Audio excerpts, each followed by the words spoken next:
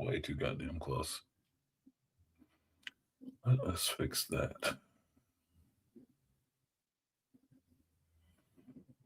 All right, maybe I should just sit my big head ass back. What's up, YouTube? It's me, the Artisan MC, alive and awake.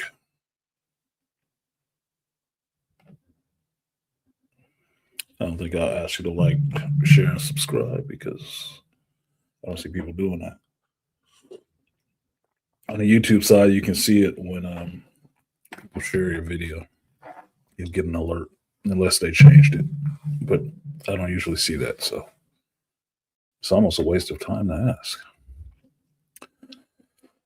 Sorry, I woke up late. I was up until 3 a.m. I went to bed about 3 a.m. and slept through my alarm. It happens. Like I said before, I am a night person that functions during the day. So staying up weird hours of the night is not out of the ordinary to me. It is hard to wake up, though.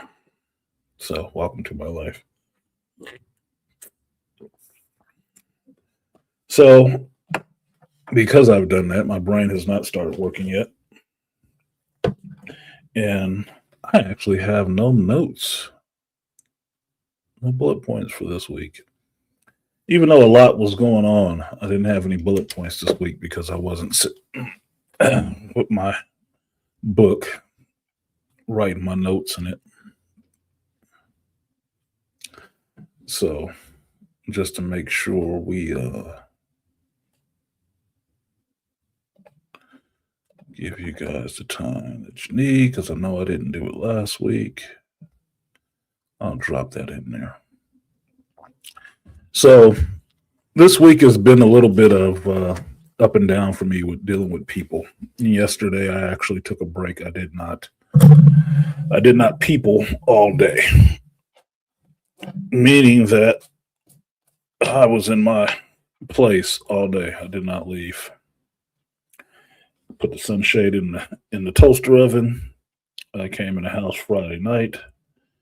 I went to sleep and I woke up early, unlike today, and I didn't do shit. I didn't go anywhere. I didn't call anybody. I just took it as a day of silence. And I've been doing that for a while when my tolerance of people gets really low.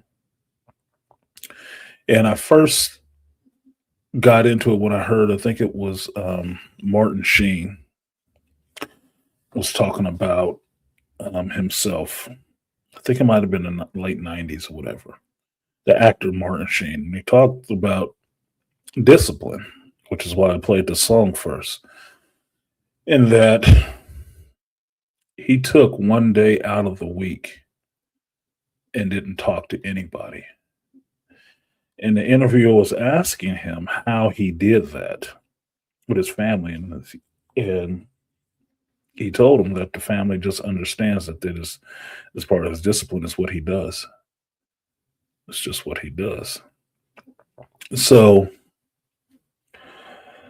at the time I saw the interview, I knew I was already doing that, but I really wondered if I could do that. And what I found out from that point, given the different jobs that I've done, I can go days without actually having to talk to anybody. Days. And that is being amongst people, which is weird. So it brought something to mind to me, that do people actually speak out of convenience?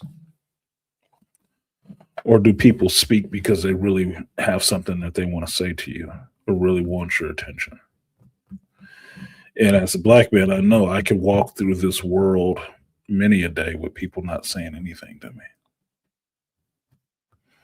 Unless I'm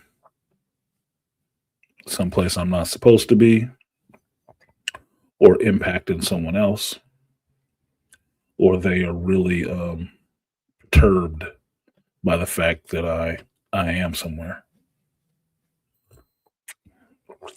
A lot of folks won't talk to you at all. Now, where that comes into an issue is that if you're having an issue and you know nobody will talk to you, you will be left to suffer in silence with your issue.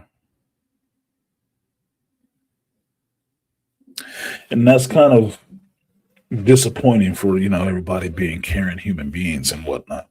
That most people will walk by you and never say shit to you. Mostly because they're wrapped up in their own headspace or they're actively trying to ignore you.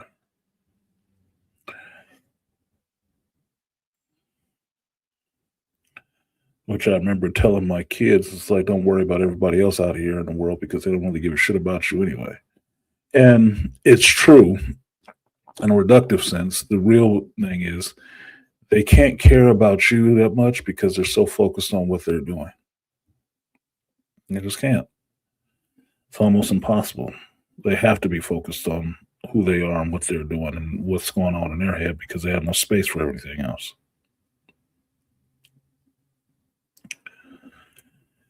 Now, this week,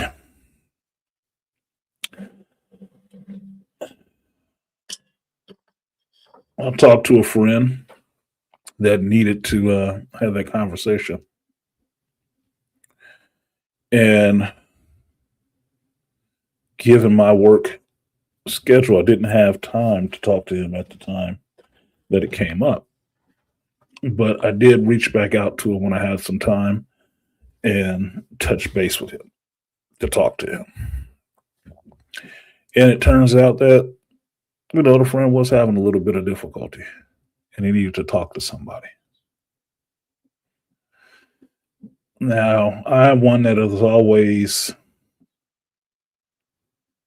treated my friends and people I care about like family, which means I don't call them. I'm joking. It's a joke based in truth. I don't talk on the phone a lot. I do a lot of person to person conversations. If you get me on the phone on a regular basis, I must be putting a lot of effort into you.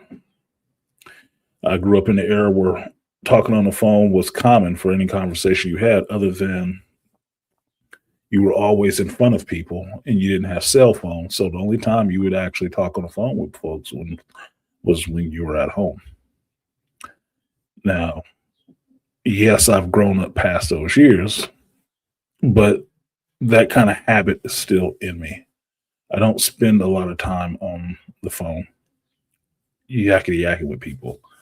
Nowadays, I will spend a lot of time texting people. I can do that and sporadically because the nature of my work is that I am usually using my hands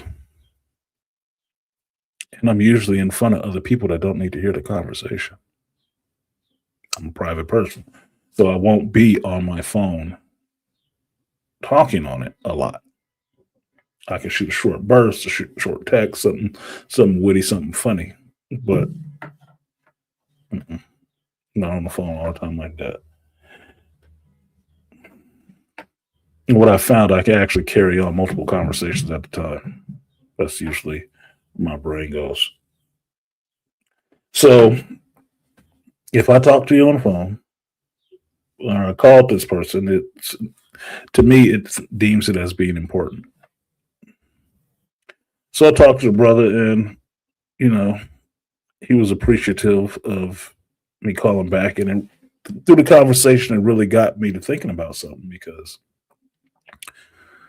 unbeknownst to him, I had been having a difficulty earlier in that week, and really a little bit discouraged with some things.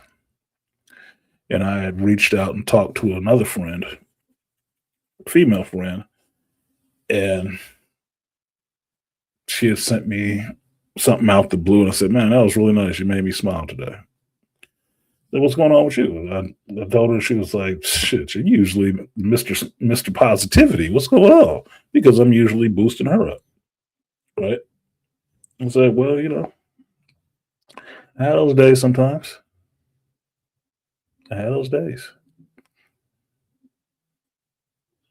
So I had one, and then the friend I was talking to later in the week turned out he had had one, but he had one around the same time. And listening to him talk, and listening to him vent about what it was that was he was dealing with,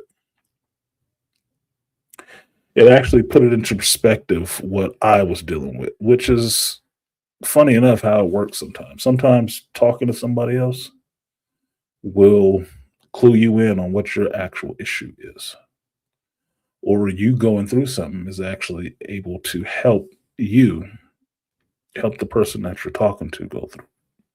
All right. So one of the things I thought about from that conversation was this show and how it actually can be an outlet or a benefit or a help to people. Right. And I thought about the number of content creators I might listen to in a week and why I listen to the content creators I listen to. And mostly it's because they're entertaining to me or I like their delivery of the information. Doesn't matter if I know what they're talking about, if I have the same opinion as them, or if I don't have the same opinion as them. I like watching them in a weird way. And I got a surprise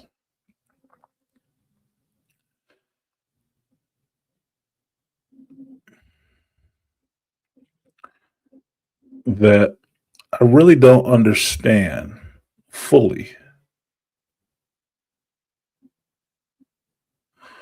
what the people that watch me actually enjoy. Really don't get that. And that's part of the nature of, me getting into psychology and everything else is understanding people.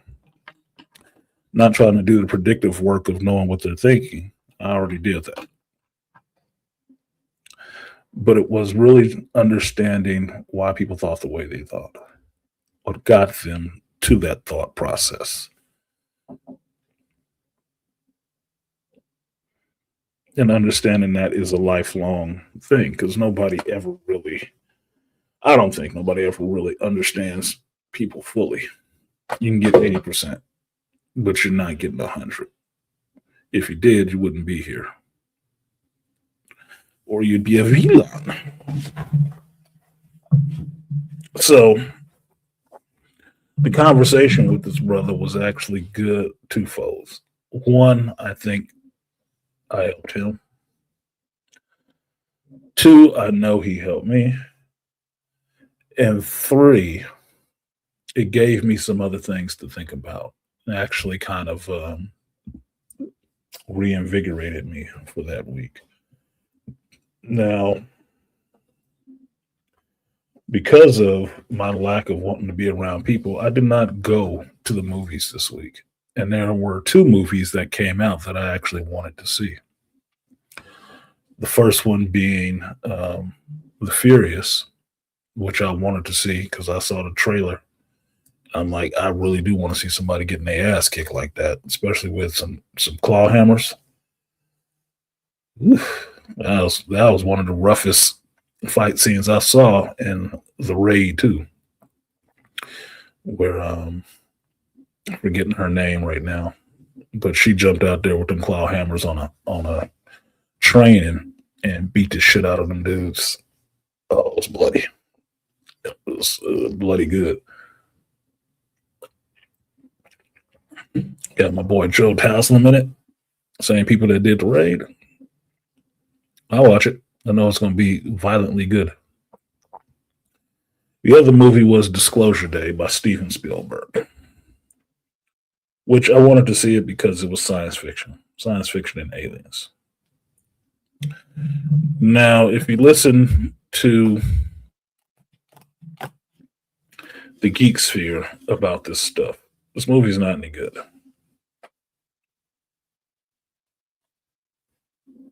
It's not a prerequisite for me seeing or not seeing a movie because my prerequisite is what I thought about it, who I saw in the trailer, whose movie it was, if I was willing to go to the movies and take a chance on them and watch the movie. I was, I just didn't do it. I feel like being around people. Like I said, the Furious is our kind of flick. It is. I mean, look, I like a good action martial arts movie. I really do. I really do. Martial arts movies get into that whole thing about superheroes. You never know who has what power until they display it. And that's kind of how I see martial arts. You never know what somebody knows until they're put in that situation where they have to use what they know. And usually in martial arts movies, that's when you find out you shouldn't be fucking with certain people. Leave people alone. Learn how to read people better because the most unassuming guy could put a whooping on your ass you wasn't expecting because you thought he was weak.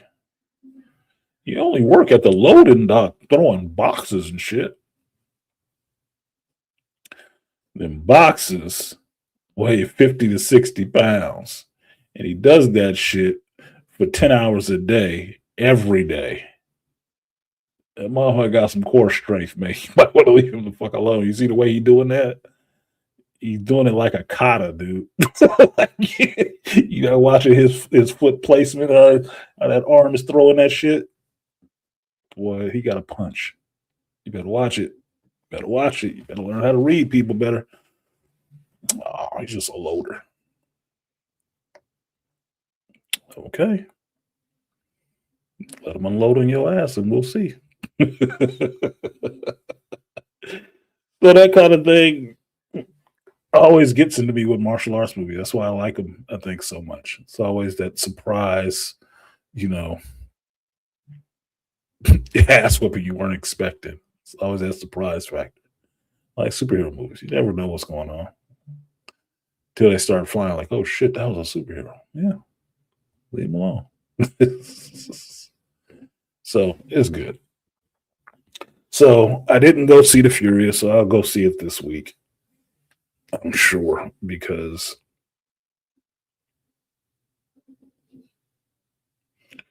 or this coming week, I should say, because this last week was just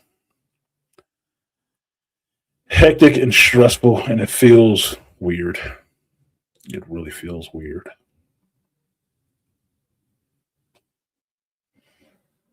Disclosure Day, I'm not. I wanted to see it, but when the time came to go see it, like Thursday, excuse me, Wednesday, I went home. And I wasn't bothered. I was up late Thursday for a game, my 9-ball match, which went way too fucking long, which kind of pissed me off. Kind of did. We won, but it pissed me off. It's always in the way you win. And you got lucky. We got lucky winning because some folks were shitting the bed, the easy bed that they were in. And I think that's what finally put me off of people that night. I think that's what it was. That Thursday night, I was really done with people because I was there. Had an early day. Yeah, I had an early day, and we were there till damn near midnight. Midnight, playing one match. And by the time we got to playing that match, motherfuckers was under the influence of some shit that I don't appreciate. People do what they do, but I don't. like it to affect what you hear to do. And I liken it to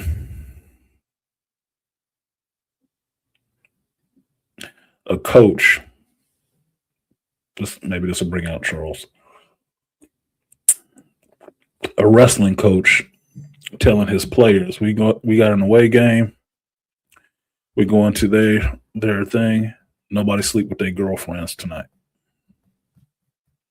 Don't sleep with your girlfriends tonight because we got an important match. We're doing this for the county-wide. See y'all tomorrow. And then these motherfuckers show up with their legs rubbery and their shoulders low. Oh, I gotta go. And looking like they under the influence of high. Like, fuck. Yeah, man, it's your turn. That shit bothers the shit out of me. It bothers the shit out of me. And just to expound on that, I don't like drunks. I don't like people who can't hold their alcohol or whatever it is they choosing to do, who can't hold it and pull their shit together. That bothers the fuck out of me.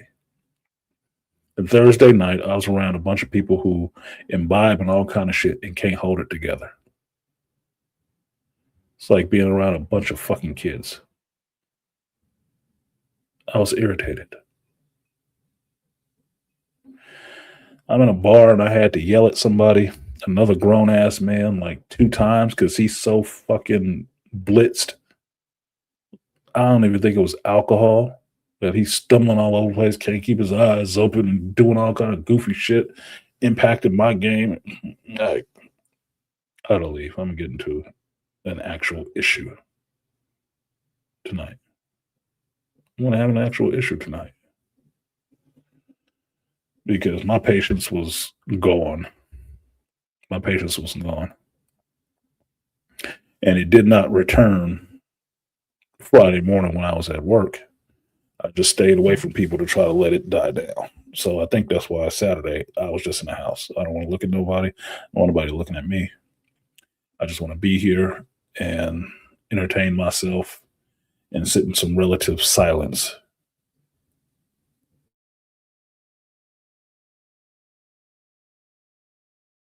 Whiskey. I drank root beer and cranberry juice. That was it. So I had my full of people last week. Going to see it tomorrow. Good for you. Tell me how it was. Still ain't heard what you thought of Really Obsession.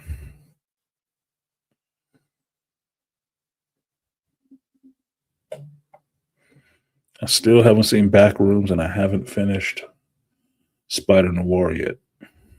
But what I did finish yesterday, I finished 3 books yesterday. I did finish 3 books yesterday. They were audio books, so that I don't know how you count those.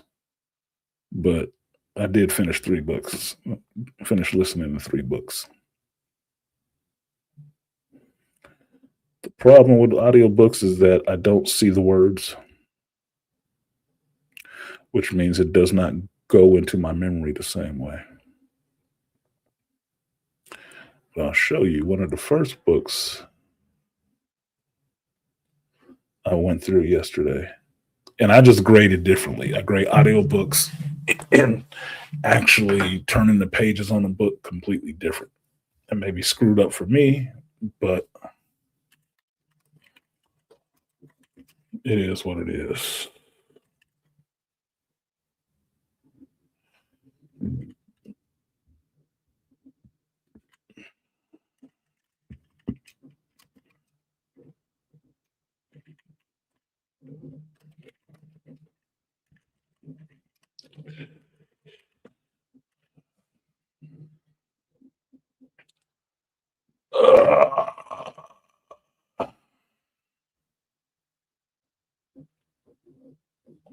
My back hurts.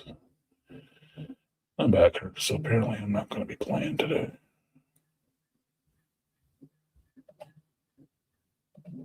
All right. What up, Lion? Share screen.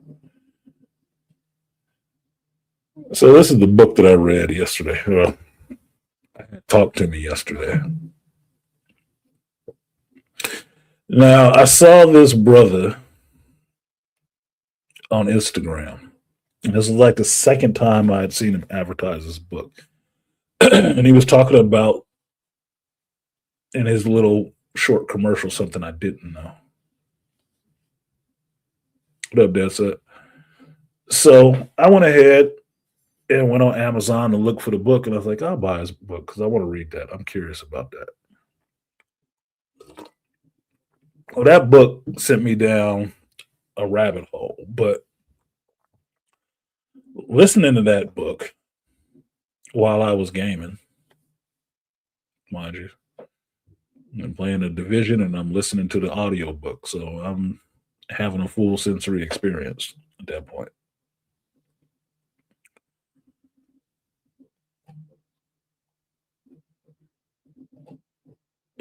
A lot of the stuff that he laid out was not really shocking, but it was actually good to hear. So good, in fact, that I thought about buying that shit and sending it to my mother. But I knew that she would not read it. She probably wouldn't read that shit. And it went through how black folks was originally part of one party and how the Democrats got us in the other party. And it was basically based on feelings. Times change, everybody broke. We're gonna help you. We're gonna do this. And it's like, okay, as long as you say you're gonna help me. And took that shit up all the way till modern day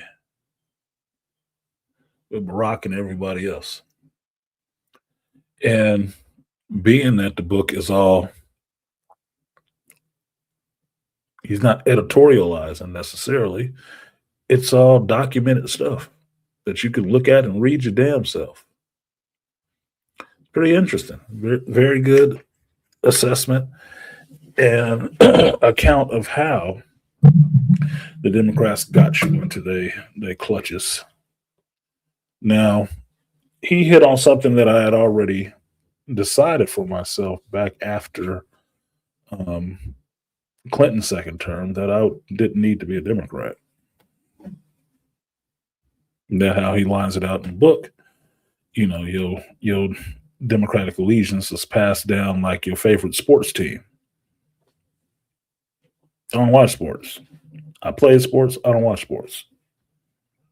And that was not how I was deciding things. So that's when I actually left, changed my allegiance from being a Democrat just because everybody else in my family was, and switched it to an independent, in the sense that you're going to pitch to me and you are going to tell me what you're going to do, and I'm going to decide, no matter who you are, if I agree and if my vote is actually valuable, in that sense that I will give my vote to you for these things that I agree should be done. If you're talking about some shit that I'm not interested in and does not see a measured difference in my life individually or the area, no, you're not getting my vote for anything like that. So it was a good read. It was a really good read. I say read even though I listened to it. It was a good listen, put it that way. It's only 2 hours, and in my calculus, 2 hours is what I spend watching the movie or watching the rest of these episodes of Spider-Man Noir. So I listened to the book and I played my game and enjoyed it.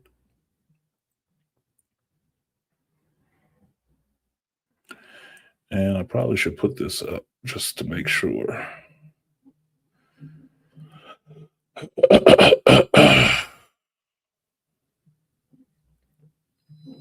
Let's see.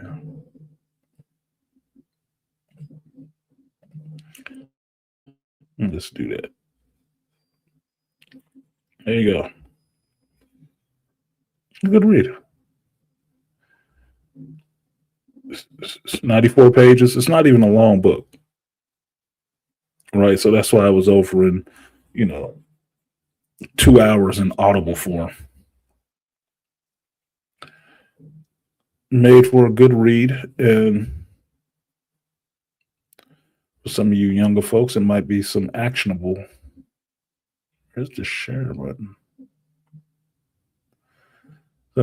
Actionable to think about how you were led to certain decisions. There's the share.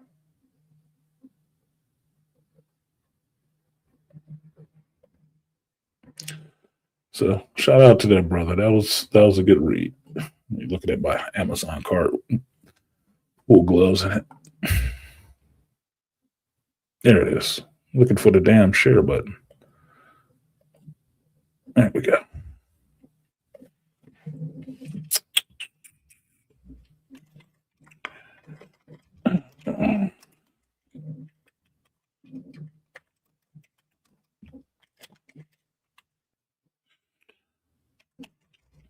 What up, Anthony? I see you in here.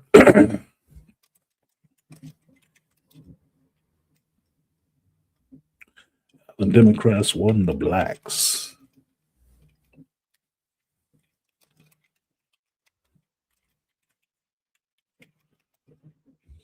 From physical to mental slavery. And that's pretty much what it was. What the fuck? There you go. So put that in there with the link. Why does that link look so short? Jesus, hopefully it's not linked to just a damn picture. Anyway.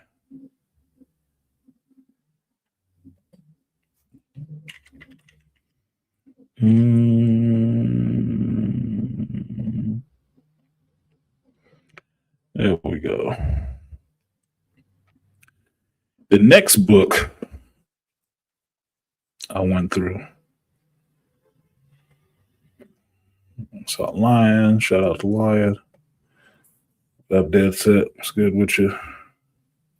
The link is in the chat if you guys want to come up because I started late, so that means I got to get out of here early too.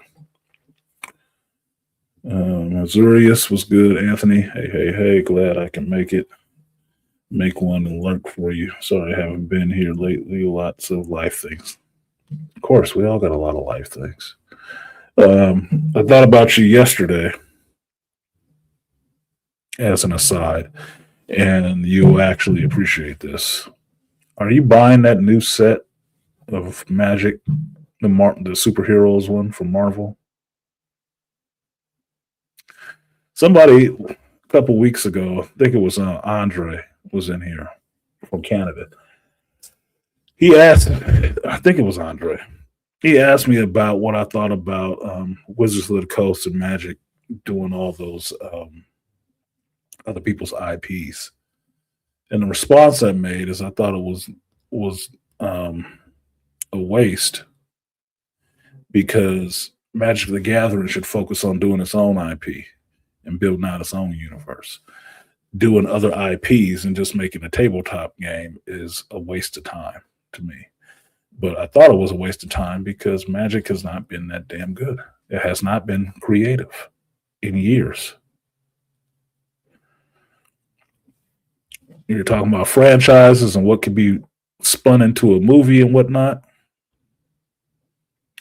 And I was saying that the Magic the Gathering universe could easily be made into live action movies if they went back to just,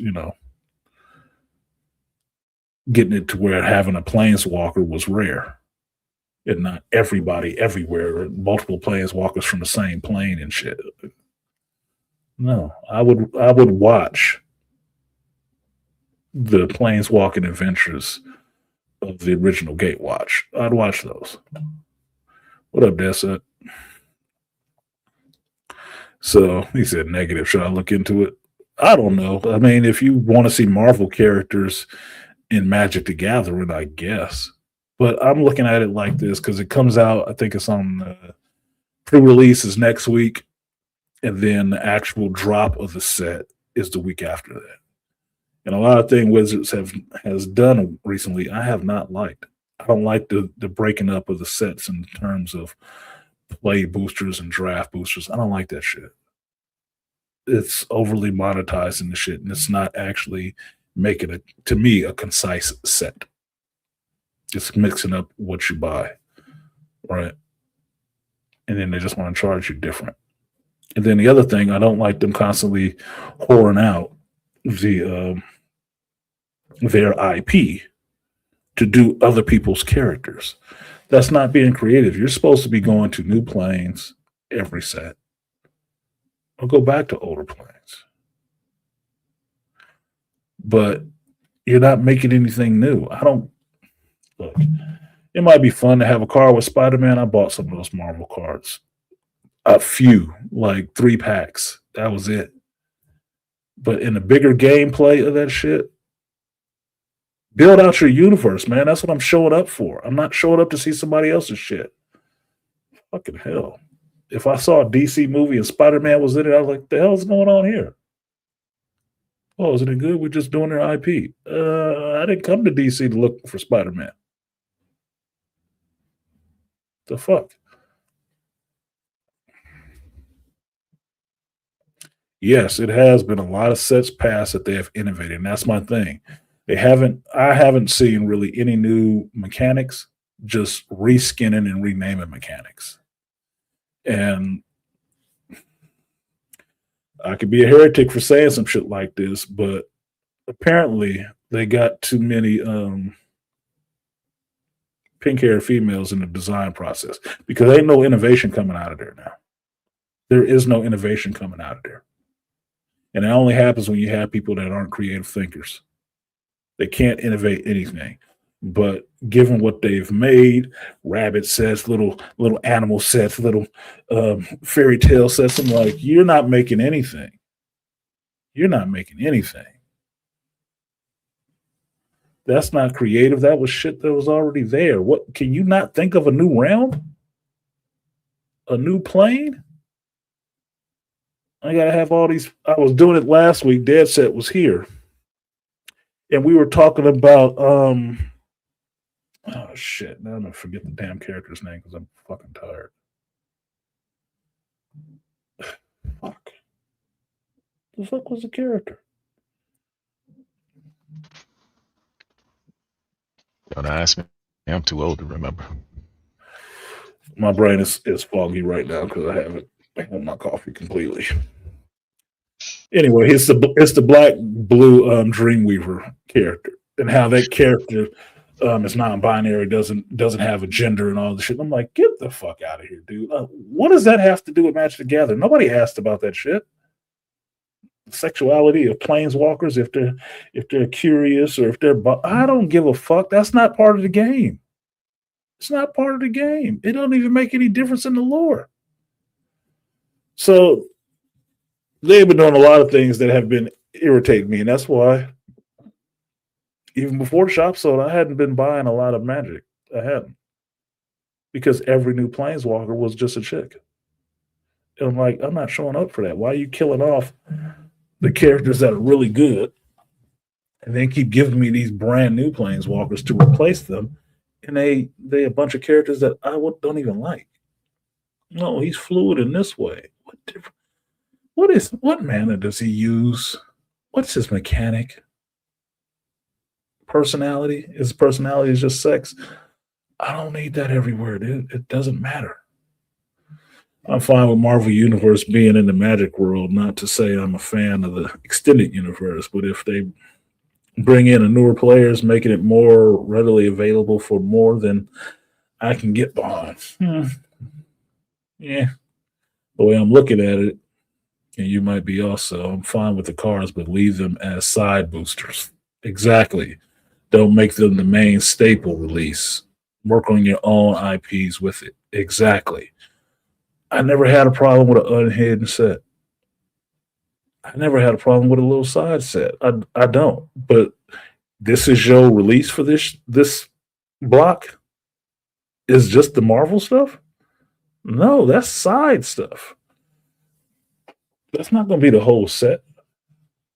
Look, man, I want my goddamn zombies. I want my vampires. So does that mean I got to look for Blade and Morbius in the Marvel zombies? Bro, I worked on established mythical stuff and crossing the streams. Crossing the streams. If Marvel wanted you to make them a tabletop game to play, then you make a Marvel set, and that's just for playing with their Marvel cards. But you do your main shit, like you're saying.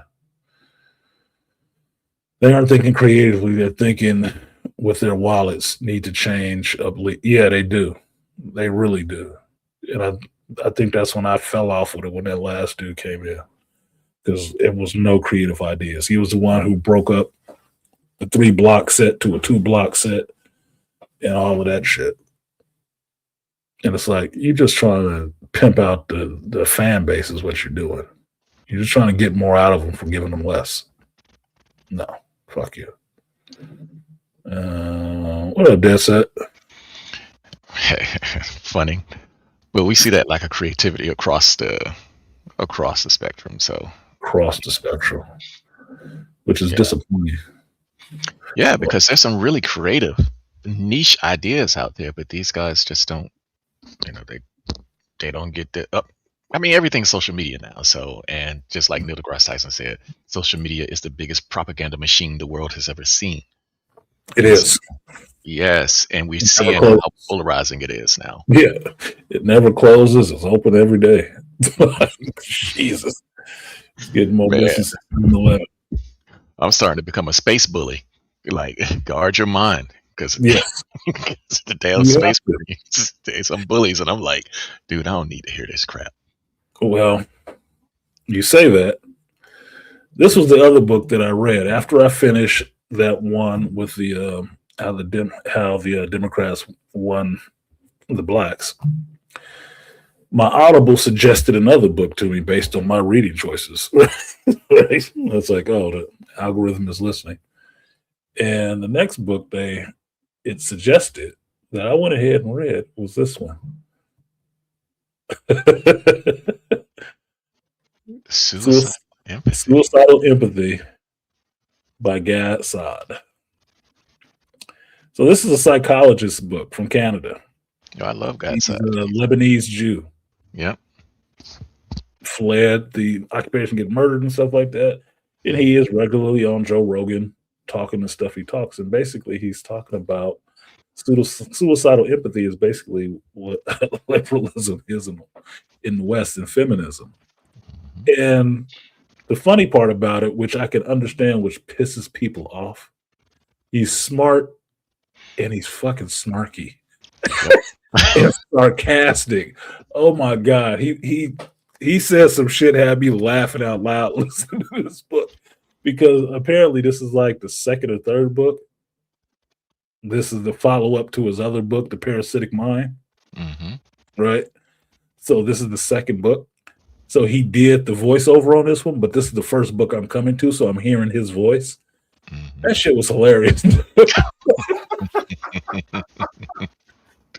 And what it is just psychology. It's just pointing out what's happening in the world and where this kind of thought and what kind of situations you get into with this illogical type of thought.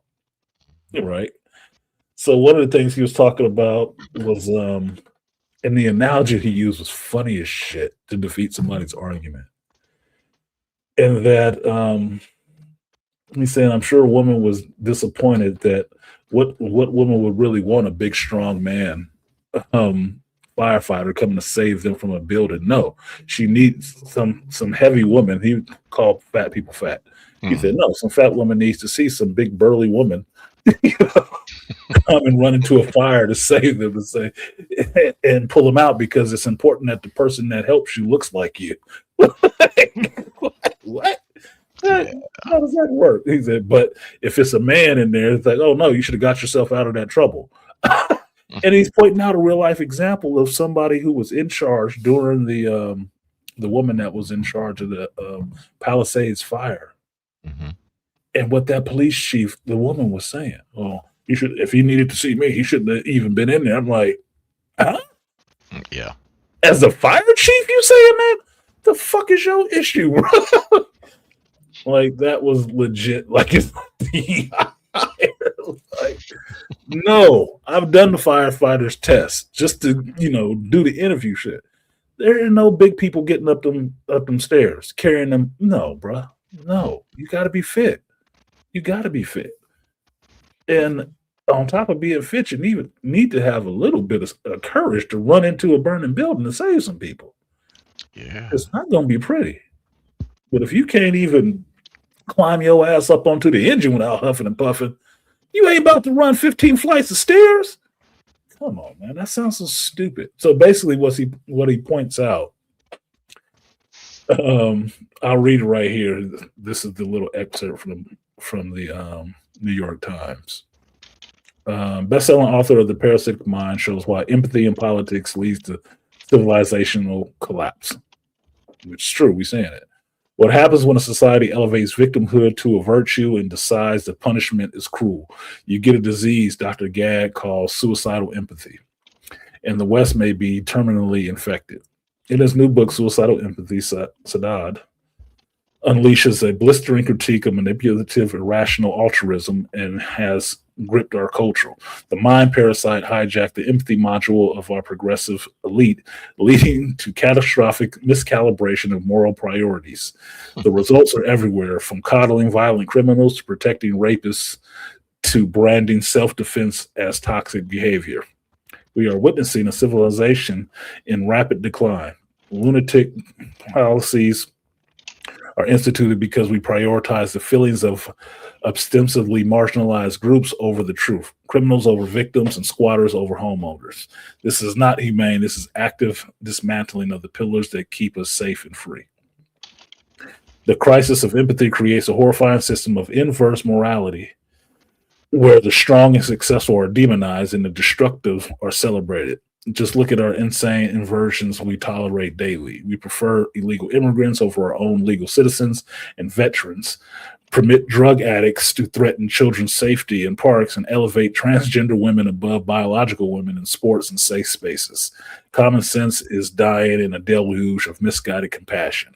Suicidal empathy is a wake-up call. Stop ignoring your survival instincts in the name of political correctness. It isn't just misguided policy, it's the ultimate expression of cultural activity choosing its own demise. And the examples he points out sounds absolutely ridiculous. Hmm. Absolutely ridiculous. One of the ones I remember he pointed out, this woman was the white woman. She was, I guess it was Haitian immigrants or some shit like that. She was helping them and trying to do like a documentary or something like that on them about the misfortunes that they have being marginalized and being looked at as sexual predators and stuff like that. Hmm. And then the very dude that she had been with for what, a couple years working with, he fucking raped her, gang raped her, 4 people. God damn. Excuse me, I'm on YouTube. I gotta say grape.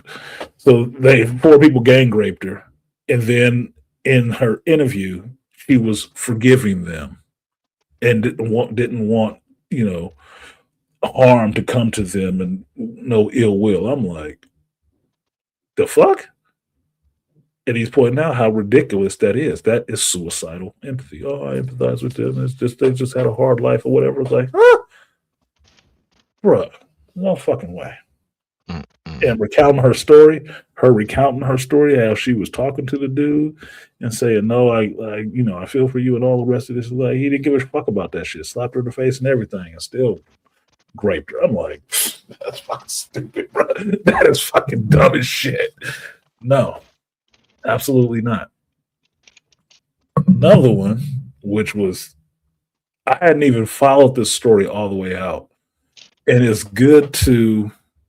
We probably don't have time as Americans to follow all this shit all the time, but follow it all the way up.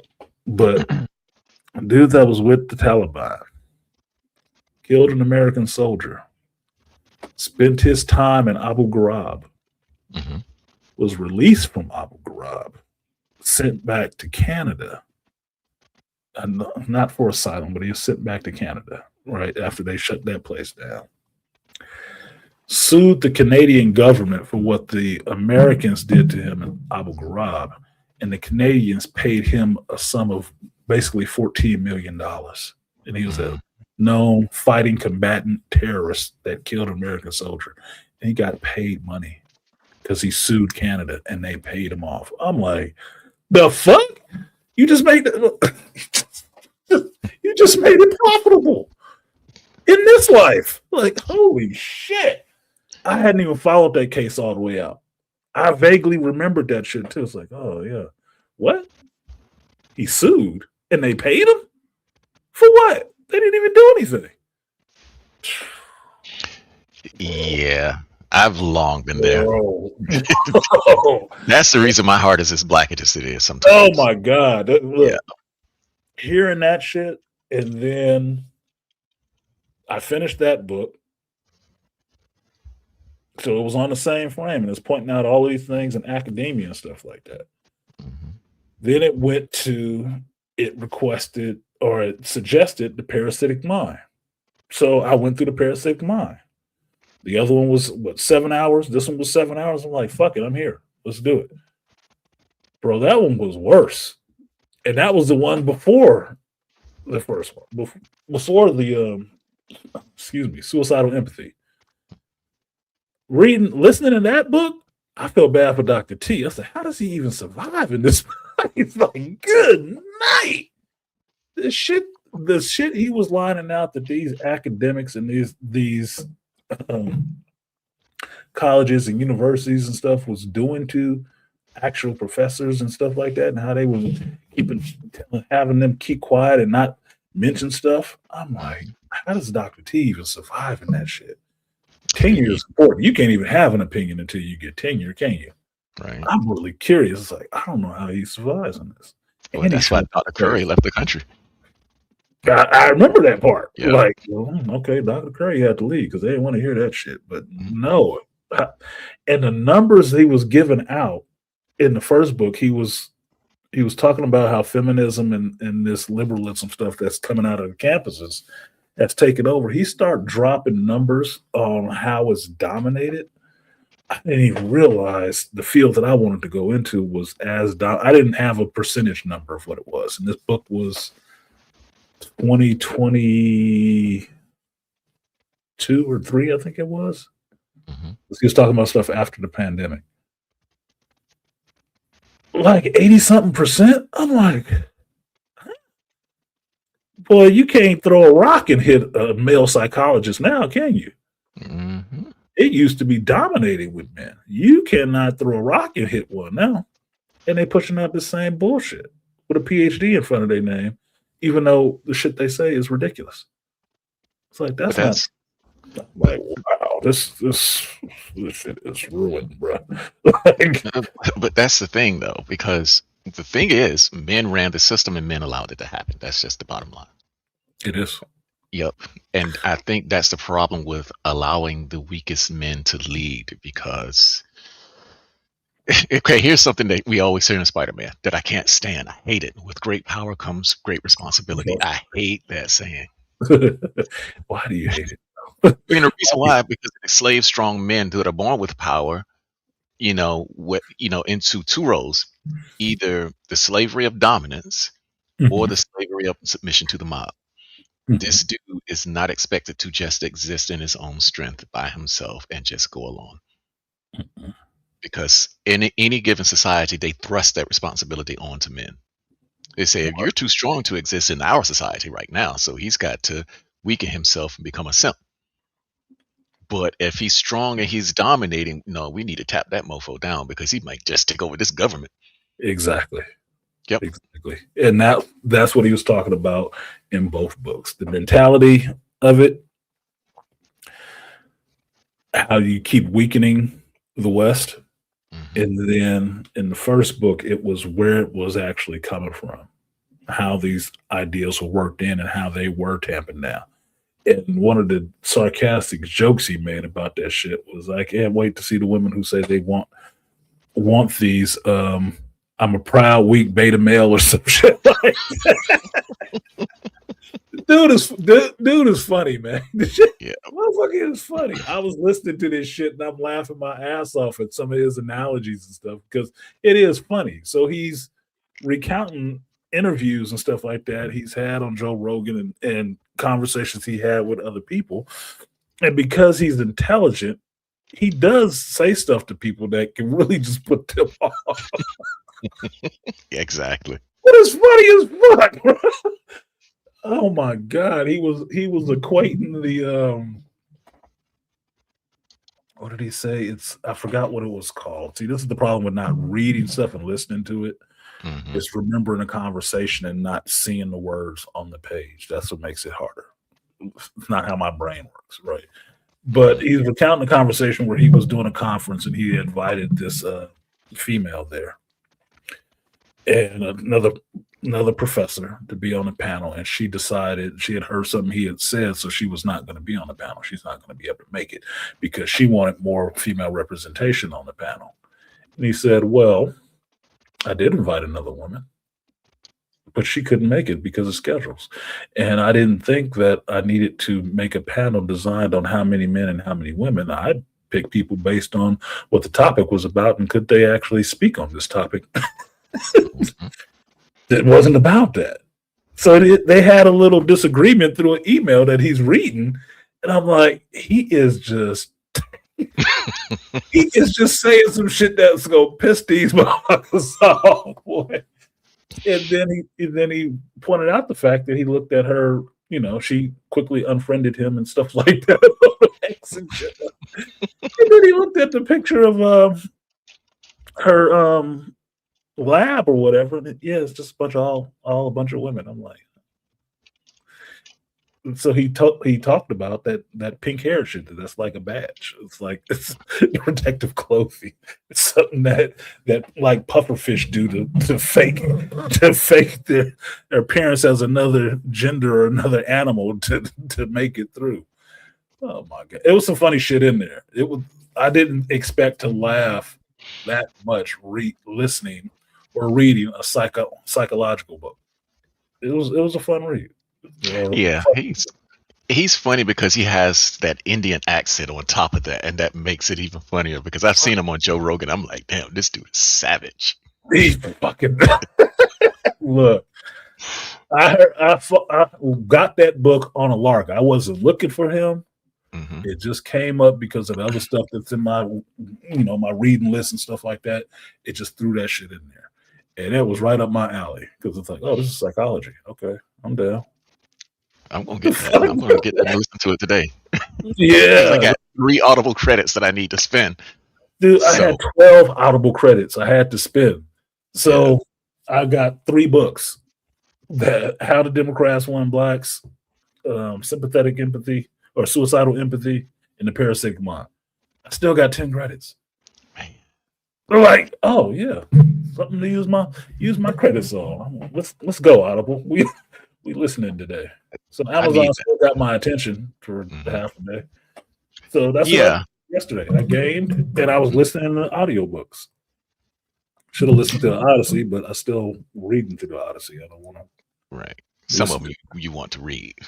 some of it. I want to read. Yeah, because it's like listening to Dune on audio. It's like, no, you got to get in and read that. You got to. It's important, especially reading. Malaki said, "What's the book's name?" Which one? There were 3. Oh, I didn't share the link for the other ones.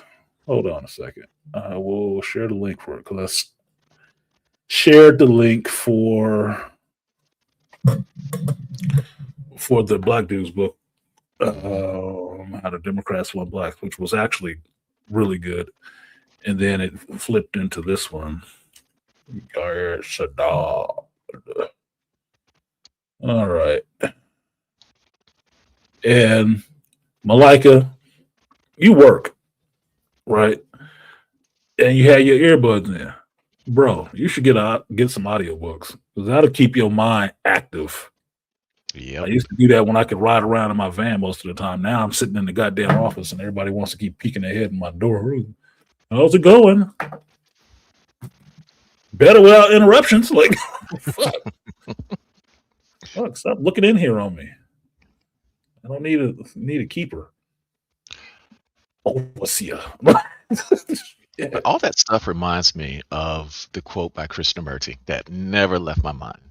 Because I used to think about, why would dudes, off themselves when things get tense? And I think there's a good percentage of men who just can't adjust to the sickness in society. No. And that's listening to that. I can tell you, listening to what he was lining out, which is all factual stuff that you can go see happening in our society right now, it is depressing. Yep. That's what's depressing. It's not just watching the news, it's just understanding how detrimental this kind of thought is, but to see it keep going forward and not be able to stop it. All right. Yeah, it's like when you stop and look at somebody, you can see the alien behind their eyes, and that alien is that ideology. And Yes.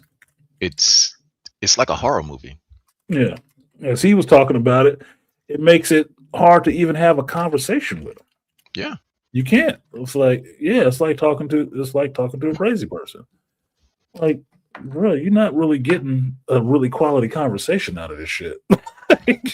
You can try, but it better be your profession.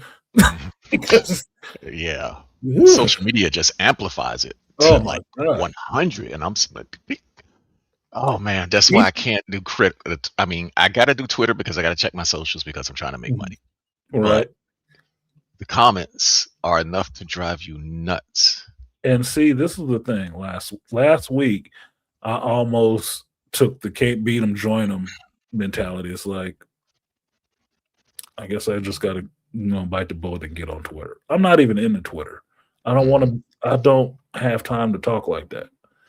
But I was thinking about the channel and stuff like that. I thought maybe I should just go ahead and get on Twitter, right? And I almost started the Twitter account last week. I didn't, because it's like getting a tattoo. Yeah, this will be cool, but I got some other shit to do. Why don't you have a tattoo? Because it's never a priority like that.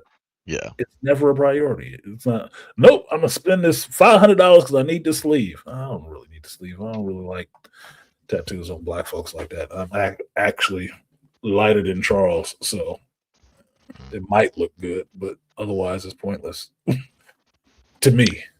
Just to me, for me. I don't see the point. Never make a decision, and when you're 20 years old, that your 40-year-old self is going to regret. Exactly. Yep. And I saw a perfect example. Mhm. I saw a chick, obviously at the bar, because that's where I'm shooting pool, right? And she looked pretty, Mhm. but she's wearing shorts and shit because it's 100 something fucking degrees where I am now. And she comes around the table, and I see all this half-ass tatted stuff on her legs and on her arms and stuff. And I'm looking at this girl like, this is just a regular chick.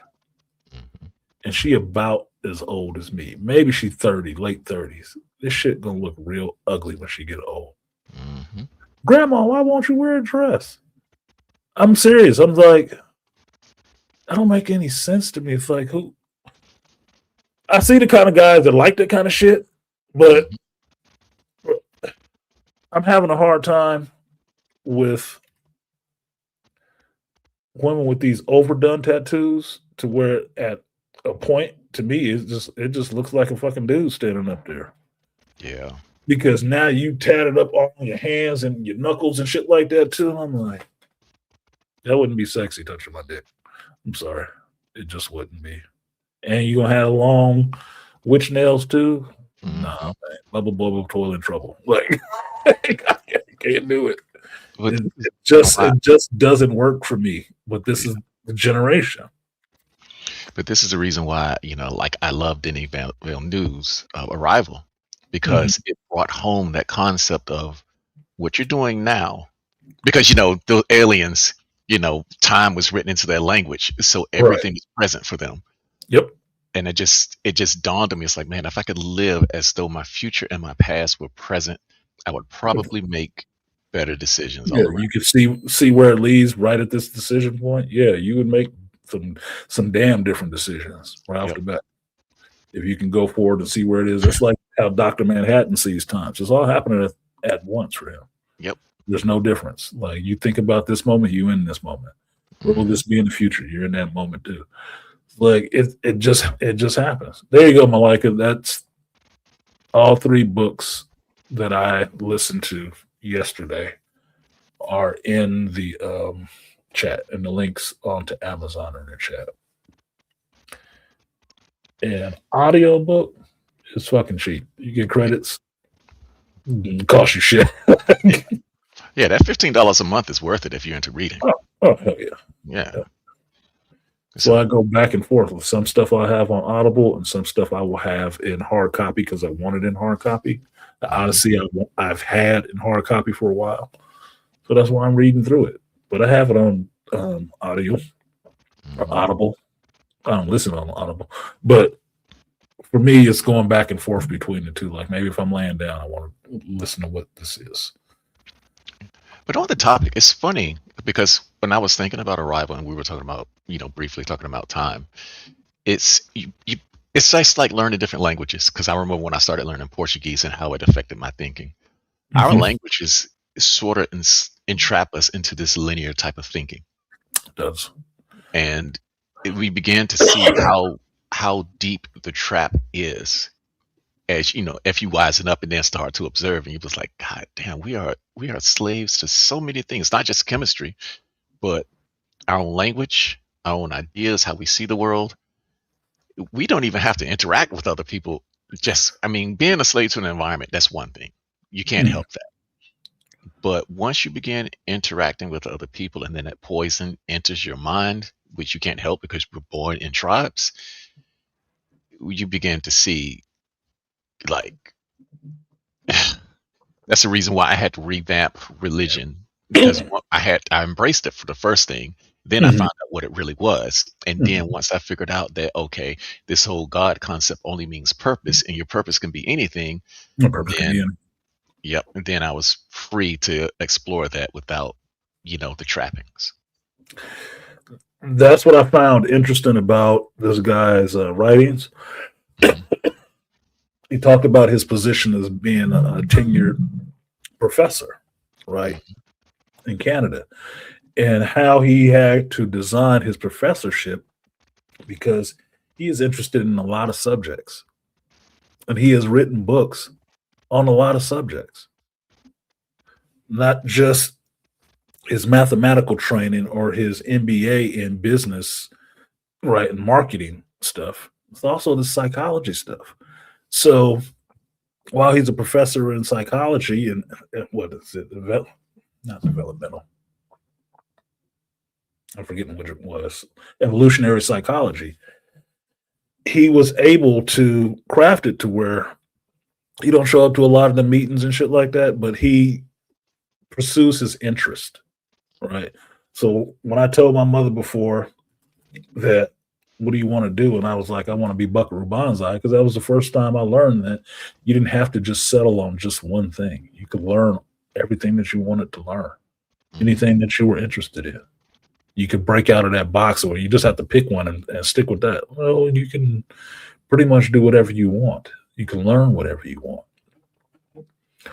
But most people get locked into it's just this. I just do chemistry. I just do, botany. That's just what I do. Yeah. Everything is out there for to be learned and to be understood. If you're living in this world, how do you pick one area of it and just say, I'm just going to try to understand this? Everything else can just go to hell. It doesn't make any sense to me. Especially They since all things are relative. all relate to each other. Yeah. They all overlap. But going through his books was reminding me, or really not even reinvigorating, but reminded me of what I liked about psychology and science. That scientists talk to other scientists to try to figure out problems. Yep. They don't just sit up and bitch about shit. They try to figure out problems. What I do right now on YouTube is I watch television shows and movies and I see what's wrong with the shit, but I can't jump in and fix it for them. which is frustrating as fuck. Then I tell you what I saw. Oh, this is this and this. But if I was telling you how to fix this problem, here's the problem in this movie. Here's how you fix it. That would be more creative. It'd be more fun because, but it wouldn't happen, which would make it frustrating, right? Right. Like, how many times have we sat up here and talked about a show or movie that they threw a lot of money behind to put out, and it was utter dog shit, and we all knew it. We could smell it, we could see it, and like, yeah, it's the consistency of shit. hmm And then ask the question, how would you fix it? And we come up with better ideas for the movie in 2 minutes than they came up with in the year or two that they spent making this motherfucker. Like, well, how didn't you hit on that? The How trap makes did the you? money. Yeah. Yeah. How did you not hit on that? How was this? If you went through the focus groups and the drafting and the writing and all this shit, how is that the best idea you came up with the best execution? How is it? I don't. It really makes it hard on the understanding and the mind to sit there and think that this is the best that you can produce. This uncreative shit. That's the best you can do. That. Like, Yeah. you hear about this disclosure day stuff, right? hmm And that it's not getting good reviews, even though it's a Steven Spielberg movie. It's not getting good reviews. I'm not saying it just needs to be that because of who he is. No, but it's not getting good reviews. And one of the things I was looking at is that, okay, it says he didn't even write this. This is one of the people that works with him that wrote it. Like, okay. And the people that have seen it are talking about, well, some regurgitated ideas. You see some things in somewhere else. I'm like, well, yeah. When I look at this trailer, I see pieces of The Arrival. I see pieces of Inception. And I'm like, okay, so we just plagiarizing now. Mhm. We just doing mimicry. We just imitating other people movies. But you want to do one with you and use Emily Blunt for the same shit. Okay. All right, man. Whatever. Whatever. And they were talking about the story about how there's two people and they have two halves of this and what two halves of this alien language or they were abducted when they were young. And I'm sitting there listening to that shit. I'm like, dude, that is the plot from the sci-fi show Taken. Mm. I didn't see that. Yeah. It was back in the fucking 90s. And it was about alien abductions. Let me bring it up. Sci-fi series. I know that idea has been done a lot, though. I mean, especially in anime. We're going to split the sword in 2 pieces. I mean, that's the Dark Well, Crystal. this one was these kids were abducted. And it followed how these aliens kept coming back and abducting different members of this family. But it was protecting this family. There's another person in there. Here it is. 2002. Sci-Fi Channel. Look, I don't know why that looks like Dakota Fanning right there. I was thinking that, but It might be. But it was Dakota Fanning. yeah. Funny old bastard. Adam Kaufman, Ray Hintz. Yeah. It was just okay. I watch it just to see her perform because she is a damn good actress. All right, so what did it say? Show face. Excuse me. I'm muddling my damn words. The one few times you'll see me actually pull up goddamn Wikipedia. And it's a Steven Spielberg. It's a regurgitated idea. Got it. Got it. Got you, motherfucker. But Taken, also known as Steven Spielberg Presents Taken, is an American sci-fi television miniseries produced by DreamWorks Television that first aired on Sci-Fi Channel from December 2nd to December 13th, 2002, filmed in Vancouver, British Columbia, Canada, written by Leslie Bowman, directed by Derek Esner, Felix Enriquez, I can't even say the last one, Alcala, John Fawcett, Toby Hopper, Jeremy Paul Keegan, Michael Cattleman. What's the name? I got to see what the name of the guy who's actually writing this, supposedly wrote this current movie is. Anyway, the show takes place from 1944 to 2002 and follows the lives of three families, the Crawfords, who seek to cover up the Roswell crash and the existence of aliens. The Keys, who were subject to frequent experimentation by the aliens, and the Clarks, who shattered one of the surviving aliens from, or sheltered one of the surviving aliens from the crash. As a result, the decade, holy shit, it is the same shit. That's what the girl was. They talk about the old lady who was an alien in this disclosure day. It's like Dakota Fanning was the alien in this motherfucker. Oh my god! As a result, a decades-long storyline. Not a single actor or character appears in every episode of the series, though the voice of Dakota Fanning, who narrates as well as stars as Ali Keys, is in every episode.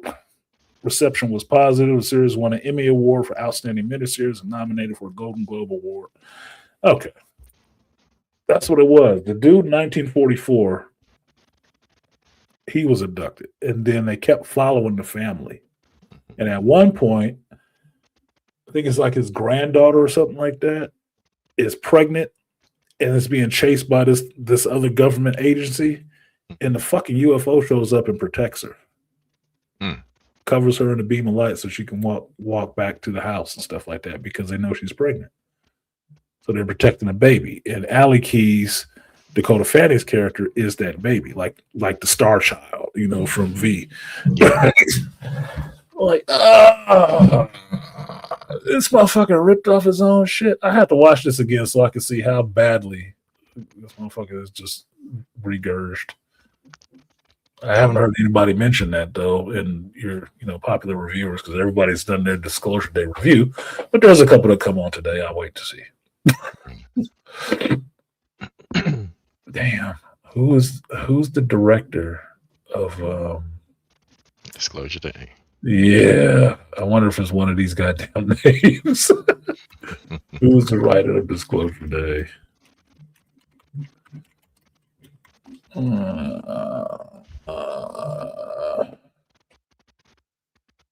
Let me know something. I like not forgetting stuff. David Copey? The screenplay. Okay. What else have you worked on? You better not say Taken, bro. Better not have Taken as one of your credits. No, they lifted off a bunch of other stuff. I don't see it in there. Nope. I don't see it on there.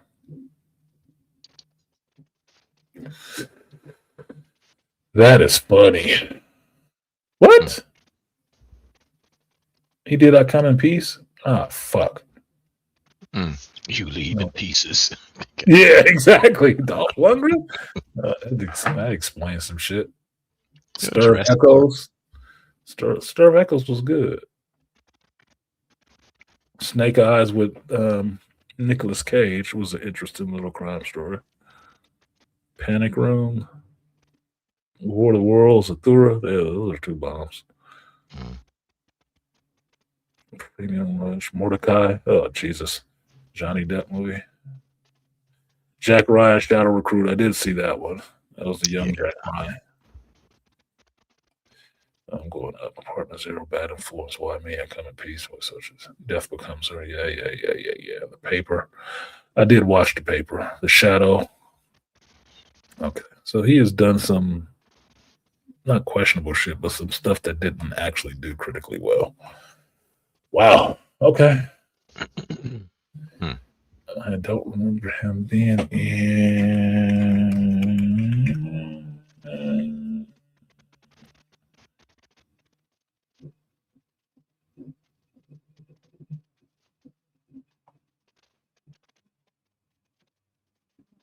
No credits in that shit. Okay, so maybe he wasn't a part of it.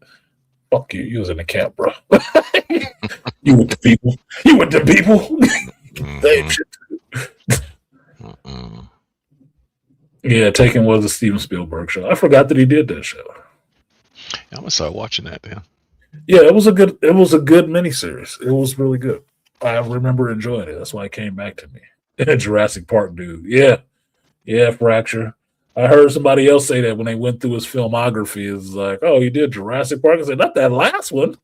That is not a ringing endorsement. Holy shit. Maybe I don't need to rush and see this. Now people will watch your show and add the Taken angle to their reviews. Of course. Exactly. Exactly. That's how it Seen works that nowadays. before. Hmm. Yeah, that's how it works nowadays. Shit, Dead Set and Beastly Nerd have been victims of that shit too. Just showing up on here saying some shit. Motherfuckers have grabbed that shit and talk about it the next day like it was a thought that fell out their head. Damn near word for word too. Word for word. I told you, it's always damn that word for word. That's what makes the shit frustrating. It's like, bruh, if you're gonna fuck me, at least kiss me once. Like, oh yeah, I heard somebody say this, or this was said on somebody else's show. It's like, you got to be white to get a shout out on some people's shit. Like, god damn. But the funny part was, last week I was on somebody else's show. I was in their chat because I usually listen to them, and they were talking about movies. You know, I like talking about movies. And they couldn't think of what it was, so I threw it in the chat. I'm polite. Like, I come in anybody's chat you see in the Black Manosphere. If I'm there, hello, peace to the host, peace to the chat. That's it. All I said was hello and some other shit, right? And added to what they were saying. Some of their fans in the chat was like, artisanmc? Hey, how you doing, artisanmc? Like, who the fuck is you? You must watch my content. Like, I was not expecting. I didn't do it in there like I'm trolling or anything like that. I was just part of the conversation. I threw something in there. People in the chat piping up like, "Hey, hello," recognizing who I was. Like, I didn't know we shared a fan base. I guess I don't. Whatever. Fuck. He must be one of my ninjas. Ninjas in the bushes. Silence. Yeah, moving silence. Creep on the low. This is where you go and speak up. Oh, well, that was kind of cool. Whatever. I'm just suggesting movies. Because I can tell you when I end up having a good time watching from people, it's both first time reactions to watching stuff that I've already seen and had watched multiple times and known about it forever. They ain't never seen any of this shit. And they ain't coming to it like they know everything about it. So that new set of eyes on stuff is always fun for me. It's like teaching a kid how to do something. And say, get it, that light comes on in their head like they know how to get it. It makes you feel happy. It's like, oh, look, they growing up. So people watching stuff that I've watched multiple times throughout the years, knowing, okay, you wasn't even born at that time. That's why you weren't watching this shit. Fine. It's fun. It's fun to see them watching and have reactions and stuff like that. Like, oh, okay, wait till they get to this part. Yeah. That was ruined by the reaction grift. I remember the early reactionary videos, and I was like, yo, I'm loving this. Yep. This is fun. So that's what I was thinking about. Like, what do I watch these other shows for? I watch it for some people to reaction. And to tell you the truth, because women are more emotive and I accept that more from women being emotive, I get more fun out of watching women reactors than male reactors. Yep. Because if you got that screechy high voice, all that shit, I'm not feeling that, bro. You look like a whole bitch. That doesn't do it for me. That's like, you can't be screaming like a little girl. Yeah, but when I see women, like, I remember my second wife, and she had never seen The Last Samurai, and she was emotionally invested. So when all of them got killed at the end, she bawled like her parents died. She was just, she was beside herself with grief. Yes. This is why we watch movies. This is why we watch movies. Yeah. I have emotions. Every man has emotions. Women have emotions, but women feel shit differently. And I can tell you two separate stories. This week, I watched some women watching a movie that I have seen multiple times. And it's old. It was Always. I like the movie Always with Richard Dreyfuss, Holly Hunter, right? So when I'm bitching about Holly Hunter in Starfleet Academy, it's not because I don't know Holly Hunter. I like Holly Hunter as an actress or actor, right? I watched her for a while. I didn't like her in Starfleet Academy though. That's fucking sucked. Well, they watched the movie Always. I've always liked the movie Always. I've always liked the movie Always. I saw that movie when it Unintended. came out, right? Pun intended. On HBO and stuff like that. I really liked it. It's really sweet. It got a good heart. Mhm. They were watching the shit. I'm watching them watch the shit. Seeing them break down and start crying on different points. Mhm. It's not morbid, but it's kind of entertaining to see. Man, they really affected by this shit. They Yep. really feeling this shit. They be in there in the movie, boy. They paying attention, like, oh my god, Mhm. that shit. It's not like you like seeing a woman cry, but seeing them emote is actually more entertaining. Say, okay, they got them. The story has them. Yep. They are in the story. They are invested in what's happening. And it was a scene that I watched 5 or 6 times. Mhm. Like, yeah, this is tense, boy. They gonna die. They gonna die. Yep. Tears coming. I'm like, bro, this is beautiful. I Yes. may not cry. I'm not gonna cry. Look. It's been only a couple movies that I felt like I might have wanted to cry in them, and Right. that was Amistad and Tears of the Sun. I Mhm. felt like I wanted to cry. Like, oh my god, I was invested. Mhm. I ain't cried. But women cry in movies. That shit is Yep. so entertaining. First time I saw my buddy G.I. Joe cry in a movie, we were watching Pearl Harbor, Michael Bay. Oh. Yep. And I looked over and I hear sniffling and shit. And he's holding his son. And G.I. Joe is a Marine. That motherfucker is balling. I'm Mhm. like, what? They invested in the history. Yep. Invested. That's a grown ass man. He was crying, holding his son, crying. And I'm like, dude, I've seen a couple of Pearl Harbor movies. This is Mhm. all right. But I grew up watching war movies. That wasn't that big of a deal to me. But Yeah. he was having a reaction. The next time I saw him cry was with the Notebook. So I was like, oh shit. Okay. Okay. So The I Notebook. always admire. It's weird to me, but I always admire that about some people who are that close with their emotions like that. Yeah. They feel that comfortable that they can just, bawl for no reason. The only time that motherfucker saw me cry was at our buddy's funeral. After we put him in the ground and I walked back to the hearse, stand back there where everybody else watching, and then I broke down and he was right there. Right? Right. So that's the only time you see me cry. But other than that, I've seen this motherfucker cry a couple damn times. So this wasn't new. But watching women watch a movie and actually break down and have reactions like this, like, man, it's not even really anything happening. They're gonna get to the water, it's okay. No, Mhm. they gonna die. They was invested. That shit is entertaining to me. And sometimes they let out this howl that's just like they're just out of control. I'm saying, Yes. the first Yeah. time I saw that, I was like, "Is this real?" But I was a young man then. Nowadays, I was in my 40s. My Yeah. second wife. It's just like, okay. The how Hmm. the horrified faces, Horrified faces. Yep. Or the disappointment, the moral disappointment. outrage. Oh, Yeah. yeah. No, don't kill him. Oh, they be worse. They don't realize it, but they be worse than stereotypical black folks watching movies. No, and you can see if they watch the movie and it did something like that, you can see where they checked out. I'm like, nah, fuck that. They killed that Yeah. person. Nope. They ain't liking shit else that's happening. You can see it on their face. It's fucking entertaining. I was one time I saw my mom break for him like that. And I remember we were Oh, in the living room on HBO. We were watching Over the Top. And it's that last arm wrestling scene. And she jumped up out the chair and said, "Come on, go." I was like, because she wanted the boy to be with his father. And I yep. was sitting back like, damn. Yep. That I, over the top. over the top. Yep. Yep. Over the top. Sylvester Stallone. Yeah. I wanted to be with his father too. Hmm.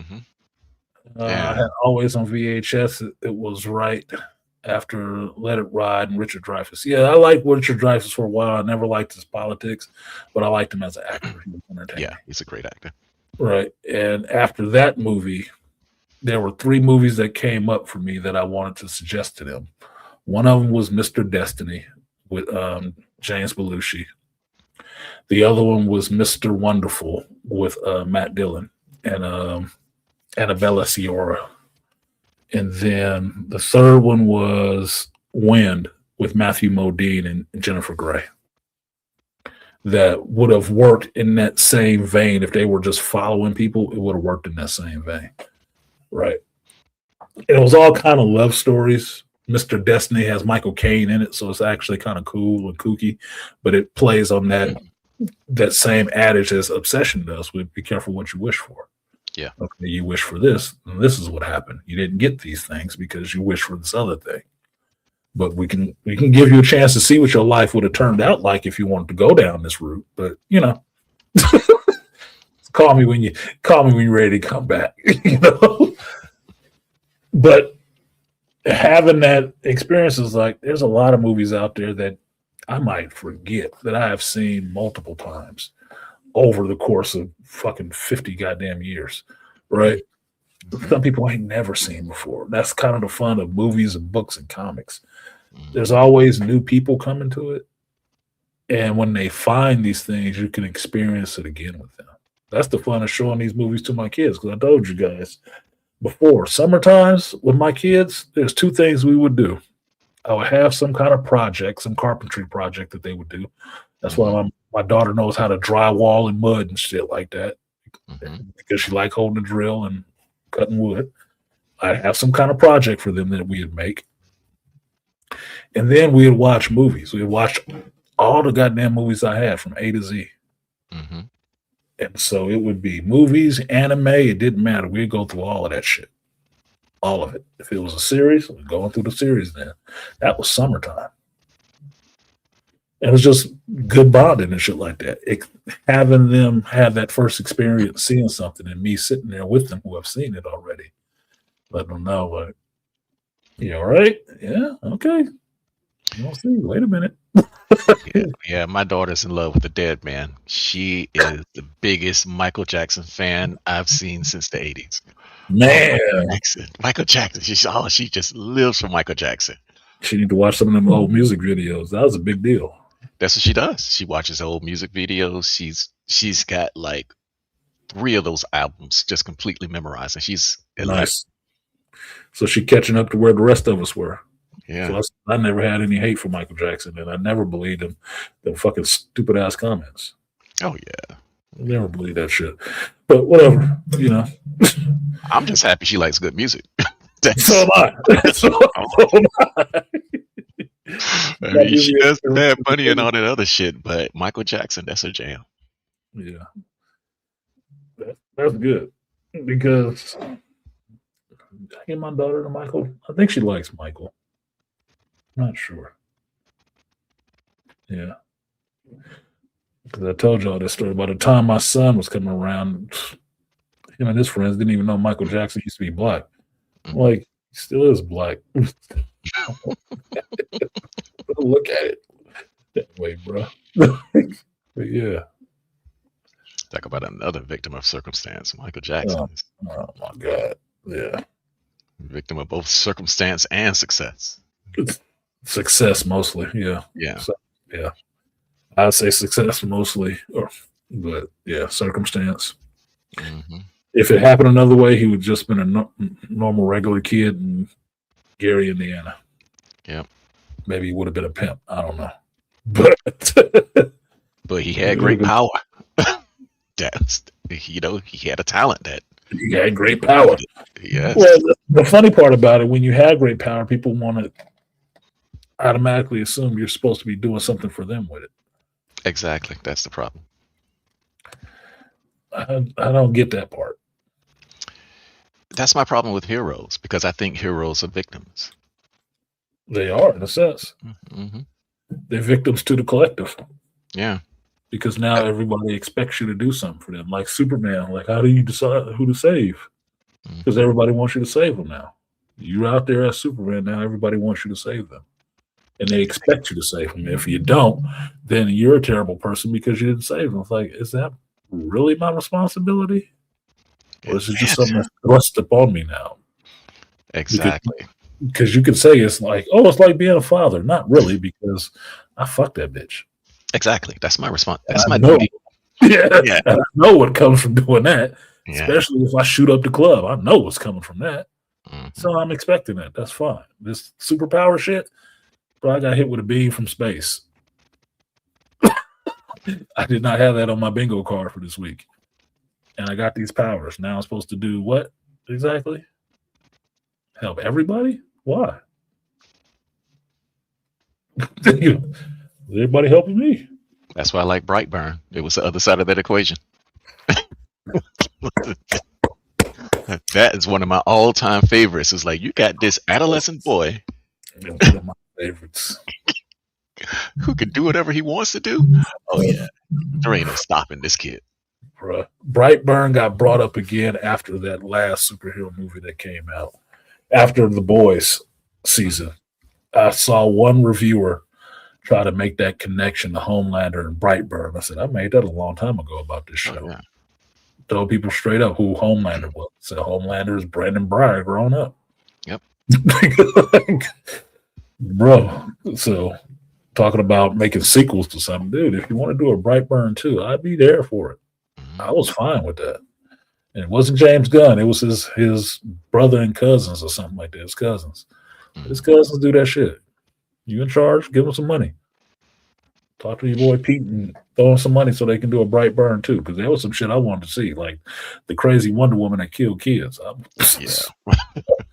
I'm down to see that shit. Like, Yeah, not that was that I'm dark stuff. saying like kids getting fucked up, but that'd be an interesting twist on Wonder Woman, man. That lasso came real handy for hanging people from fucking trees and shit. I'm like, what?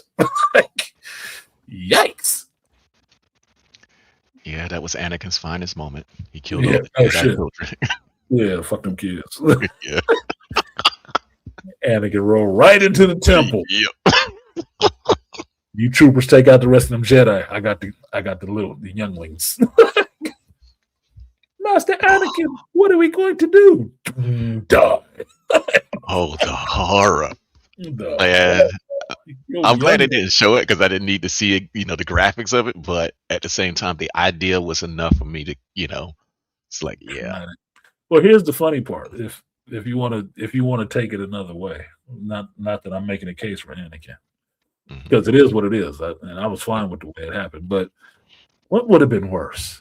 Was it worse that Anakin came in there and killed those younglings, or would it have been better that a squad of stormtroopers came there and shot them all? Oh, it's all the same to me.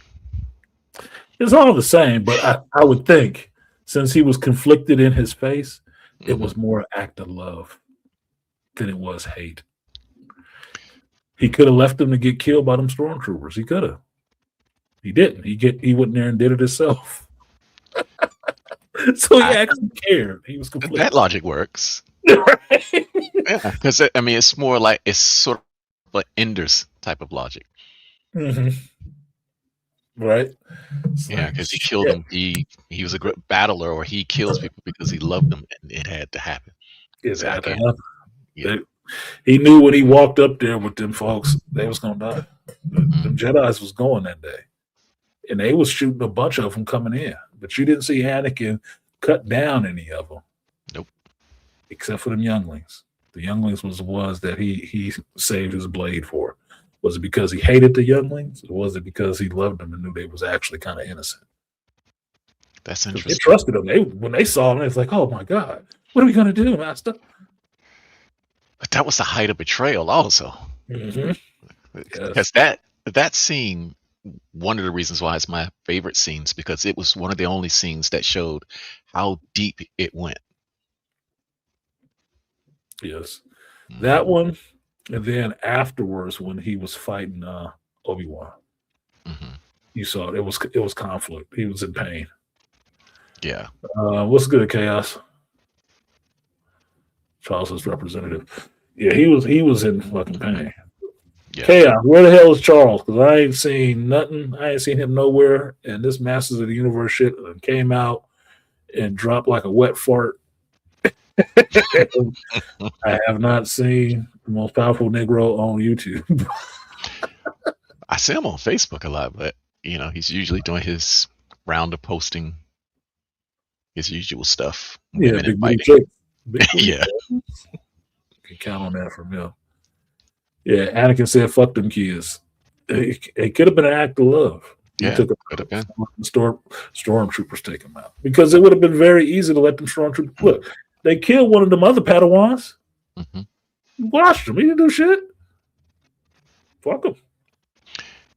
That made it personal, though. That It made it so made it personal. really personal. It made it really personal. I could see it fueled his sorrow and shit like that in the dark side. Yeah, because you had to kill all them young fuckers. But look, Anakin killed young kids before. Hmm. Them Tuscans, he killed them Yeah, motherfuckers. It wasn't sad at all. yeah. He killed them sand people. That was he That fucked them up.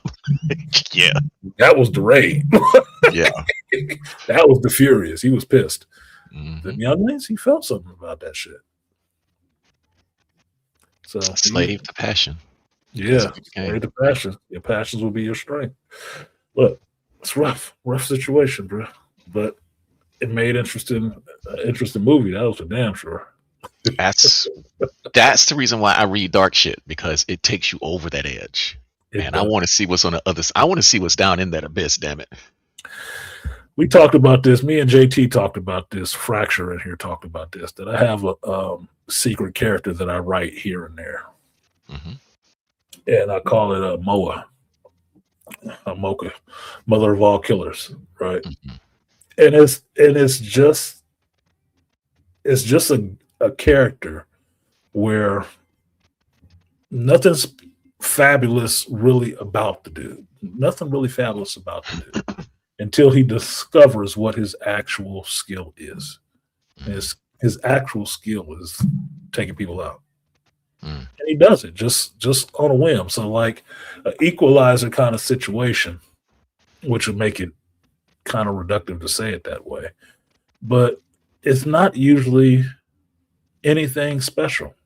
It's not. It's just taking motherfuckers out. Somebody was fucking with this other person at a gas station or something like that. I see some shit in the world that I don't necessarily like, and then it always spurs. All right, this character. Where would this story go? In another world, in another dark place, where would this story go? And that's what I told me and JT were talking about because JT is actually a writer. It's like, yeah, that's just a dark character. It's just a dark character, and it's fun to get that shit out. I like writing. I like writing all kind of stuff. It's just fun. Yeah, I'm writing about utopia now, and Oh, it dawned on me while I was writing, well, while I was getting some my folks ideas gotta go. across. Yeah, some Some folks folks got gotta it. go. Look, Well, I hold to that. What was it? That Hannibal Lecter idea that mhm. he would choose to to eat the rude more often than not. Yeah, there's just some stuff that you see that doesn't actually work, and writers make characters up to explore those ideas. Like, Right. who was it that even made the Punisher? I can't remember. Was it Wolfman? I don't think it was Stan on that made the Punisher. That's a dark idea.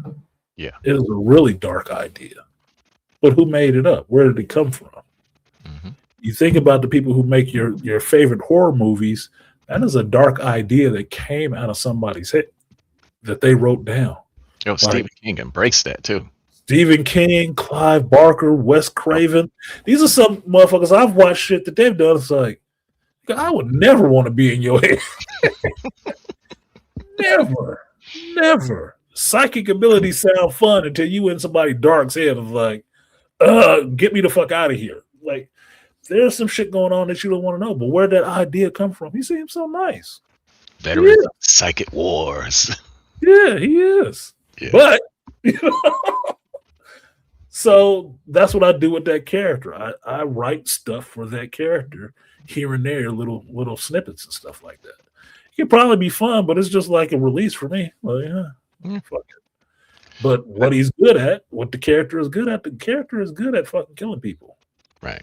That's just what it is. He taking motherfuckers out Boy. and talking about it because he's monologuing to himself Hmm. the whole time. Like nobody knows who the fuck he is. Nobody cares. But it plays on that idea of like you passing people all the time. You don't know what the fuck they on. Exactly. Don't know what the fuck they on. You really don't. But Fuck around. that was the idea I had about utopia, because every time I think about utopia, we've seen ideas of utopia, of course, Mhm. and it dawned on me that a utopia cannot be a morally righteous society. It's Can't. too constrained. Can't. What was it? Two things. The first one is, according to the guy in the two books, God, Hmm. Unicorpia. Unicopia is what he calls it. Unicorn and Utopia. Yep. Unicopia. Unicopia. He kept saying that shit like, what? Unicopia? It Funny cannot shit. exist. That's the reason It why, cannot we get into exist. politics. Yeah, You it move can't. towards a more perfect union, the more you moving, further you're moving into Uh, enslavement. Yeah. I told him I dedicated and made him president of Unicopia. You Bro, that's probably said it in that Indian accent too. yeah, what that motherfucker like. Unicopia. Sounded like a poo. Yeah, he blocked me on Facebook on X. I'm like, I'm sure he did. When I hear Yeah. that shit, this chat, it is chat. You know, X flaming his ass like that intelligently without calling him nothing stupid. That sarcasm boy be fucking. He say some shit. I have to look at his fucking Twitter to see some of the shit that he fucking said, because he has You know said what? I some need to go ahead and whoppers, get on bro. his Twitter, Oh because my god, he has said some whoppers to some reactions to things. Just his reaction in these, like, what was he talking about? It's in that suicidal empathy where they said that you want empathy for all people, even rapists. So he said, okay, so I suggest we start calling them undocumented lovers or something like yeah, it's sad. undocumented love makers or something like that. So one of these politically correct terms, he made it up for. It's a rapist. Like, no, it's an undocumented lover. Like, bruh,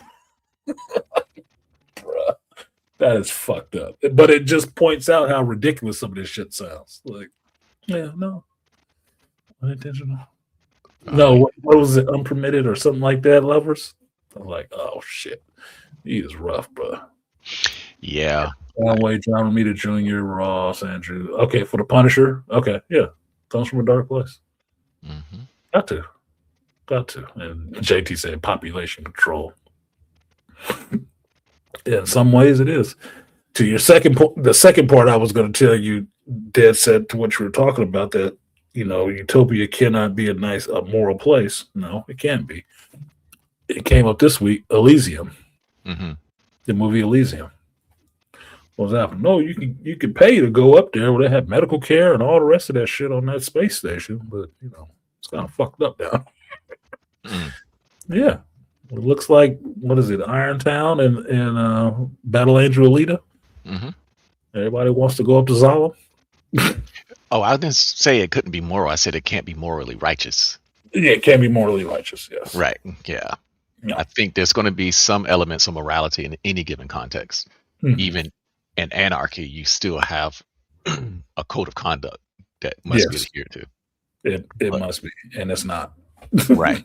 But moral righteousness, I think that is corrosive. How so? Because if I contrast righteousness against something like justice, justice requires sort of like a balancing of things. You're trying to balance different ideas and then, get the best possible outcome. That's what justice is. Okay. Righteousness is a steamroller. You are right. And the things that you're supposed to do are right. And everybody has to be like you, or else, they are, as the Muslims say, apostates or Mhm. infidels. I can't get with righteousness. Yeah. Yeah, I got you. Because as soon as you said it in that context, and say, yeah, religious fervor. Mm-hmm. I'm just right because of what? Because doctrine says I'm right. Like, that It's don't mean doctrine. shit, though. Yeah, that means And we see that in criminal law. We see that in constitutional law. We see that everywhere on the planet. Mhm. And then people don't understand why I like China. I was like, because China's government, they are pragmatic. I mean, that's Sure. the reason why they're so successful. It's not because they're playing that other game. Oh, they playing all kinds of games. They're Mhm. objective. They're like, We will steamroll over you. We will steal. We will claw. We will do anything we have to do. And that's what they did. Well, that's our fault for taking them for a week. Hmm. But we made that monster. We make all our own monsters. How the hell did they think they were going to take on a civilization that's been around for that long? Come on. Because it's the arrogance. Yeah. It's the arrogance of the West that everybody is stupid.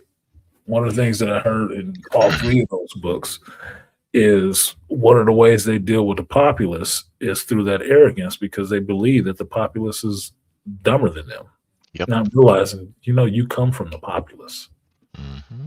The problem is a lot of people may know what you're doing, but not want to act on it. Yeah.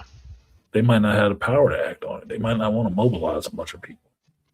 That's the reason. The apathy is what keeps a lot of shit from running off the rails the way it could go because people don't want to do anything about that shit. I think that's you brought that points to the great contrast that exists. For the powerful, their power is coalesced in a few, Mm-hmm. but for us, our power is scattered. Yeah, it's scattered, it's diffused. Because at any time that you come together, you automatically overthrow them. Yep. Automatically. And that's why they spend so much effort in keeping you separated, divided, fighting amongst yourselves for petty reasons. That because of that, you've heard this before, you can never organize anything. Because everybody wants to be a chief. You don't need a chief. You just need a marching order. Exactly. Because of something, take 9/11 for instance. When something bad happens, you had no problem getting people on one accord. Exactly. Not a problem at all. We all understand that was wrong and that was did to us. Yes. Okay. So what we gonna do? We're gonna try to fuck them up. Mm-hmm. You sure it was them? It don't fucking matter. Righteousness, right? Steamroller's coming. Everybody get it. Say nothing or stand aside, right? Everybody getting it, and don't you say nothing, or we coming over there and fucking you up too. Then we got to deal with the collateral damage of that. Yep. The righteousness. Mm-hmm. Get everybody mobilized in one direction on one target on one goal, and it works. But that's human nature. A lot of this stuff is human nature, and for me, one of the things with psychology is figuring out that human nature and what's the most predictable path of it. Yeah. The most predictable thing that people are going to do. Yeah, it's in their best interest, but is that really going to move them in that way? Mm-mm. They'll deny it. They'll refuse responsibility, all the rest of that shit that also comes with human nature. So how do you move them otherwise? Like, perfect example. This is, me using my SIF skills for good. Mm-hmm. I've been trying to get my 9-ball team to go to Vegas. How do I do it? Because I've heard their arguments about, oh, it's expensive. It's all basically it's a bunch of people scared to go anywhere. Exactly. But they should go. I want them to go. So what have I been doing for months? Psychologically, I've been priming them and giving them teases on a weekly basis to keep Vegas in their mind and going. And removing obstacles. So it makes it easier for them to get to the desired goal I want them to. Going to fucking Vegas. Mm-hmm. And it's not for me. I'm not getting shit out of them getting there. Not being there. But I want them to go there because it will open their world up more. Yeah. That's what it is a lot of time with people. It's like you're trying to crack that fucking box in their head that they live in. Mm-hmm. To open that shit up a little bit, or just, man, let's pull back the flap at least. Mm-hmm. So they can let some new information in and grow from that. Maybe they just make themselves a bigger box. That's success. That's success. If they went from a 3-meter box to a 6-meter box, they're still in a box, but at least they understand the boundaries can be moved. Yeah. Our whole goal is to kick people's minds in gear, get them to thinking, because that's where it's fun for me. Otherwise, it's just like, see this, experience this. It'll make your your life and your purpose in this smaller thing to understand what the goal is. So it's the same deal, trying to get them moving all in the same damn direction. Hmm. Takes different things for different folks. So it's like, so one of the ways I do it, I keep priming them with Right. Vegas stuff. I keep priming them. Just keep Open priming up them. that box a little bit so you can get Yeah, into that sunlight. like, Just a little bit of sunlight. just working this shit real slow, like a kid on Christmas Day trying to open his presents before his parents wake up. He just pulling the tape off a little bit, like real quiet, like we're just gonna unwrap this a little bit. Then I go, That's the magic of being a kid because kids are they're ready to open up that box and just yep, let that light pour in. yep, And tear then into we beat it. it out of them. Well, society beats it out of them, and then they don't want to Society do does so. beat it out of them. They try. It doesn't work with everybody, but Right. they try. They But they definitely try. do try because apparently this world is too small of a place for too many, actual thinkers. And if I look at it in a historical context, the people who were really thinkers were actually a really small group. Yep. Well, there was never a lot of people, Mm-mm. and I guess it's not supposed to be. In the homeostasis of the human body, it's not supposed to be a lot of people. It's Mm-mm. supposed to be a few. Just like your deviants and everything else, you're supposed to be a small group. You're not supposed to be the majority. That's the reason why I have no real problem with the old type of slavery, not that chattel shit. That's the challenge. Old, the old slavery where you employed yourself, or Mhm. that type of thing. Yeah, I Because will. I will be indentured to you for 2 years or 7 years, yeah, usually 7 years in the ship jubilee, and then you got the choice if you married within the family, like one of the daughters so. or the sons, you became part of that family. You were no longer a slave, or you buy yourself out. Right. Which it solved a lot of problems when technology wasn't that great and required so much labor to get things done. Hmm. Well, So, and that's the reason why I don't like talking about slavery with a lot of people because oh, it's just absolutely wrong. It's like you dumbass, you don't even know what you're talking about. there's a type of it that's There's a absolutely type of wrong. There's a like type of chattel is absolutely wrong. chattel slavery. You have to clarify that shit with some people Hmm. because look, most people only know the one blanket mass market term for a lot of things. We go Yeah. through that with words and stuff like that. Some people just know simple words. Hmm. Other people know every variation of that word. Every context that you can use it in is in. Can you verb it? Can you noun it? All the rest of that shit. It's I the like same thing those. with that. Yeah, they seek to be more precise with their language. I love that. I love that shit too. That's how you learn new shit. Yeah. Like, I mean, that's how my vocabulary became bigger. Is because that's how my vocabulary became bigger. I told you yeah, my two favorite books, a dictionary and a thesaurus. yep, Why? Because thesaurus shows you multiple meanings for the same fucking word. And there's multiple yes, ways you can say the same thing. Like I told Ford that time, you can disagree with your dad. It's just the words you use. You can tell somebody to go fuck themselves without actually saying go fuck yourself. There's ways to do it. That's the beauty of the English language is always growing. There's multiple ways you can say that shit. They'll yep. say the same thing. Have them sitting back thinking like, motherfucker told me to go fuck myself. I can't beat his ass now because I had to think about what he said. I know. I had to figure out what the hell he said first. That's why I like seeing smart people insult Oh another my person and god. they don't even know that they've been insulted. And I was saying, That was those last two books. That was those last two books. It was a smart person insulting people yep, when they said something stupid.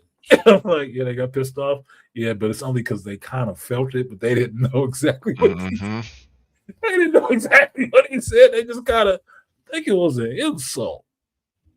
Block him. What? Motherfucker, too smart. Too smart in my chat. Fuck out of here. my Twitter block list is so long I can't even. eh, All it takes is one. Oh, get your head out your ass. Block. Wow. Yeah. Yeah. Yeah. I did that on my comment section. I always wonder why my comment section stays so bad. And this dude commented on one of my shorts that I did. Mhm. and it was getting some good numbers. And it's always funny. It's like, okay, so over, because I calculate stuff. Like, okay, over a certain number, nobody gives a shit. But once it rises above a certain number, then Mm-hmm. you start getting the goddamn trolls showing up, Yep. and they want to say something stupid. And the dude says something in my chat about, oh, not really my cup of tea. I don't like long form comment. And I'm like, well, that's okay. I don't make content for children anyway. Boom. There it is. So he was trying to be condescending like I was stupid. And Mm-hmm. what it is I see verbal stuff as actual body movement, right? Mm-hmm. The shit that he's saying in there, he's trying to gauge me out because he doesn't know how old I am. He don't know shit about me and he don't watch my fucking content. So he's talking down to me in a condescending manner, assuming I don't know, Mm-hmm. right? And so I corrected him that I did and gave him back something else. And here we are with the verbal sparring. Oh, okay. Mm-hmm. Well, I don't really like this content. Okay, then why are you watching my shit? Exactly. Fine. Well, I don't think it's that damn. I don't find you entertaining, and it's kind of boring. Oh, but you watched it, so Yeah. thank you. Yeah.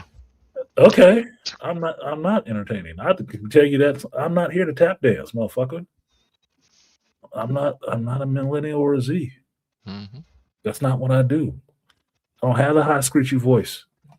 I don't do all that overly animated shit. Yeah, it can be really boring. If I Mm-hmm. was doing a TED talk, it'd be just as entertaining. The only difference is I'd move around and you see my body language and shit more. But I'm not going to be doing funny faces and all the rest of the stuff all the time. It's just not me. I can only be who I am. Right. And entertaining is not the thing. If I was an entertainer, I'd be on stage entertaining. I'm not an entertainer. I'm a But knowledge that's the other thing about commenting, because I Mhm. see this a lot too. They will make a comment, somebody responds to them, then they say, I wasn't talking to you. And I'm sitting back like, look, by default, the moment you put those words out here in public, meant there is an expectation of response. They do that all the time. And I say, if you just want to rave, then go and make your own channel and Yeah, start raving. that's what I don't get. I don't like this. I would do such and such like this. Like, don't y'all all got your own channels? Yeah. Because you can take that idea right to your own channel and see how it floats. Hmm. Oh, But AI you got probably won't. AI got everybody fucked up now because they think they can do anything. I'm going to make the next Toy Story. I'm like, good luck with that. Yeah, well, go do it. What are you wasting time for? They get to start it and then figure out that it's much harder than they thought. Because it's actual work. I guess it's actually, yeah, when the work comes in, they just stop. It's actually work. And one of the main things is that you actually have to dedicate some time to doing the shit. Hmm. Most people don't. That's why it's easier to criticize some shit instead of actually doing the work. It's easier to take than it is to create because taking took no time at all, no Hmm. effort on your part. But actually sitting down and actually creating takes effort on the part of the creator. They know how So, liberating that labor is. yeah. So, in my mind, they get the right to be smug, have an attitude, or whatever because they spent their time doing this shit. Yeah, they call them elitists. And I'm like, yeah, they are elite. they, Or, they made their bones. like I said before about CEOs, I don't think any CEO is a nice person just No. for the fact that they had to work in that company at some point to get to that position. I don't believe they have to be nice. Mm-mm. Why should they? Fuck Nobody you. expects the generals to be nice. I mean, military men, we do not expect the upper echelons of our rank to be nice. We expect them to be Blackville. I need to send your ass out there to possibly die, and you need this mission done. Get your ass out there. And Yeah. if you run, I'm going to shoot you in the back. If everybody runs, everybody fights, no one runs. If you run, I will kill you. The desertion is a death sentence in the U.S. If military. you turn back this way, I will fucking kill you. If I see Yep. your face, should see the back of your head, man. What they Yes, say, sir. assholes and elbows. You need to be going that way. If you're not going that way, I will kill you. Yep. Make no mistake. That seems a Survival. little extreme. Yep. Here this shit is. I wonder if I should read this shit.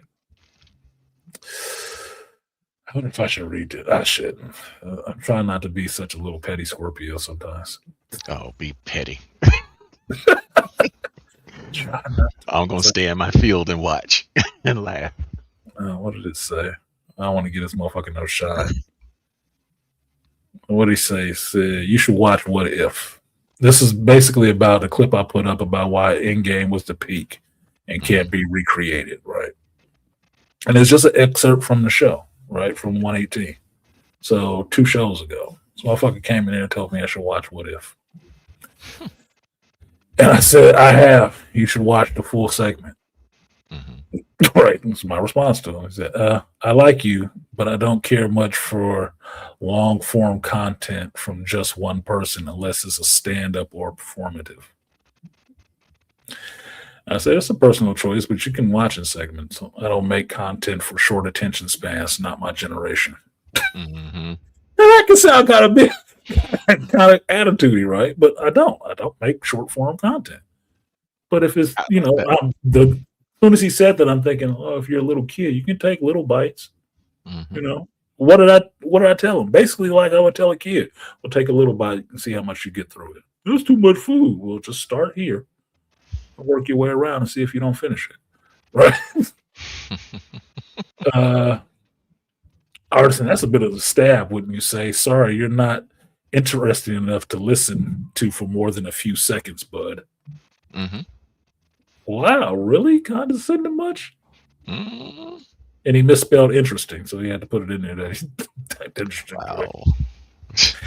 And I told him, also a personal choice, but you did choose to watch and troll, and you have no content to watch so 0 content. Yeah. 0. So it's a troll account. To me, being on YouTube long enough, that's a fucking troll account. There's Richard Simmons' picture up there. Oh gosh. Right? That means it's a carpet muncher. Possibly. Yeah, probably. So his response was, I responded with a suggestion. How is that trolling? And I asked you for a suggestion. You responded to a clip. Yeah. Right. How is that trolling? I was ignorant to the fact that you had seen it, recommended it because I liked this particular short. Fight with someone else, Kettle. I'm like, wow, that was a black insult, huh? Yeah. Oh, okay. Well, at least you can see what I look like. Sorry. What did he say? Sorry, you would be the pot calling the kettle black.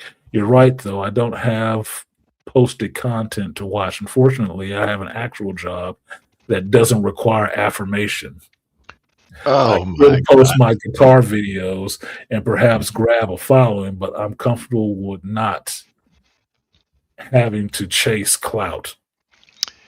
Shame, shame, shame. And that was two of them back to back. Yeah. 2 segmented comments back to back. So basically, you felt a little bit triggered by what I said. Yeah. Like, I'm looking at that shit. I'm like, so you are a troll. I'm not chasing any clout. Any notoriety I have on this shit is from doing exactly what I'm doing right now. Knowing what the fuck it is I'm talking about it with folks. That's it.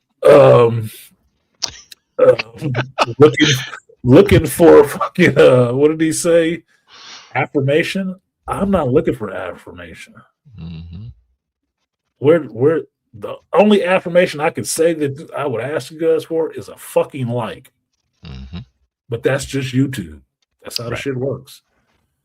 I don't get that part. But and then he said something about his guitar videos. I'm like, oh, so you write some mopey ass guitar singing shit? Okay. So I laughed at his comment and wrote, pot calling the kettle black, fun. Yes, you came off very ignorant of your own demeanor. Even your parting shot. I will look forward to your content. Peace and smiles. No other comment from him because I actually blocked his ass after that. You know what he reminds me of? You remember when you're playing like online games and you whooping this dude's ass, and then their parting shots like, well, at least I got a life. I was like, I still whooped your ass. Yeah, still whooped your ass. You don't know what the fuck you talking about. YouTube is. Yeah. I have a regular job. I do one main live stream a week, Hmm. not every day, but that's his assumption. To me, all I'm hearing is his assumptions, Exactly. trying to feel out and understand who I am. And because I look up people, Hmm. he ain't got no content and no likes and no other. It's a fucking troll account. So this is some other fucking YouTuber. Yeah. That's what that shit is. Getting into an argument, trying to start an argument on a clip because the clip was blowing up. Hmm. Yeah. It's like you're fucking haters, dude. They your biggest fans. Like, and I didn't remove the shit. I just removed him. Hmm. Fuck you. Let me help Yeah. you out. Since you don't like watching this content, let me help you out. Now you can't even see it. You made the decision for him. Yeah. Yeah. Bruh. Like I said, you close sometimes you gotta close the door hard on motherfuckers. Yeah. I just don't deal with it anymore. It's like, okay, as soon Yeah. as I see something ridiculous, blocked. Off we go. I can And take, good criticism. I yeah. like that stuff. I mean, because you offer good criticism. I remember, like, when I first started posting, you were talking about something I did and the shadows were off. Hmm. Some other stuff. I was like, okay, that's constructive. You're talking about what you see. That's cool. But some of these dudes, man, they can't even take that. I'm sitting back like, there's something wrong here. I don't believe I do everything right. But I also don't believe I do everything fucking wrong. Right. So I'm free to not agree with you. So you can say, hey man, I didn't like this, this didn't work. Okay. What didn't Hmm. work about it? If I see the merit in that shit, then I will agree. If Hmm. I don't, and I think you just trying to, you're trying to knock a motherfucker down or trying to hurt a motherfucker by attacking his creativity, then okay, well, fine, fuck you. That's Yeah. your opinion. Yeah. Don't attack people's creativity. And basically, if you faceless in this bitch, I really can't trust what you got to say. Like this Hmm. motherfucker right here saying, "What's up, brother?" I don't know what the fuck this nigga look like.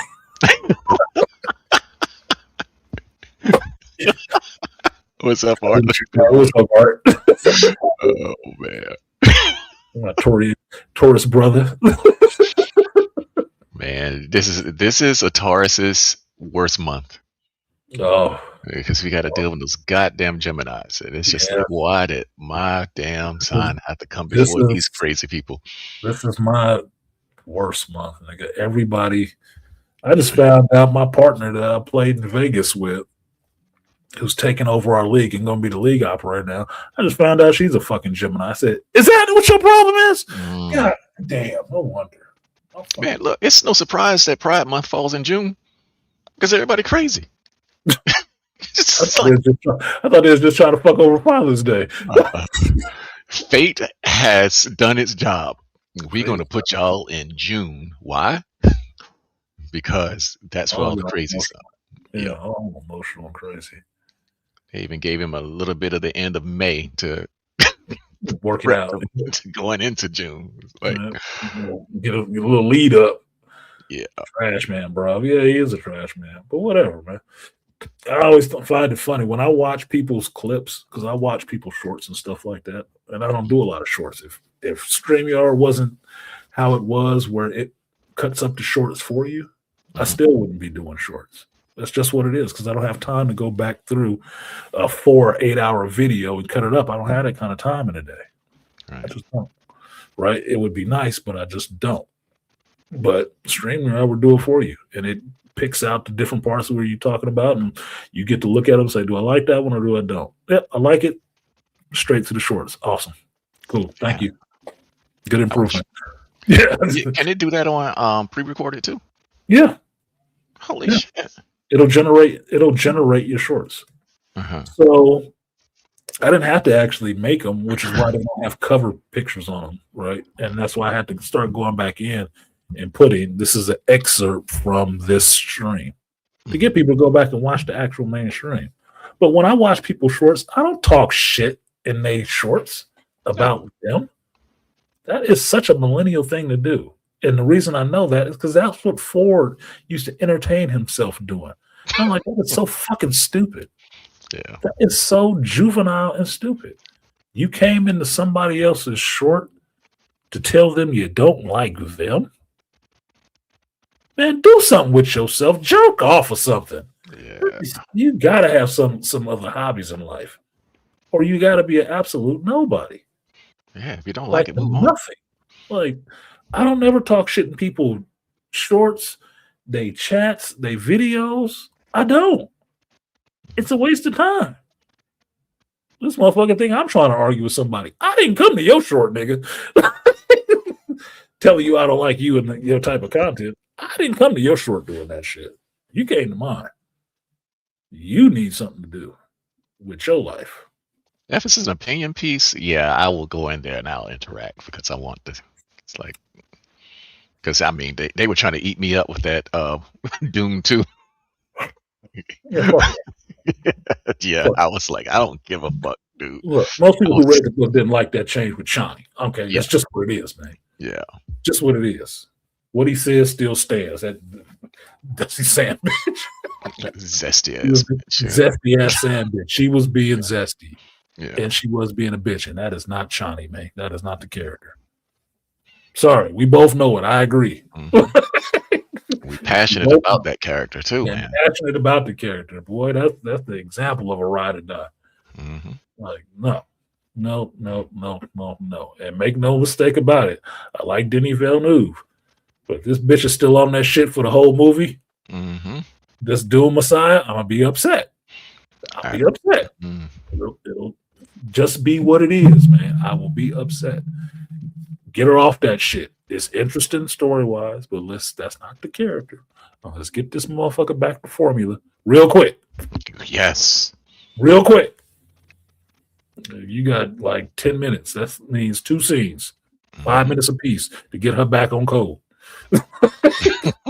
Yes. If she don't get back on code and they start, look, I ain't gonna You do know, nothing. But I ain't gonna get up and leave the theater, but you will hear about it. It will be a common discourse, I'm sure. that there's some things that you just don't touch. Sorry. And I tell you, I would say this to you guys who haven't read all the Dune series. If you want to have some fun with this movie and understand what people like me and Dad said will be looking at like real close, Hmm. just go back and read that Dune Messiah book. Yeah. Listen to them on audiobook. It's fun. Hmm. It's not as fun as making the images in your own head when you're reading it, but listen to the audiobooks. And no, when it hits November, listen to those audiobooks in the first 3. Yep. And then walk into the movie in December. And you'll see the same shit like, what? This ain't it. Fuck is her issue? If she's still on that shit, we're gonna have a problem. She got to get off of that shit quick. I don't give a fuck what she doing. But that's just me. Yeah, that's me too. And Yeah. why we got why we remember we was first talking about the first Doom movie, Mhm. and we were talking about the hand signals, Yep. The prepare hand for sign. violence and shit like that. Yep. Or they didn't go too much into the internal dialogue like Frank Herbert did, Yes.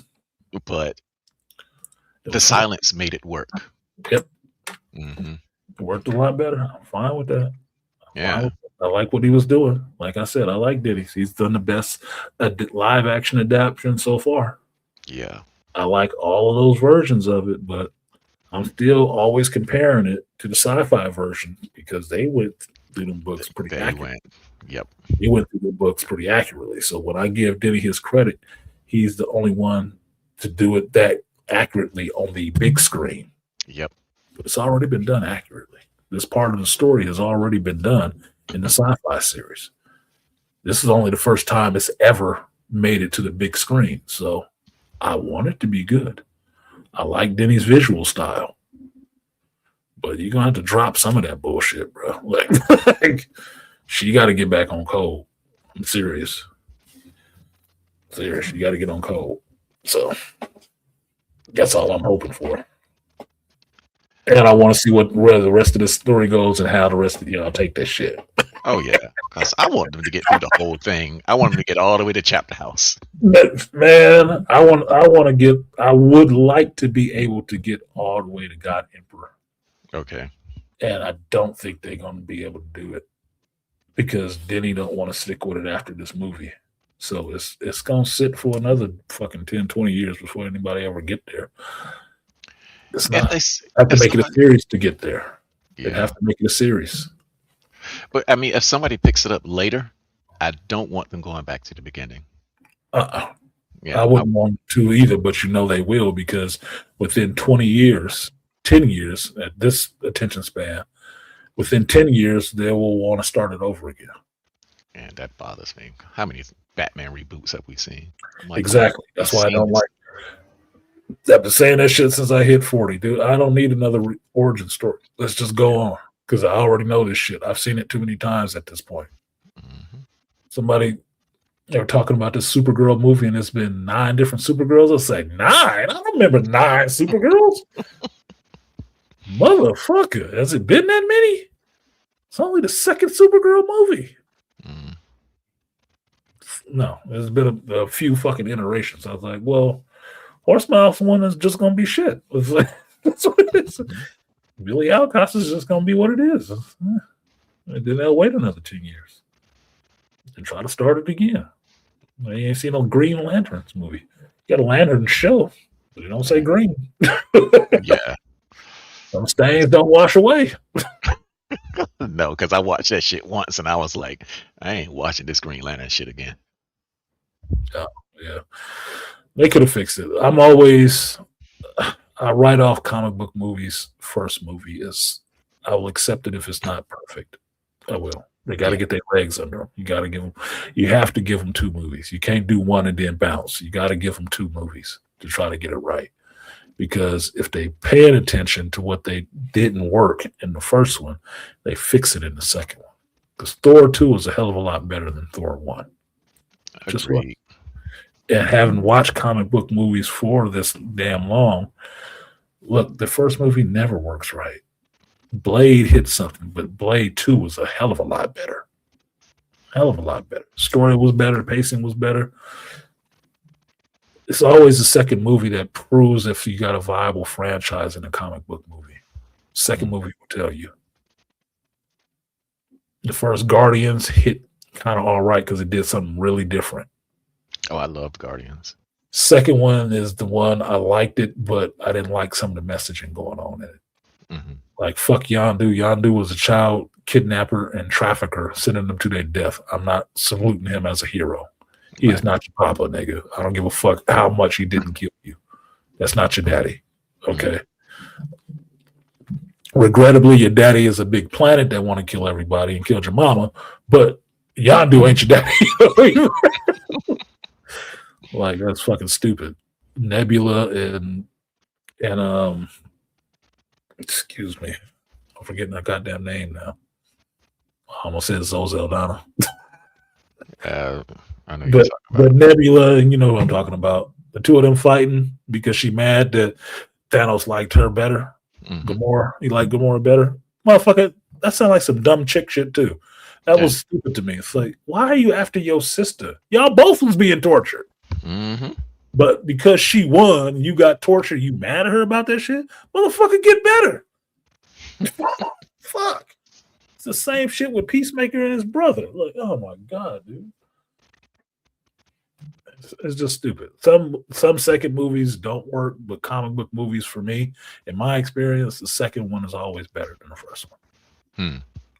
We're discounting Wakanda Forever. Blank that from your fucking mind. So the first Green Lantern, Taika Waititi's in it, Ryan Reynolds is in it, Hmm. Blake Lively's in it. You got the Yellow Lanterns, you got Mark Strong and Sinestro. He gets his yellow ring. It was potential to go back to be better in the second movie. They got off of it after one. Oh, it did bad. Well, that's because you keep running into these motherfuckers thinking you're supposed to make $1 billion. Understand that was an anomaly, you dumb fucks. Hmm.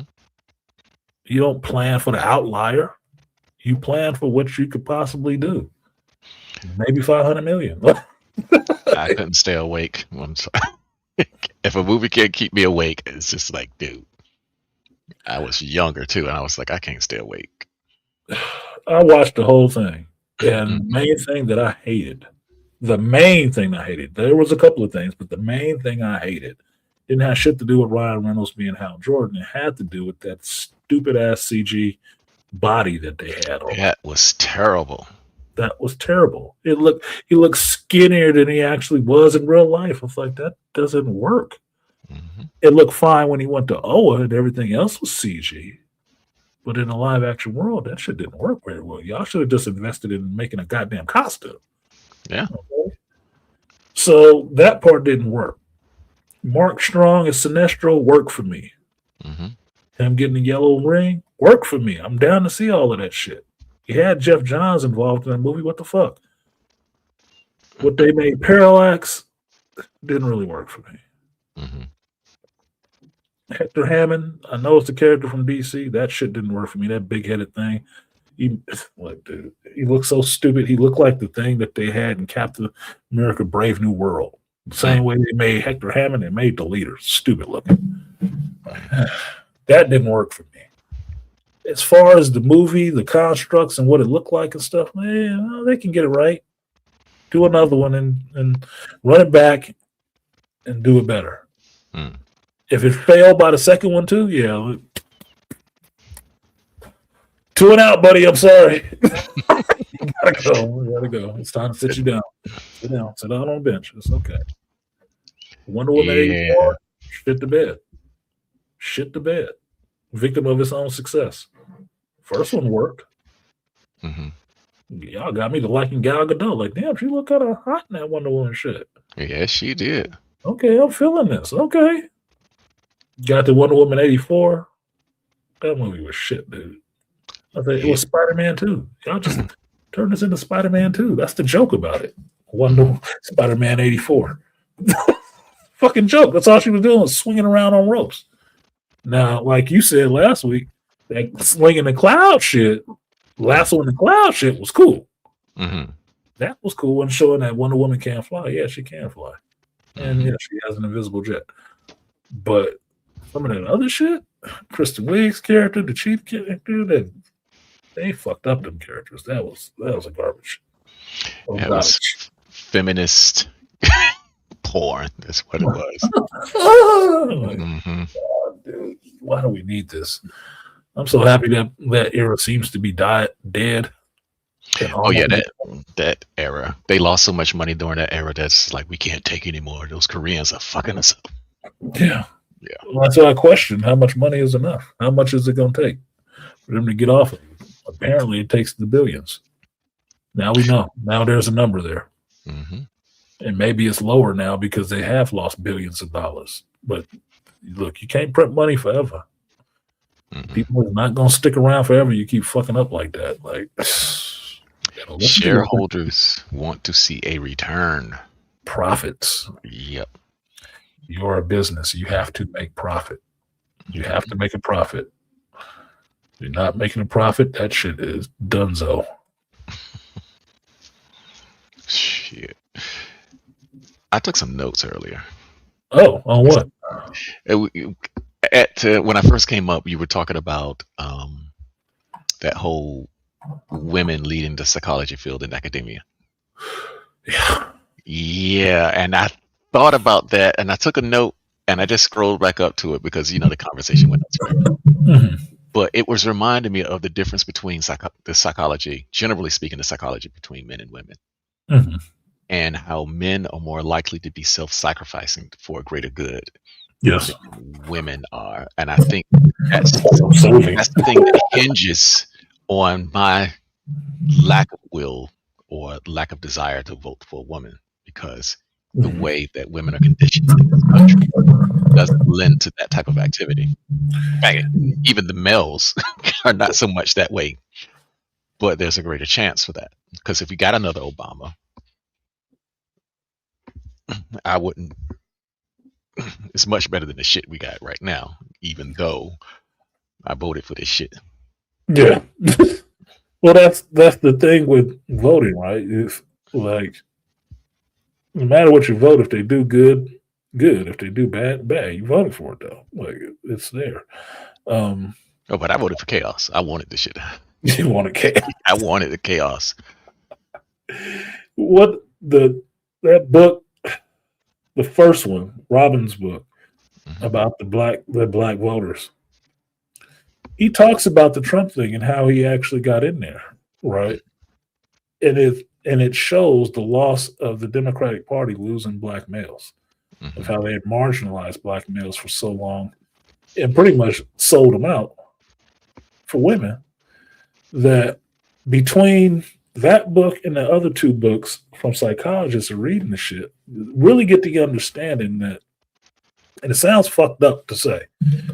I shouldn't even have to say that ahead of time, but it sounds like a lot of women don't need to be in power or shit. No, they don't. They really don't. Because a lot of the dumb stuff that you're seeing is from women putting it in there. They're the ones pushing this stupid shit hard. You can't say, oh, it's just feminism, it's just this. No, it's just y'all. This Hmm. shit is ruining everything. You're too self-centered, and too self-serving. Like, dudes worried about keeping their job as professors in school. They can't even teach reality. You can't even teach reality? Yeah. Oh, it might hurt somebody's feelings. Get them a cupcake. What the fuck? No, no, man. That doesn't even make any goddamn sense. Hmm. But you see it happening in the world. You see it in politics, like you're talking about. It's like Trump had to get elected just so they could shut some of y'all motherfuckers up, because nobody wants to keep going down the vagina monologues. Nope. They don't. You can cry about it all you want to. That's why that shit is funny. I wonder about that the meme, that the picture that everybody uses after Trump got elected, and that one white chick in the green and the fluorescent vest screaming out into the ether. I Yeah. was like, I wonder if she gets paid for that shit. She is the poster child for this dumb shit. She is literally the poster child for that shit. You Hmm. see her everywhere. I don't even know her name. Me neither. I wonder if she gets paid. But that was such a ridiculous fucking reaction. You're supposed to be a grown up, Hmm. an adult, a thinking adult. He had to come in.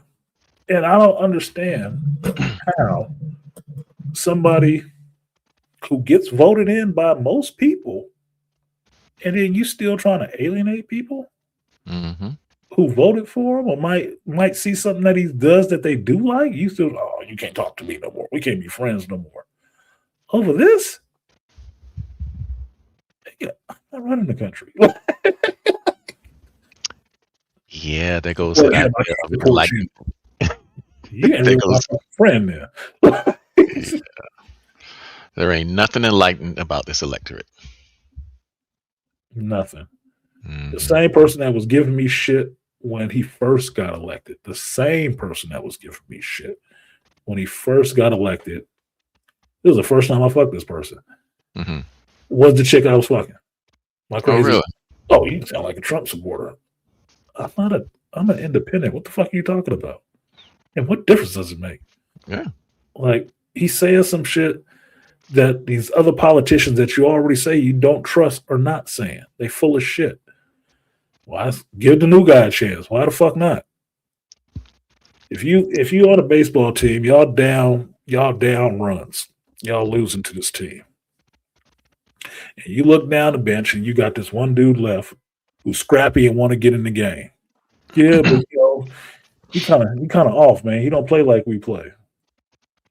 I don't give a fuck. Put him in there. Give him a bat. And let him get in there. Oh, I don't know about that.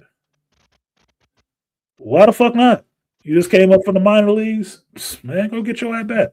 Hmm. The fuck? What you got to lose? You losing anyway. Hmm. Y'all wasn't trusting these politicians at all, Democrats or any of that shit. Anyway, that's how he got in the first time. He got back because you was fucking with him. Hmm. And I said that shit. He can run again. Oh no, he shouldn't be able to run again. We should borrow. He can't talk on Twitter and all the rest of the shit. So you can't do that. That's not legal. You can't take away his free speech. You don't have to like what the hell he say. He say some shit. He does. Hmm. But you can't stop him from saying it. He's an American citizen. He can say what the fuck he want to. You don't have to agree. You don't like it? Stop watching his Twitter feed. Yes. Right? He came back because you was fucking with him. Hmm.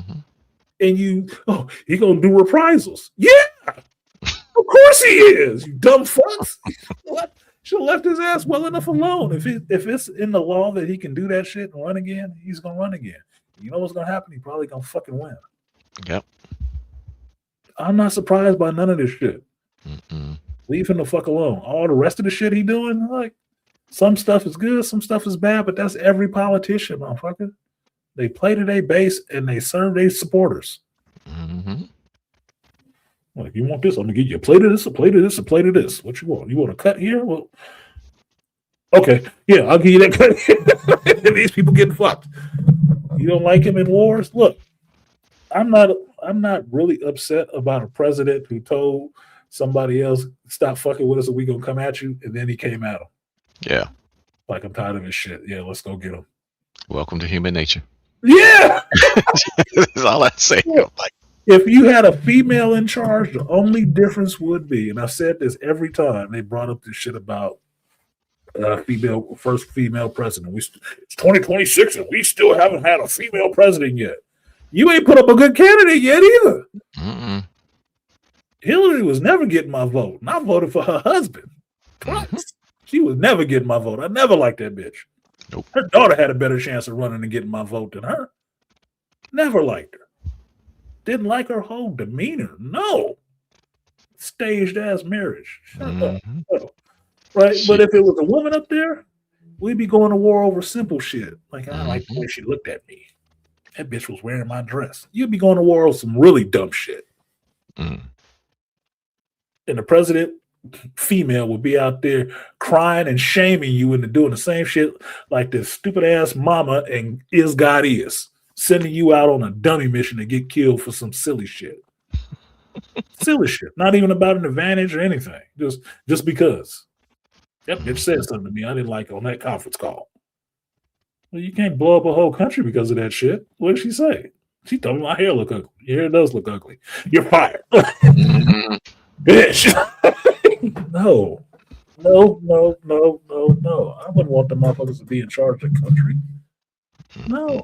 Because they're not thinking about anybody else but themselves.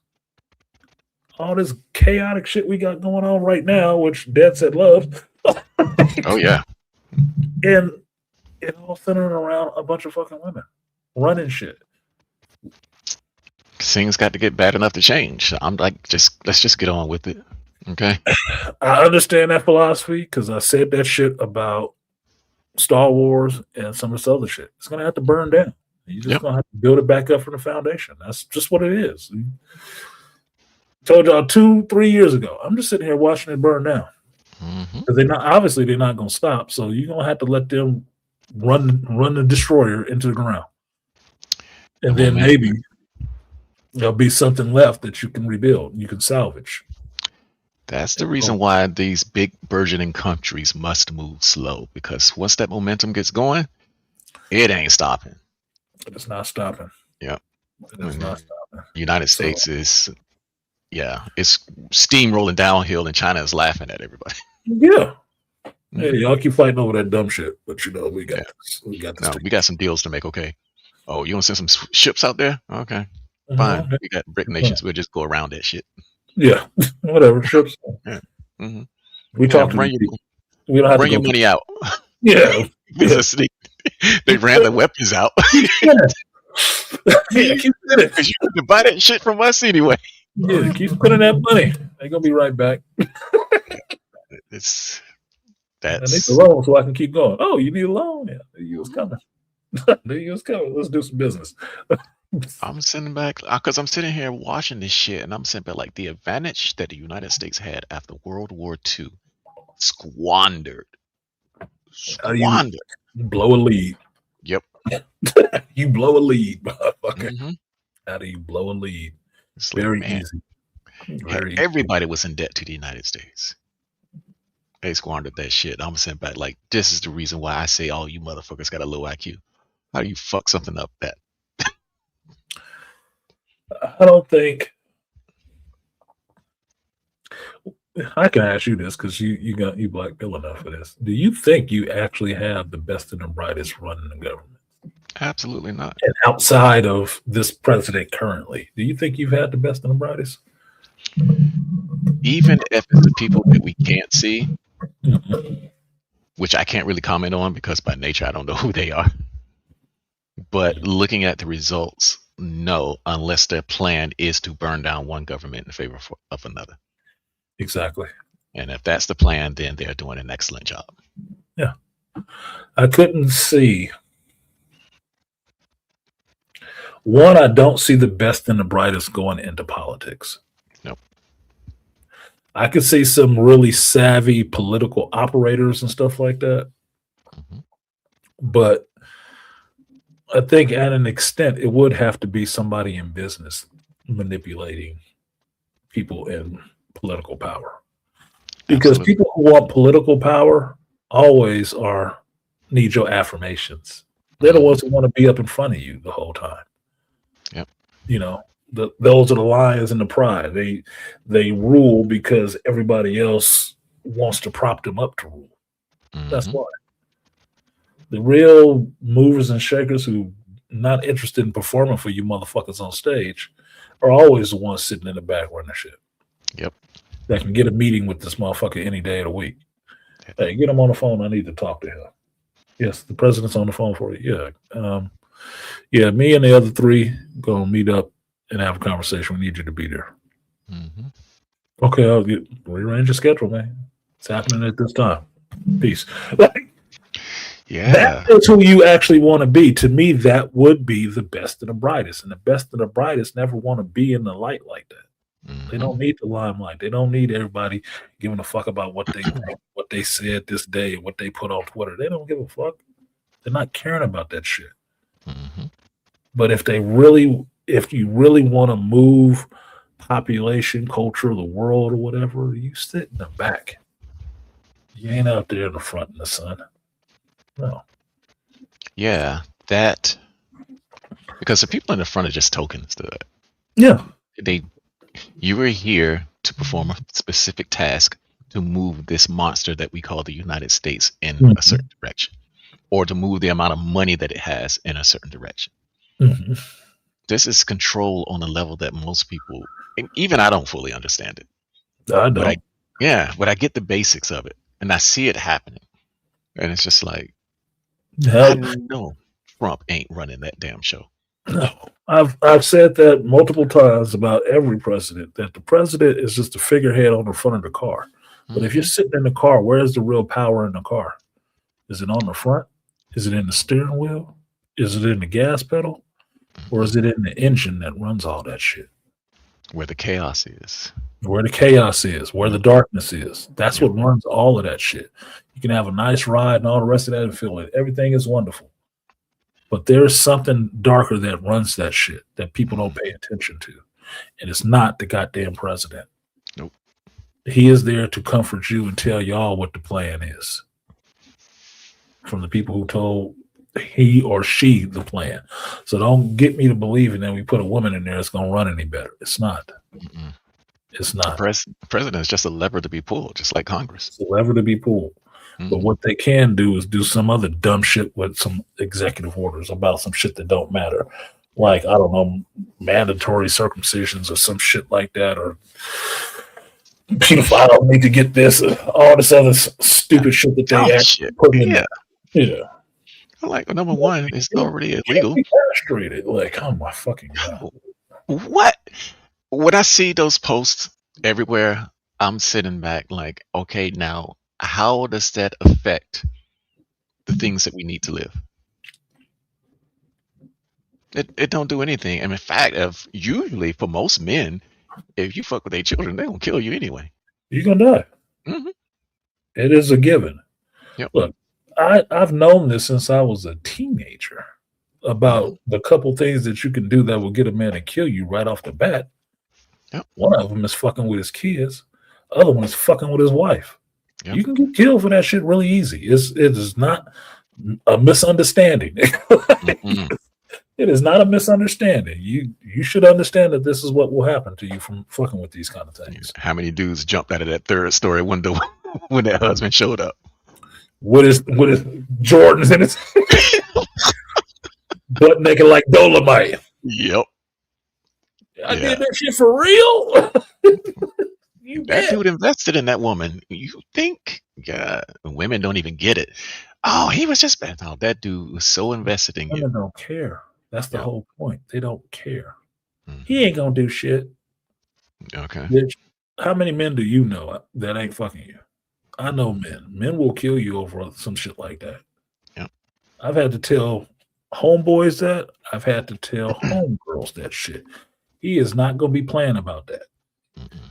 You thinking that man is weak and telling the man you fucking that he's weak shows how stupid you are.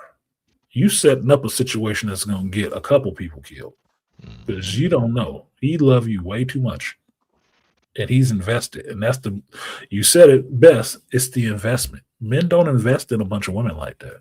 Mm-mm. Man can fuck 100 women every day. But that one bitch he call his wife, he will kill for. Yep. He will kill for her. Don't matter what you think. Like Will Smith slapping the shit out of Chris Rock. What did I Mhm. say the whole time? He shouldn't have did that shit, but it's his wife, and he love that bitch. So he Yep. gonna do some dumb shit. He gonna do some dumb shit. It took till now for them to actually get split up, Mhm. get divorced. Shit. Took a couple years. He had to go walking through the Antarctic, going to the South Pole and shit, Yep. go around the world to finally figure out I need to let that bitch go. I need to make some more money so I can let that bitch go. Yeah. Lo- And she ain't Love doing her. nothing but lashing out like a vengeful bitch she already was. Mhm. Bye. Good luck Love with your dating crazy. prospects. Find Yeah. August. Maybe he'll take you back. Love crazy. It's crazy love. It always has been. Crazy love. Man will do some dumb shit over the woman that they actually love, especially his goddamn wife. So him slapping the shit out of somebody wasn't a smart thing for his career. None of that shit. Mm-mm. None of it. But that was that man's wife, and he fucking loved her. You can't tell him shit. You cannot tell him shit. Yeah, it was wrong. Will did it, but That's why. That's the reason why. Like me and BGS say this all the time, and it's just like y'all can call men stupid for getting married, but if that man is intent on getting married, there ain't no stopping him. He is going to no, do it. Period. no. Yeah, you're gonna have to learn. Hmm. You're gonna have to learn. He'll figure it out at some point because Hmm. he's gonna have to.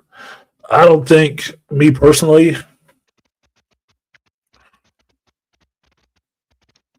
I was talking about this in a bar the other night with some damn chicks talking stupid shit. I really dislike talking to dumb women about relationships. I really do. Me too. It's so fucking sad. So fucking sad. Here, this will be fun. I'll ask you all this question before I say this piece, or I'll ask you after I Hmm. say this piece.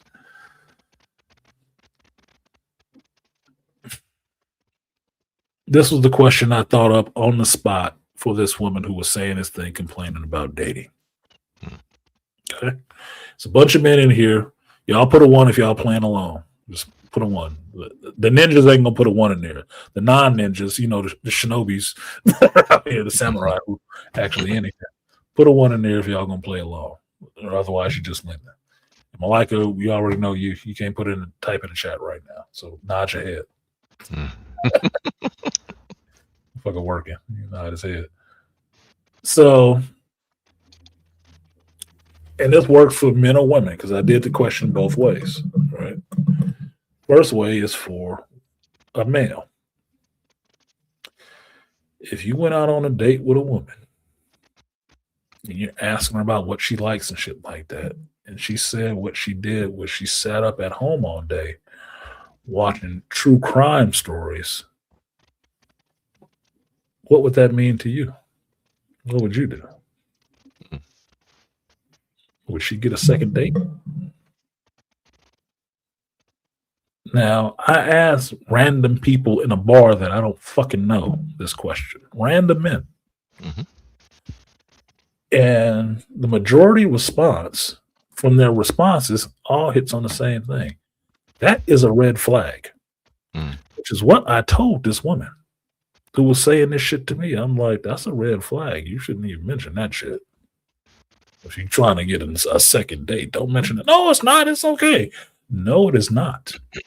This is your problem. You listen to too many single women with the same dumb shit. It's not okay. And this is how much I'll prove to you okay. Hey, so and so, if you met a woman and she was talking about she watched a lot of true crime, what would you think? Red flag. Really? A red flag. I'm looking at her. Really? A red flag. Why is it a red flag? That bitch trying to plan on killing me. Mhm. Imagine that. She's trying to figure out how to get away with killing a dude. No, that's not it. Okay, let's go to this other random motherfucker. I did this shit 5 times. Yeah. 5 fucking times. And then I flipped it for women because there was some other women in there who was getting in on the shit like, oh, no, that's not true. I said, okay, what's the question? Okay. If you're a woman and you meet a guy that you dating and you find out this motherfucker just sit up all day watching a lot of true crime FBI files and shit like that, what would you think? Well, there's one chick that I thought was cute. She had a nice body and stuff, but she got some fucking ugly ass tattoos on her. Mhm. Oh, that ass out there doing that shit all day. I said, yeah, well, you better get a picture of her face because she's gonna be on a milk cart. Mhm. Why? Because you out here flaunting around. You got a man at home, and you out here showing off your wares and shit with random niggas. Yeah, he probably is planning on killing your ass. He waiting for the day he got to find out that your ass is doing something he can't forgive, and you're gonna be out of here. It's a red flag. Now, the one Latina, the one I know, the bartender, she a Latina. She said, I'm down. What were you talking about? I said, I forgot. I can't ask you this shit. Latinas, you be legit ride or die, driving the getaway car and shooting out the side. Like, Mhm. can't ask. Forgot who I was asking on that one. But it is a red flag. Because why are you ingesting that kind of shit the whole time? What? Drama, chaos, murder, death? That's what you filling your head with? I ain't pulling no kind of dick out around you. Mm-mm. That's, man, tell me you watch romantic comedies or some shit. Nature Okay. shows. Show me that you got some fucking empathy or something. You watching crime and murder all the time? No, you are not socialized well. You are not socialized well. So she wasn't getting that shit. So I actually did the objective psychological thing. It's just a random survey of people Mhm. in the bar. And everybody, except for the flaunting ass chick and the Latina, found that shit objectionable, no matter which way you turned it, which is what I do with arguments. Just turn it around. Oh, man, I always said it. Okay, well, flip it. It's women doing it, and then it's men. Now what? It's just as objectionable. She wasn't seeing that shit. And that's why I was like, I told her, so see, this is your fucking problem. You don't fucking listen. That's why you ain't married. I don't want to hear this shit about why you 40 something and can't date and ain't got a dude and stuff like that. I know why you ain't got a dude. Mhm. I know why. It's not a mystery to me. I don't know why it's a mystery to you. But you in your own skin, you're just thinking about yourself. Talk too much and you don't listen. I said, do you see all these men in there? You see how often we talk to each other about shit? We say it one time. No man wants to say nothing more than twice. Mhm. More than once in most cases. Because men don't need that kind of shit. Hey, bro, leave me the fuck alone. You don't have to say that more than once. If you do, it's gonna be problems. Mhm. But you tell a woman some shit like that, they don't want to. I gotta do it that way. Like, man, just leave me alone and let me have some peace. There's a reason why we call that feminine energy, dude. Exactly. Why you acting like a bitch? That's how we put it. Yeah. You acting Stop. like a little bitch. So that's the problem. You don't listen. Men don't like repeating themselves. Nope. We don't. Especially with people who can't whoop our fucking ass. Shut the fuck up Mhm. talking to me. Why are you talking to me? Like, not speaking to you? Yeah. No, absolutely not. She wasn't getting it. That shit was irritating the shit out of me. Well, you take that and put it in your present. Mhm. That kind of woman is your fucking president now. Now what you got? You can't even say shit in a press conference now. Mm-hmm. There's going to be no objective journalism with that shit. We got to worry about the president's feeling because she probably on the rag today. I heard what you said. I heard what you said. Said I was on the rag. How you gonna be talking about me like that? Come on, man. I can imagine what the first female president would say. We got the biggest credit card on the planet. Yes. Yes. I'm thinking Yeah. $30 is spent now. But Like, that shit ain't never gonna be right.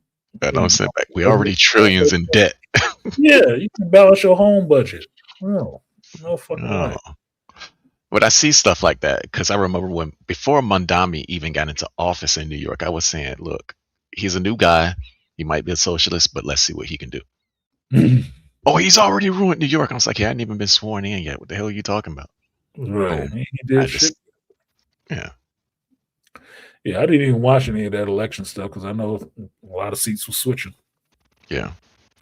I didn't even vote this time around. I know that sounds shitty to say, but no, I didn't even vote this time. I threw that shit away. Oh, that's cool. I'm not interested in you motherfuckers this time around. I'm good. I support everybody's right to abstain from voting. Because all of that shit is a right. You can either do it or you cannot. And I don't even believe in rights like that, but since they're here, it's just like, okay, you ain't got to do it. Yeah. Okay. That's shit, man. I think rights are one of the. Well, in this country, you have to have them, even though they're kind of a joke. They're treated like jokes. Yeah, but there is no absolute right to do anything, which I do agree with, because you should not have an absolute right to do anything. But the constraints that we put on the individual in government are just not being adhered to. No. You're being blown past in a lot of places. Mm-hmm. Because people cave. Yeah. Which makes me believe they cannot be the best and the brightest because they fold like lawn chairs. Yes. Cannot be the best and the brightest. Because they fold. It don't even get me with military rank, because sometimes they're just trying to ask to get you out of the way. Or there's a bit of nepotism, there's some networking going on. It's even in the military, it's not the best and brightest. I mean, Hegseth is a good example of that. Yeah. I'm seeing that more up close and personal now for what I do. And these can't be the best and the brightest. No. These cannot be. Can't be. Maybe I've run into some of them, but most of them are not. But that's probably why they're not in command positions. But we've seen the best and the brightest, though. I mean, all we got to do is take a look at NASA. The people that they send up, holy shit.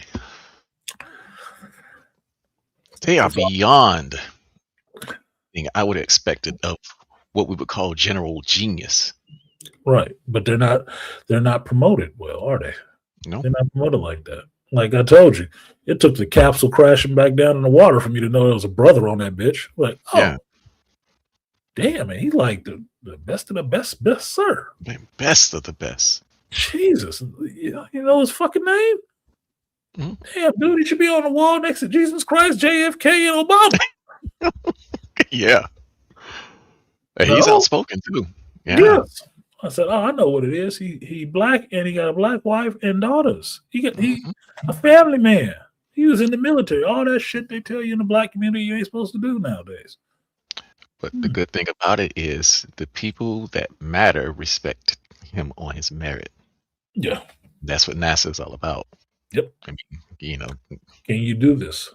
Mm-hmm. Do you have the aptitude to do it? Do you have the physical ability to do it? Hell yeah. That motherfucker went up into space, slung around the moon, came back smiling like he just had a cheeseburger. Mm-hmm. Kool-Aid smile off the shit. Hell yeah, I'm back, bitches. Yeah. I was like, holy shit. You got motherfuckers that can't leave their own town because somebody bitching at them about that shit. Yeah. You motherfucking some bitch. Bitch out in space. Yeah. So I think that's a good example of even though they have their politics, I won't, get rid of that. But the executioners of these types of really difficult tasks must be able to rise to the occasion. They can't fold. No. There was one of the stories, I think it was in the Parasitic Mind, where God was talking about this physicist, and he was at a party. He was getting nominated or something like that for something, right? Hmm. This dude worked on. I'm fucking terrible with remembering audiobooks.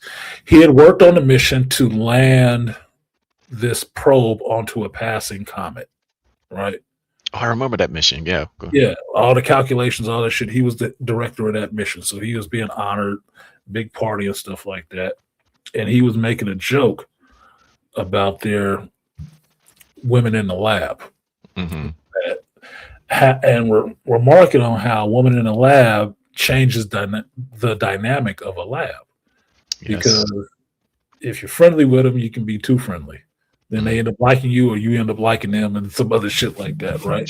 He's just making a joke, but it's true. It's like, I understand the element of if you have guys on a team and they're working together, they fill out their roles and shit like that, and everything is working, you can fuck that up really clearly, easily by just injecting a woman into that shit. Absolutely. Changes the whole dynamic of the team. They cannot function now. They cannot function now. They can't focus on their goddamn job now. Hmm. So the guy was making a comment, made a joke about it, but was making a comment about having same sex labs. This woman took that shit and put it up there, and they got that man fired out of his position. Hmm. Now, who replaces him? The comment about him being fired was given by a woman. I'm like, she must be the one that got his position. She is nowhere near as smart. I bet money. Right. Nowhere near as creative, nowhere near as smart. Motherfucker Hmm. just did something that humanity can't do. So he's part of a rarefied, small pool of people who could do this shit. And he lost his job over a joke about goddamn women in the lab. And all of that So who experience. replaces him? Yeah, all of that experience, Experience. Yep. all of that time spent doing that shit is just gone now. And now who you got doing it? Somebody going to be complaining and want more days off? Yeah. Get the fuck out of here, dude. This is, like I'm saying, it makes it really tough when you have all these cases like this lined up where it's all documented and you can see it. It makes it really tough to say, yeah, they should be empowered. No, you shouldn't. Hmm. Anywhere close to power, you fuck it up. Anywhere close. And it's just it's just looking at all of them lined up. What's the commonality that made all of this shit fall apart? Usually these motherfuckers. Yep. It's like, Jesus, man. Like, no. Would I want a woman president? If it was Wonder Woman, maybe. I mean, does she look good? And she ain't got no power? I'm good with that. If she's just like, I don't know, president of the universe. Not these modern ones. No. I definitely wouldn't want a modern feminist. No. Mm-mm. Even Tulsi Gabbard might be a little bit like, oh no, man. I don't know. What's that chick over there in Florida, the senator who's pushing all the UFO shit?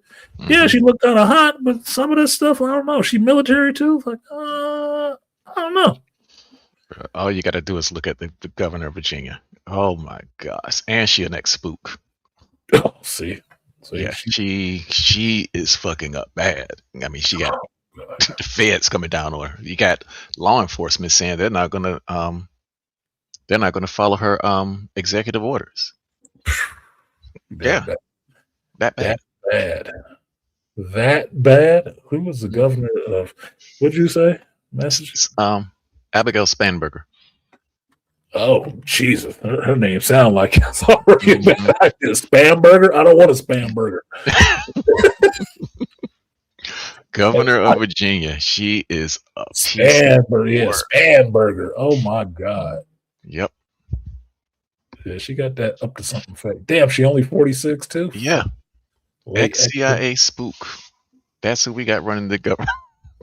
Wow, hell, how did she get that job? Well, the same way first President Bush got his job. He was an ex-CIA director. Yeah, well, his Mhm. daddy Herbert. Yeah, Yeah, Herbert. Yeah, how was he president? 'Cause he got dirt yeah, on because he knows shit. exactly. Because he knows shit. Like, oh, Herbert knew some things about people. Mhm. He walked softly and carried a big black list, big black file book. Like, oh, I don't think you're gonna do that. I don't think so. Damn, 2019 to 2025, U.S. Representative, Virginia, 7th Congressional District. She only Mhm. 46 too. She must have had a hard time as an intelligence officer.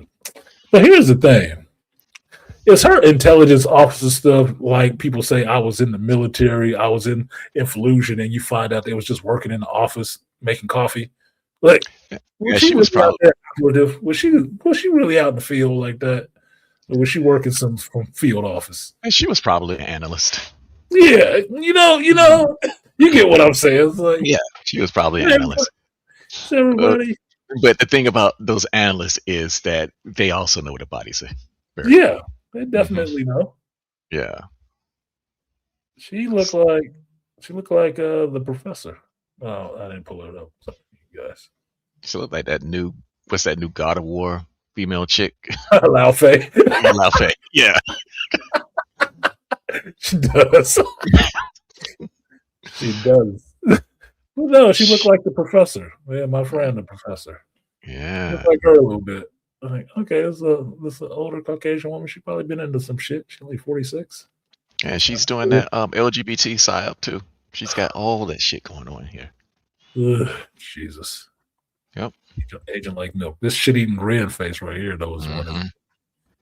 this one looks like a professor. This one is shit eating grin like I know some shit you don't know. Exactly. Yeah, like yeah, you say that. We running a tape on your ass right now. She like a goddamn weasel. Need Doesn't you up she? to shit for some shit. Yeah. She like, yeah, we getting all your bank records and everything right now. I got somebody investigating you right now. I got folks. I know people. Yeah, because I had to vote down that redistricting shit earlier this year. Uh, she put Yeah, that up. that's oh yeah, but what happened is the judge overturned it. They wanted to vote, but the judge like this shit is not constitutional. No, And that shit is still in court. yeah, I'm not. I'm not really for them doing all this redistricting shit. Hmm. To me, that's way too much into they just gerrymander. Yeah. Oh, we need a bigger base. Why don't we just redistrict so we can catch a win? No, why don't you just put up better candidates and maybe you can catch a win? Maybe have But some better ideas so you can catch a win. Look at that fucking beak. yep. But here's the kicker though, because Virginia was unique because Virginia they had a constitutional amendment that set the districts the way it is, and it's fair. Before she came along, it's just like, well, the Republicans are taking over, so we're going to We're gonna change do a this. temporary suspension of the Constitution so that we can redistrict.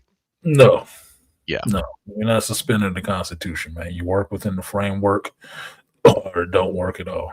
exactly. And No. that's what she tried to pull. And Hell then no.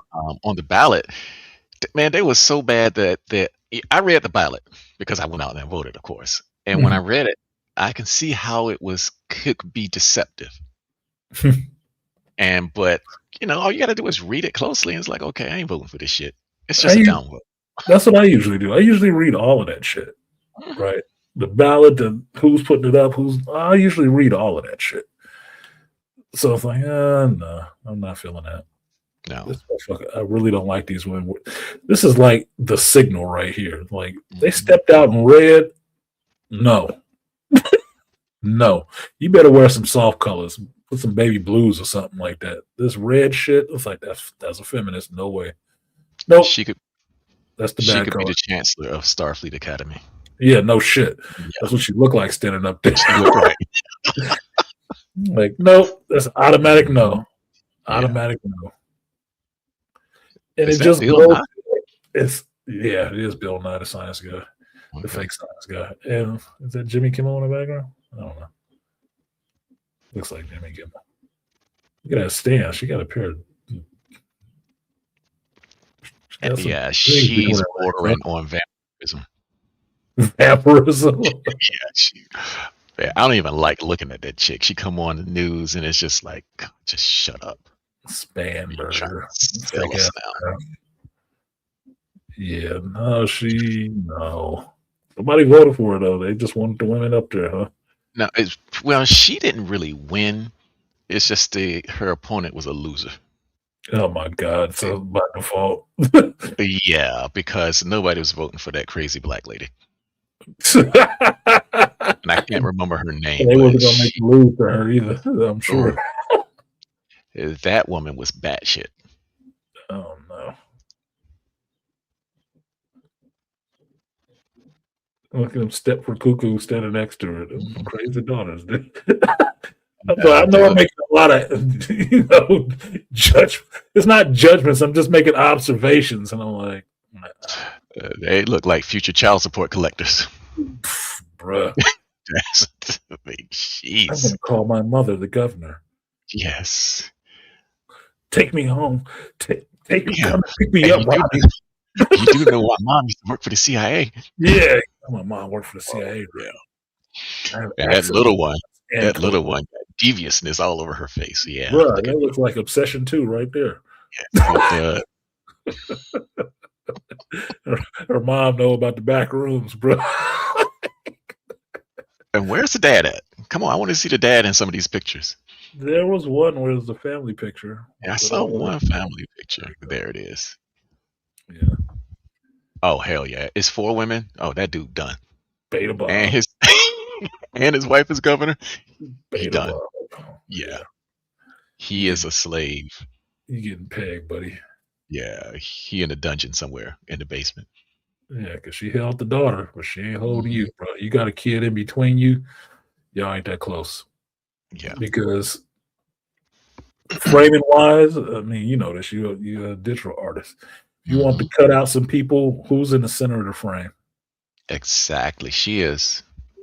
The center of the frame. Everybody is centered around her. He's off to the side, so we can fold this picture in half, right down your head, and write Mhm. down the daughter, and we still got everybody in the picture. Your ass can be folded out of that bitch. It's not the daughter centered between the two of you, and then they both flanking both of you. No, it's her and you. It's them Exactly. and you off to the side, bro. Damn, I'm sorry about your life. Off balance. It looks like he could fall right out of the picture. Uh-huh. Everybody hold hands, you ain't holding nobody. Like you set up the camera and just ran over there to do that shit. You a It's like, photographer.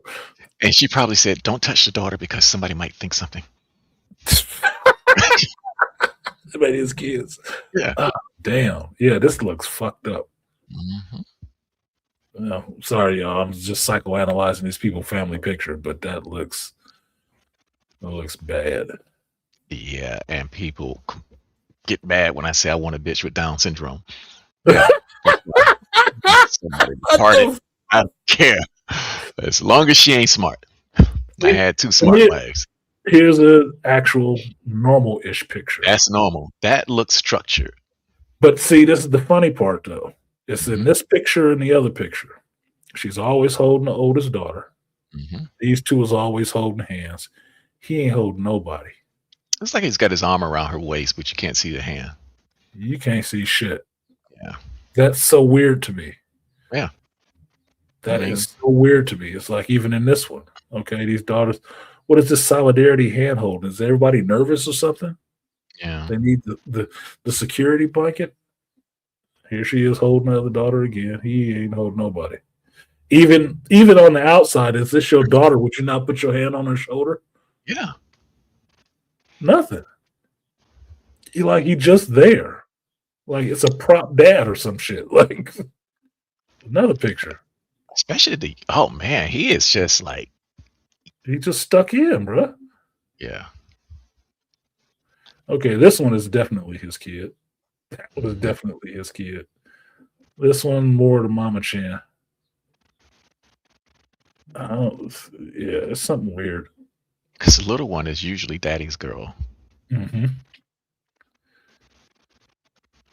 And here he is. He could easily Yeah. be cut out this picture again. You the fringes. And these y'all family pictures, mind you. Yeah. I'm saying y'all. This is they family pictures, bro. He is always out the frame. You can always be cut out of the picture. That don't make any sense to me. Mm-mm.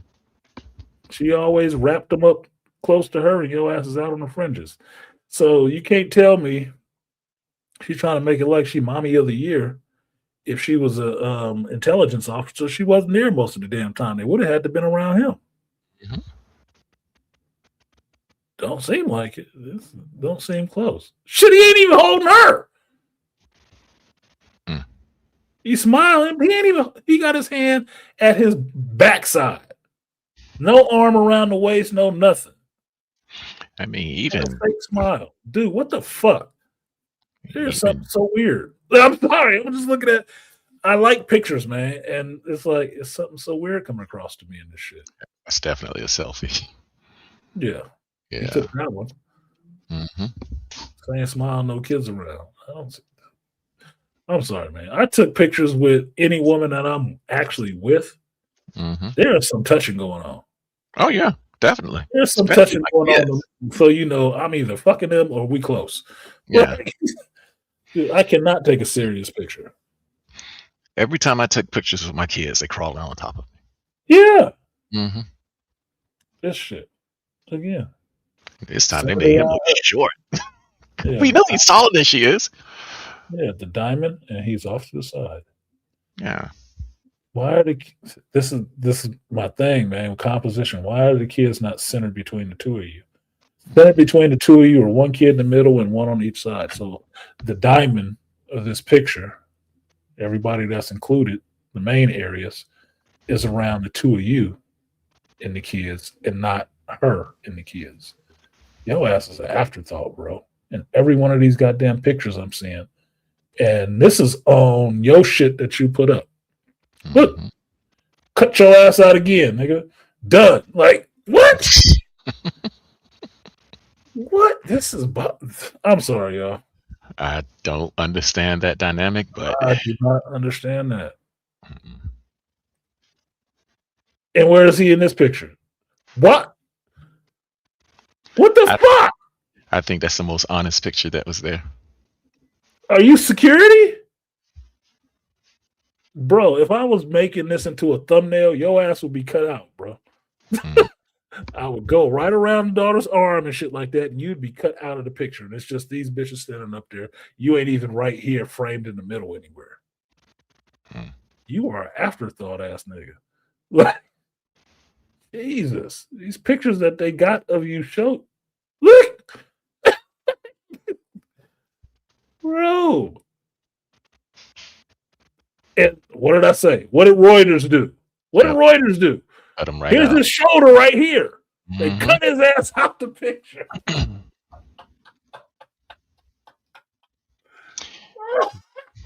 Welcome to usurpation complete. Wow, your use is ended here, sir. We can, disappear you now. Yep. Don't think I can't do it. UPI, same Mm. picture. Where's the dad? Where'd they cut the picture off? He's Where'd they over cut the here. picture off? He should be right here somewhere. Nope, cut his ass out that shit. You are donezo, man. Oh, there you go. Yeah. You back here There he is. balling. Back. But made sure where is he and where is the picture? For your governor elect, the daughters are there. Your ass is off to the side, dude. We can fold this picture and never see your ass. Hmm. You gotta see that. That's What did she say? I know what she said to him. I know we just joking, but it's just like you're on borrowed time. We only need you here for the pictures. yeah, I only need you here for the pictures. Bill, do your thing. The fuck, that looks weird as shit. What? Is she holding her kid or something? Yeah, the kid was under the podium Oh, when she got was it. there doing that address. That's so weird to me. I don't know. I had somebody tell me something like that about pictures and just art and framing and stuff like that of characters in a scene, what you draw, what it draws your attention to, right? Everything Mhm. in the center is what you draw your attention to. But also, I had somebody tell me before about a picture I took that it looked like I was dominating the woman because I was like, we're both in the picture. It's a way straight through line, and I got my arms around her. Mhm. She's small, don't mean I'm dominating her. Who said that dumbass shit? I'm holding on to my lady. We're Yeah, taking that pictures together. That, that kind of thing, but we you can also call that cover because mhm. that meant you are also covering her, or that you could look at that as protection. Yeah, I was like, Mhm. no, that's not what that was. But well, the eye that alters all. But that definitely not what the fuck it was. Yeah, I Stupid think, shit. because I'm like when my daughter was younger, like around probably like 4 or 5, if we were standing like in pictures and I kneeled down to get behind her, she would grab my arms and put her around her. That's, you know how daughters are. That's just Yeah, what they daughter do. love. Hmm. Daughter love. Except my Yeah, daughter with all her floofy hair all over the place. She'd be getting it irritated. yeah, Okay, no, I'm not gonna show that. That's my two kids yeah. That together. crazy It's ass a weird woman. picture. I'm sorry. Those pictures just hit me weird. Thanks for pointing that shit out to me so I can see that. Okay, this man is not happy in his life. I don't think so. He is an afterthought. This is shit that I would see, look at, and comment on Hmm. in real life if it was happening to me. Like, what the fuck is this? No, we got to take another picture. Why are you off to the side? You can say he camera shy, whatever, but this is his wife is a governor. Hmm.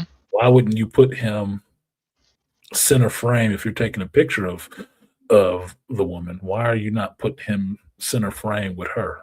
Why are you always leaving him off to the fringes and it's just the daughters? Did the daughters win the seat too? I'm sorry, that's not how that shit works. They can't even vote. What the fuck are they in the middle of this one for? What happened to protecting the kids and their images and shit like that? I think I have another narrative. Mm-hmm. Um, if I was him, I'd be like, just leave me alone with my side chicks and my drugs. Like I said, he was there Yeah. for a purpose. Yes, sir. He was there for a purpose. Purpose fulfilled. If he was good with that, then I ain't hating the man. I was like, yeah, you got to deal with that battle axe. Okay, go and get your drugs, man, and your He side just, chicks, he just prostitute. showed he just showed up and standing on his mark like all Yep. good actors. Hey, Like you all man. good actors. He just standing on his mark, bro. Hey, you sperm donor. Take this Yep. selfie. He was a sperm donor. Yep. I No take it. And problem. I was like, let me get back to my chicks and drugs. Yep. Is this over? Good. I gotta go meet Abigail. I gotta go meet Abby. Hey, Going there to with his that voice. bitch Man, again. I hate that bitch. Yeah, we're not getting divorced because I'm running for governor. Oh I man. don't love you anymore, Abigail. It doesn't matter what you think. It doesn't matter what you think. You're going to have to be here because I need to win this election. Can you imagine a woman who is the president of the United States and she seeks the Secret Service on her husband? Holy shit. Yeah, can't do Mm, shit. Yeah, I can imagine that. I can yeah. imagine. You The fuck? want to leave? What? I The will fuck you tell think you them going? evidence that you are touching our daughter. Well, you see how Michelle was acting when Obama was out of the office, nigga. That would have been a Yeah. disaster, bruh. So she was snapping out when they thought he was fucking with Jennifer Aniston. Mhm. You'd have had Secret Service, FBI up his ass. She would have probably branded him as treasonous. No Like, this shit. nigga gotta die. Persona non grata, boy. They got a tracking chip in your keel, in your Mhm. keyhole. She got a tracking chip on you, bro. She did it while you was asleep, She probably got a secret army ocelot from Metal Gear Solid. Just looking over you, just like watching you. I feel like I'm being stared at. Yeah, you are. You are, motherfucker. You Mr. gonna have Lolly Lilu. Or was it you know, Lady Lalulo? That was yeah, Metal Gear Solid 3, PS2 for you're me. the husband of the most powerful woman in the world. You don't think she know what you're doing? Hmm. We I still want to wow. go have a coffee. Nope, you got to bring it on back, bro. We Bring it on saw what back. Macron's wife did. She's slapping him up in the damn airplane. Who's Yeah, whose wife did that? Macron. Oh hell no, hell Yeah. Remember it was Candace Owens was calling her a man, and yeah. then they um they were coming off the airplane, and the person filming caught footage of her slapping him in the face. She was slapping the Prime Minister of France. How embarrassing! Yeah, I would say back How like, embarrassing! But what's the other way? He's slapping the shit out of her. They really wouldn't have liked that. mm-mm. Oh yeah, that woman is a piece of work. Yeah, keep your fucking hands to yourself, ladies. Yeah, Just saying. Touch not, or ye be touched. I don't agree with it, but I believe you keep your fucking hands to yourself. I've become indifferent about the whole thing. Well, I'm indifferent about it too. If you get hit, you get hit. Keep your hands to yourself. You don't have to worry about that shit. That's what I'm trying to teach my kids. It's like, dude, this fighting and shit. Because my daughter, she got in trouble for fighting a couple times. Of It's course. like this fighting and shit is, yeah, you might think it's cool now, but number one, worse, they put that shit on your permanent record. Um, Easiest thing, you get beat up and you learn your lesson. Easiest thing you get Yeah, I'm just saying, beat up and survive. beat up. That's on She your fighting record. kids her own age. Okay, yeah, I understand it happens, but I know my daughter can be kind of mouthy too because Oh, she been around her mama too damn long. yeah, shit, yeah. Yeah, so I'm like, dude, I'm just, Daddy, I got in a fight. Okay, did you win? Oh yeah, You win?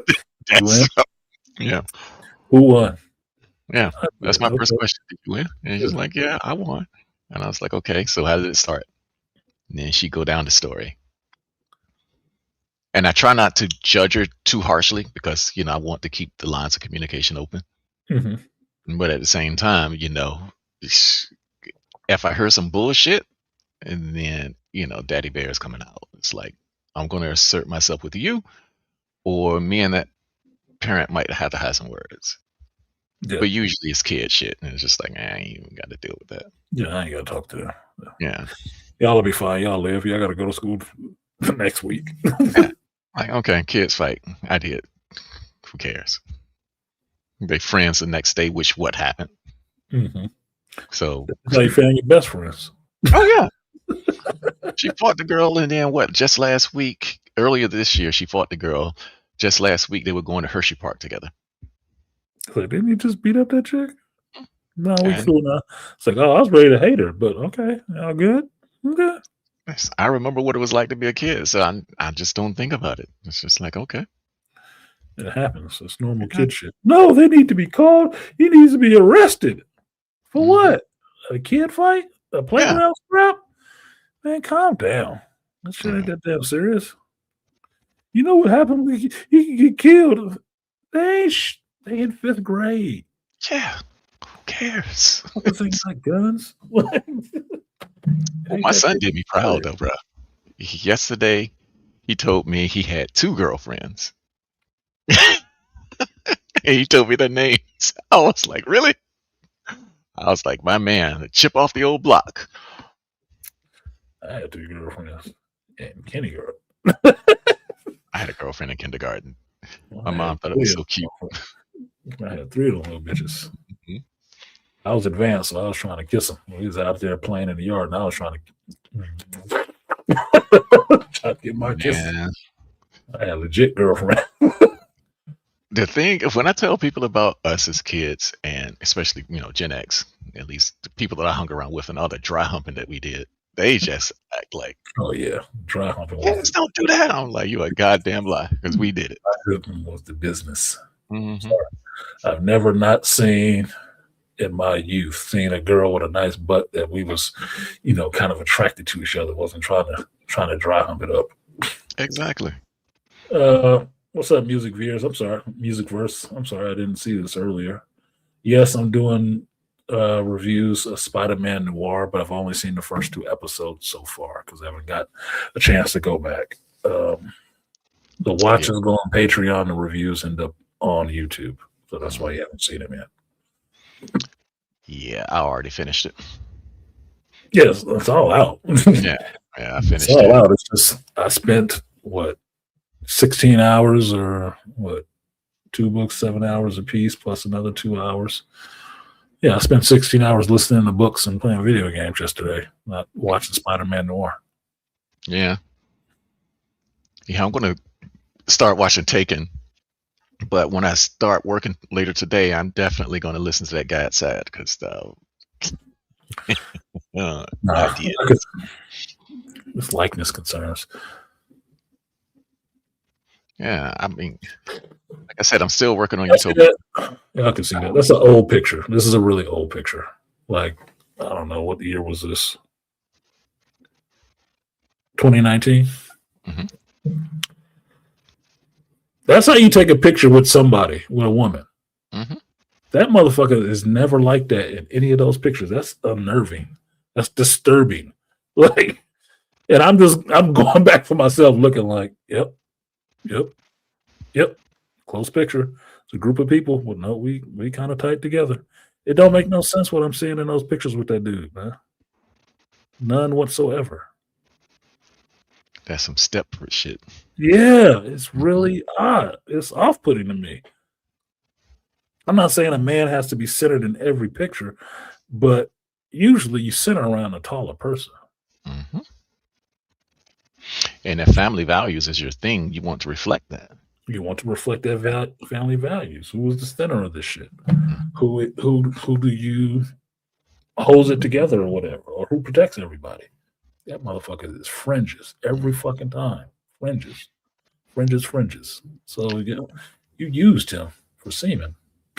Yeah. He She is put her analyst mind to use, and she was like, "This dude would be a good candidate." he's the And best candidate that we can control. yeah, Motherfucker. What do they call it in the spook world, man? You are nah, what do they call it? There's sources. You're an asset. You you're an developed an asset, bro. You are her asset. you are, and the assets have to be controllable. Yep. You hear in those spy movies, can it be controlled? Yep. You are a controllable asset, bro. Like, that's what I'm seeing. This is That's that hidden exactly, hand shit. yeah, this is exactly what I'm seeing here, man. You are an asset. That's some of the questions I used to ask myself though when I was working jobs too, because you had to deal with the management, but it's always, especially if you work for a larger corporation, what their goals were. Because I've seen it. I watched the CEO of McLean walk into the warehouse, and he sat there and he told everybody that they were automating all the new warehouses that were coming out. I Oof. heard that shit, and you know what those guys was talking about? Raises. And I'm sitting back like, did y'all just hear what he said? You didn't hear what the fuck there's no raises coming, bro. You are not getting a raise. You are getting a Yes. demotion.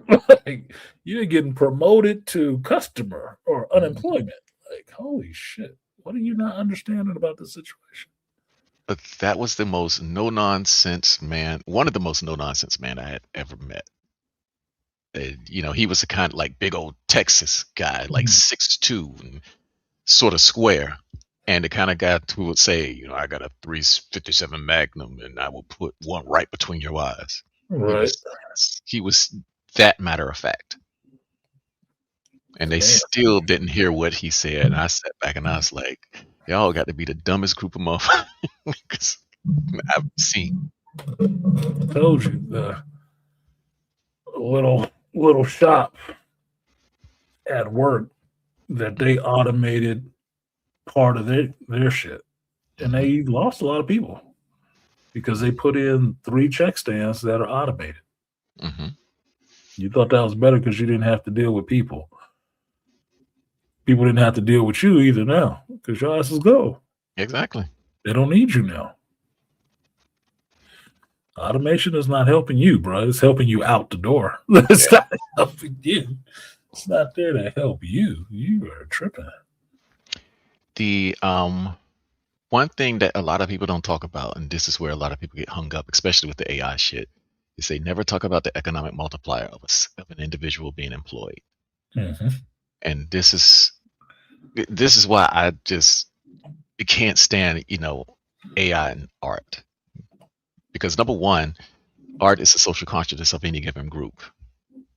And you can use AI to do that shit, but it lacks the passion of somebody out there painting it or singing it or writing it, having that stream of consciousness that's based on what they observe directly.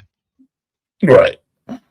So, but then once you get into the economic multiplier of, okay, you make a movie.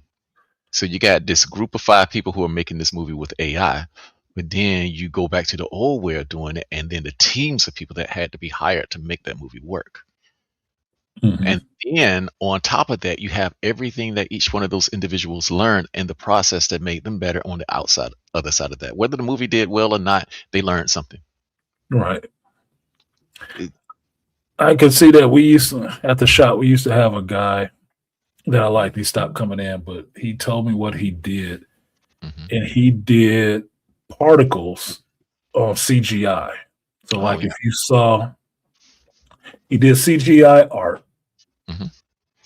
on movies and stuff like that. So, if you saw a tornado in a movie, right? Well, it Yeah. was probably one person that animated the tornado, the actual motion of the tornado and shit, right? He was one of the guys that went in and animated all the rest of the stuff that's flying around in the tornado and shit. The debris. Yeah. Yeah, all the debris and stuff like that. Now, I'm not saying it's a specialized field, but that person spent a lot of time learning how to do just that too. Oh, it is specialized. They use a lot of physics. Okay, Hmm. that's what it was, right? So all that knowledge and stuff like that he was poured into him so he can do something like that on the computer. He made damn good money. Hmm. I mean, ridiculous money for his age. Doing just that. I was like, that was it? Yeah, well, it's a job, right? It's Hmm. all that stuff that's getting cut out by people that can just, plunk in some little bit of script and turn Hmm. it out with AI. I don't know that the AI stuff looks cool when I see it. I still am mystified as to how that shit works. Hmm. And I heard something really interesting in one of these books. At the end of his Parasitic Mind book, God put a disclaimer in there. Gad put a disclaimer in there about not using his stuff for any AI Exactly. learning and stuff like that. All rights are reserved even for that. And I was like, man, I've never heard that before. The people are that forward thinking, no, you do not have my permission to use it for any AI, deep learning, or anything else like that. You cannot put it in there without getting my express permission or such and such and such and such. I'm like, damn, Hmm. cover yourself on the AI front because to me, AI in some points is still just stealing. You're just stealing samples. You're just sampling to death. You're taking it from somewhere. But there's a Oh, new court. go ahead. I just saw this just last night. It was on House of L, not House of L. The woman's channel is House of L. She's a computer scientist, Okay. and she brought up 2 stories. One of the stories I think was in Tennessee, where the judge had to kick all parties out because both lawyers were using AI and they were using cases that did not exist. And the lawyer and the judge emptied the courtroom and said, "Go back and work on your cases." That's how Yep. fucking embarrassing. I need to See find that this. story because You do. You need to put that story out there. Get that shit to BGS so he can put it out there on the megaphone, man. yeah. That look, my worry about most of this stuff is I've said it before when we were talking about it before, is people offloading their thoughts to this shit. You don't know where this is coming from, if it's Mm, actually true or not, right? And sure enough, when I see it on my corporate side, it's people using that for all kind of shit. I had my exiting facility director asked me a question that last week he was there. Before he left mhm, last week, he asked me something about I can't remember exactly what it was, And I told him the answer. He said, "Oh, let's see what Grok says." I said, "Are you fucking kidding me? You going to the AI?" Oh my god! He had to type it in to the fucking AI and the Grok to give him an answer. I'm like, no, you're supposed to know these things. Mm-hmm. How do you know that's right? You can look at Wikipedia to figure it out. Like, god damn. Well, this is quicker. That's the problem. That quickness is going to be the death of all of us because nobody's going to learn anything. Like that scene in Wally where you see what's inside these fat bodies. They don't even really have bones. They never walked on their own goddamn legs because they don't know how. Your brain has to it has to get exercise in thinking to work correctly. Yep. It's not going to get that just from AI or something spitting out an answer for you. You can't validate it. There's the link. Oh shit! Yeah. Let us Mississippi. see. That's where it was. Let us see. Can I highlight this? Oh no, I'm on the New York screen. Times has the story, but I need a subscription. Fuck that. Yeah, I just canceled my subscription to New York Times and some other shit. Yeah, but this is the American Bar Association, so Ooh, yeah. ooh. Did they get are they getting sued? Like, Yeah, the judge fined all 4 lawyers. yeah, like that should be that should be some problems coming out of that, right? Yeah. Wrong This is a chat. federal case too. This was a federal judge who did this shit. Oh my god. Man, so that case is thrown out, right? So that's thrown away, right? That case is over. Like done. It might not be over because it's the judge the lawyers will be reported to the bar, of course, and they get sanctioned. Of course. But the plaintiffs in the case, they don't have anything to do with it. So they could get refunded. The judge could order all kinds of shit. And and they would be like, you can move this case forward, you could refile or do whatever they needed to do. Okay, there we go. Now I got it. Yeah. Go to the YouTube side of the game. Ooh, I'm gonna read this. Get these goddamn cookies off of my. Oh my god, dude. That's why I started using the Zen browser. Yeah, I don't understand how people spend a lot of time reading anything on this shit because there's so much goddamn advertisement in the way of everything. It's just muddled. Mm-hmm. It's just a bunch of muddled shit. Okay, let's see what we got here. I'll blow this up for y'all. Brought to you by Dead Set. Better life through AI. Federal judge, June 10th. Man, this is recent, dude. Yes, recent. Federal judge removes 4 plaintiffs and defense attorneys over AI errors. Let me know. Federal judge in Mississippi on Monday disqualified the plaintiff counsel and defense counsel after both parties filed briefs with artificially intelligence generated mistakes in a dispute over attorney's fees. Go. This case presented the court with an unusual scenario. Attorneys for both litigants engaged in similar sanctionable conduct, said senior U.S. District Attorney Sharon Aycock of the Northern District of Mississippi in her June 8th order. Aycock removed Louisiana attorney, named him too, yeah, name drop, who was admitted pro act twice to represent another Louisiana attorney, Tom Withers III, in his breach of contract claim against City of Aberdeen, Mississippi, and Chauncey Hunter Ridgway. Are these 2 women or is Chauncey a guy? I think that can go both ways. It can go both ways. Mm-hmm. I have to look them up separately. I think I will.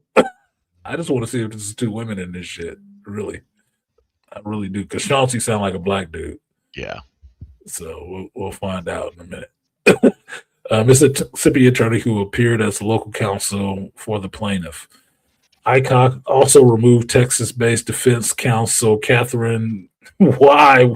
Williams, who was admitted pro hack vice to represent the municipality, and Mark McClinton, who appeared as its local counsel. Damn, it's a bunch of women doing this shit. Oh my god. What? They not good students, but they're the most educated. Yeah, she's a woman. I She's a woman. fucking knew it. Yeah. How'd you get your law degree? Yeah. Who was doing your homework? Jeez.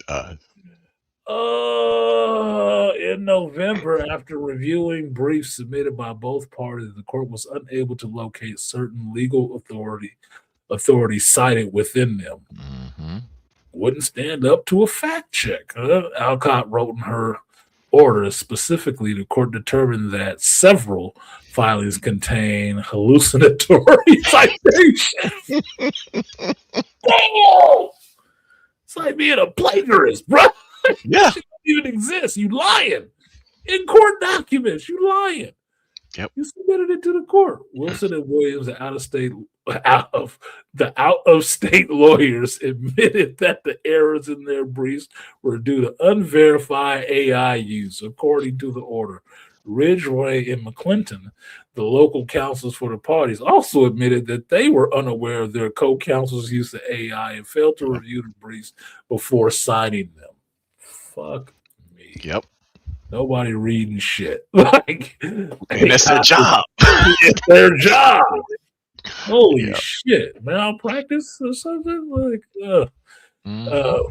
Mycock revoked Wilson and Williams pro hack vice statuses and barred them from appearing in the Northern District of Mississippi for 2 years. Bruh, you got banned. Even practice. That's the entire district. Yeah. In their district. You done. Federal district. You got some time to read. The judge also ordered all 4 attorneys to pay monetary sanctions ranging from $1,000 each for the local counsel and $2,500 for Williams and $3,500 for Wilson. Damn. Mm-hmm. That means Wilson did it the worst. Yep. Jesus, she scaled up. In an era of rampant, unverified AI uses within the legal field. What? Holy shit, we got grounds for any appeal coming forward, don't we? This case presents a prime example of the risk associated with serving as a rubber stamp when acting as local counsel. Acock wrote, oh shit, did she... Where's the rest of the story? God damn it! What did she write? Oh no, that's what she wrote. That's what she wrote. Yeah. Woo! Shit. This is what we've come to. This is the atrophy that the scientists were talking about. Yes. Mm-hmm. Yes. Not that they don't have the ability; they just lays out. Oh, you see her? Oh, Shanti. Yeah.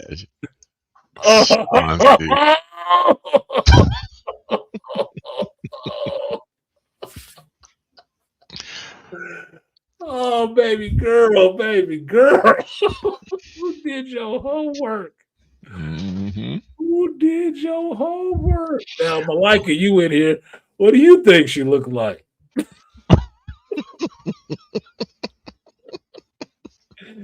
What do you think she looked like?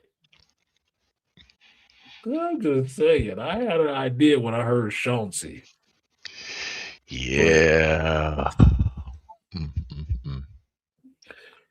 Headshot of Mississippi. Okay. Yeah, she looks problematic. Oh my gosh, she thought that shit would work too. Yeah. Chauncey Hunter Ridgway. She would probably be a bit more attractive if she was a bit smaller. I mean, if you look at some of her, yeah. But she taking over. But then again, I mean, she's. I'm not gonna blame the sisterhood, but damn, y'all gotta be better.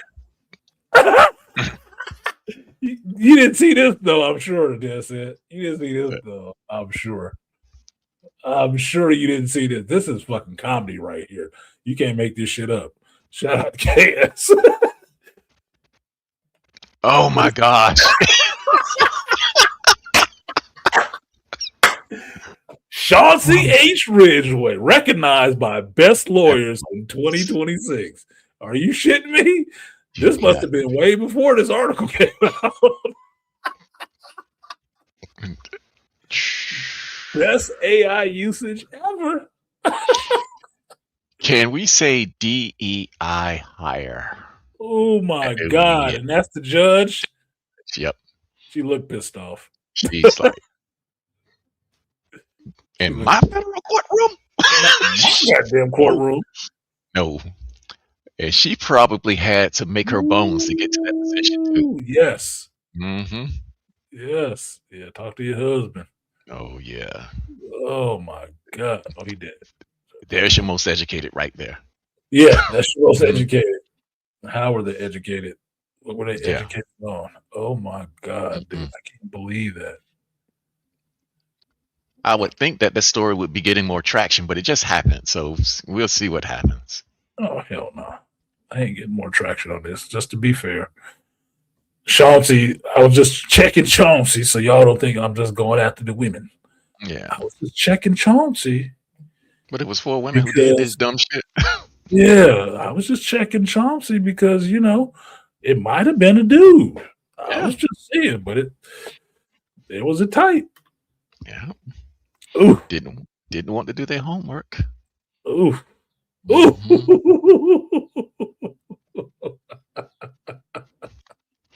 And I'm willing to bet she charges maybe like $600 or $700 an hour. Yeah. Now, I didn't put attorney. I should have put attorney. Let's do that. Damn. Yeah. That's what it is. She's able to blend into the Northern Mississippi. Well, they were out of state attorneys. They're out of state attorneys. Black folks out of state. Yeah. Shit. Oh. Chauncey was in Mississippi because she was the attorney. That's her. Oh my gosh! Another black lady. Woo! She the one that got hit for $3,500. Exactly. Yeah, she was. Woo, baby. Boy. They y'all asses, boy. And they name dropping. They name dropping. Ooh, they dropped your name, boy. Know her name. Oh, so boy, you got hit. What about the other two? Were they black too?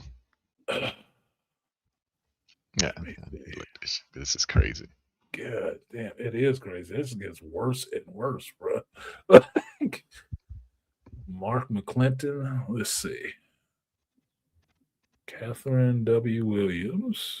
I'll look up one of them. See, that's the one you just looked up, right? No, that was Kathleen M. Wilson that I just looked up. The Vice, Pro Hack Vice, Louisiana. So the other two are Tom Winters the third, or Tom Withers the third. Okay, that was a guy. That was the guy she was on behalf of, and then Mark McClinton was the other one. Bruh. That's fucked up. Damn, I don't like seeing us associated with dumb shit like this, but yeah. Woo! I mean, this is the kind of shit that happens in Baltimore all the time anyway. Oh my God. Yeah. They just Oh my God. Oh my God. Oh my God. Oh my God. Say it ain't so. Oh my God. Oh my God. Oh my God. Bruh. Founding partner of Daniel and Williams Associates, PLLC. Brother. But your sisterhood ain't looking good right now. Employment law. Oh my God. Look, but they put it out there. They made a bunch of judges and a bunch of lawyers. Mm-hmm. Ooh, shit. You Oh, know, God. they are making the white racist argument for them. Man. Hmm. Oh, my. You didn't deserve God. your positions. No, we're the most educated. We deserve it. AI usage. Hit. You know what that 2 reminds me years. of? Your hair ain't going to be fly. At first they relied on Zaddy's money, now they they relying on his AI. I'm like, No y'all can't get shit. up from out of that, man. Yeah, do this, girl. We could just do this and put this in there. Oh, that's like cheating on your dissertation. What? Yeah, I mean that's what happened to that woman at Harvard, the the Exidine. Oh shit! This motherfucker came up right away. Oh man, they moving them to the top of the algorithm. They Yep, gonna make sure they know your name. Zaddy, Yep, Zaddy. it's He only got away with $1,000 fine. also that was. Let me see what that dude looked like.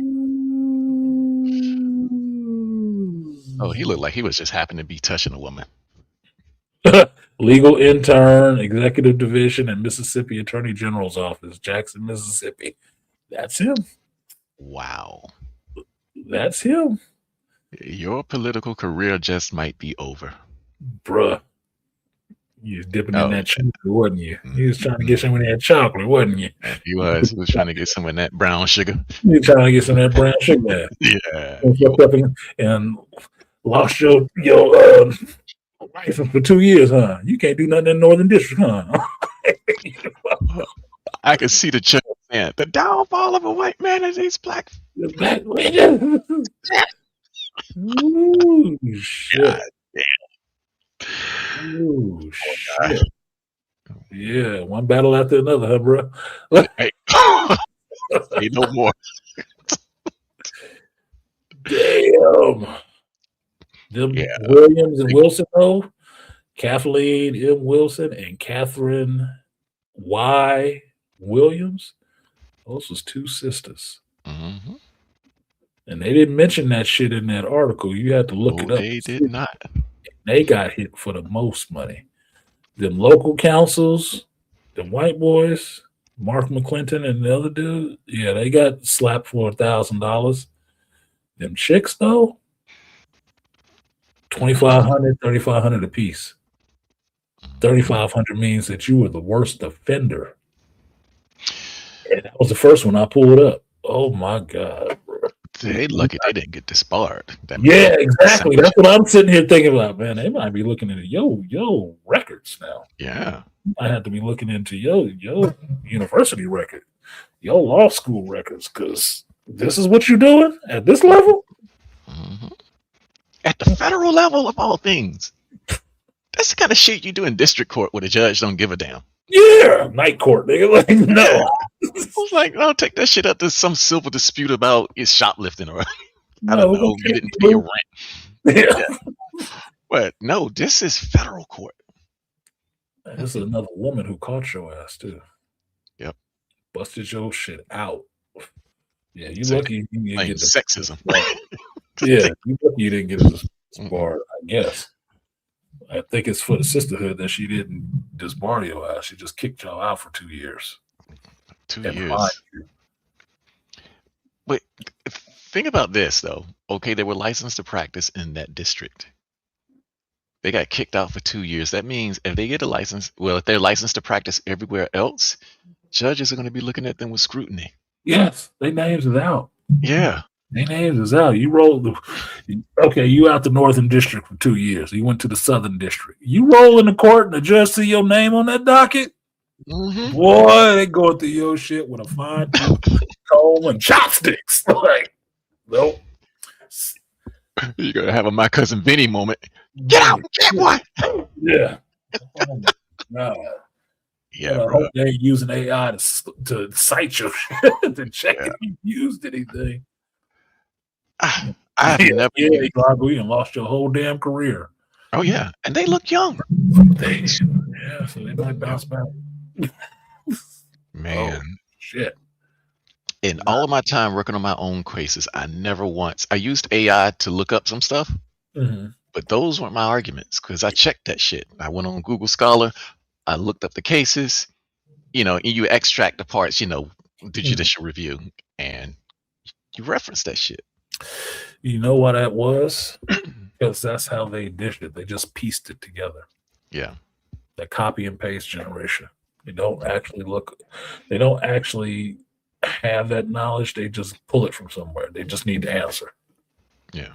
And that's why I jumped to right away who was doing your homework, because that shouldn't be something that should even be found out in the courtroom that you Exactly. was doing. You AI source the citations that don't even exist.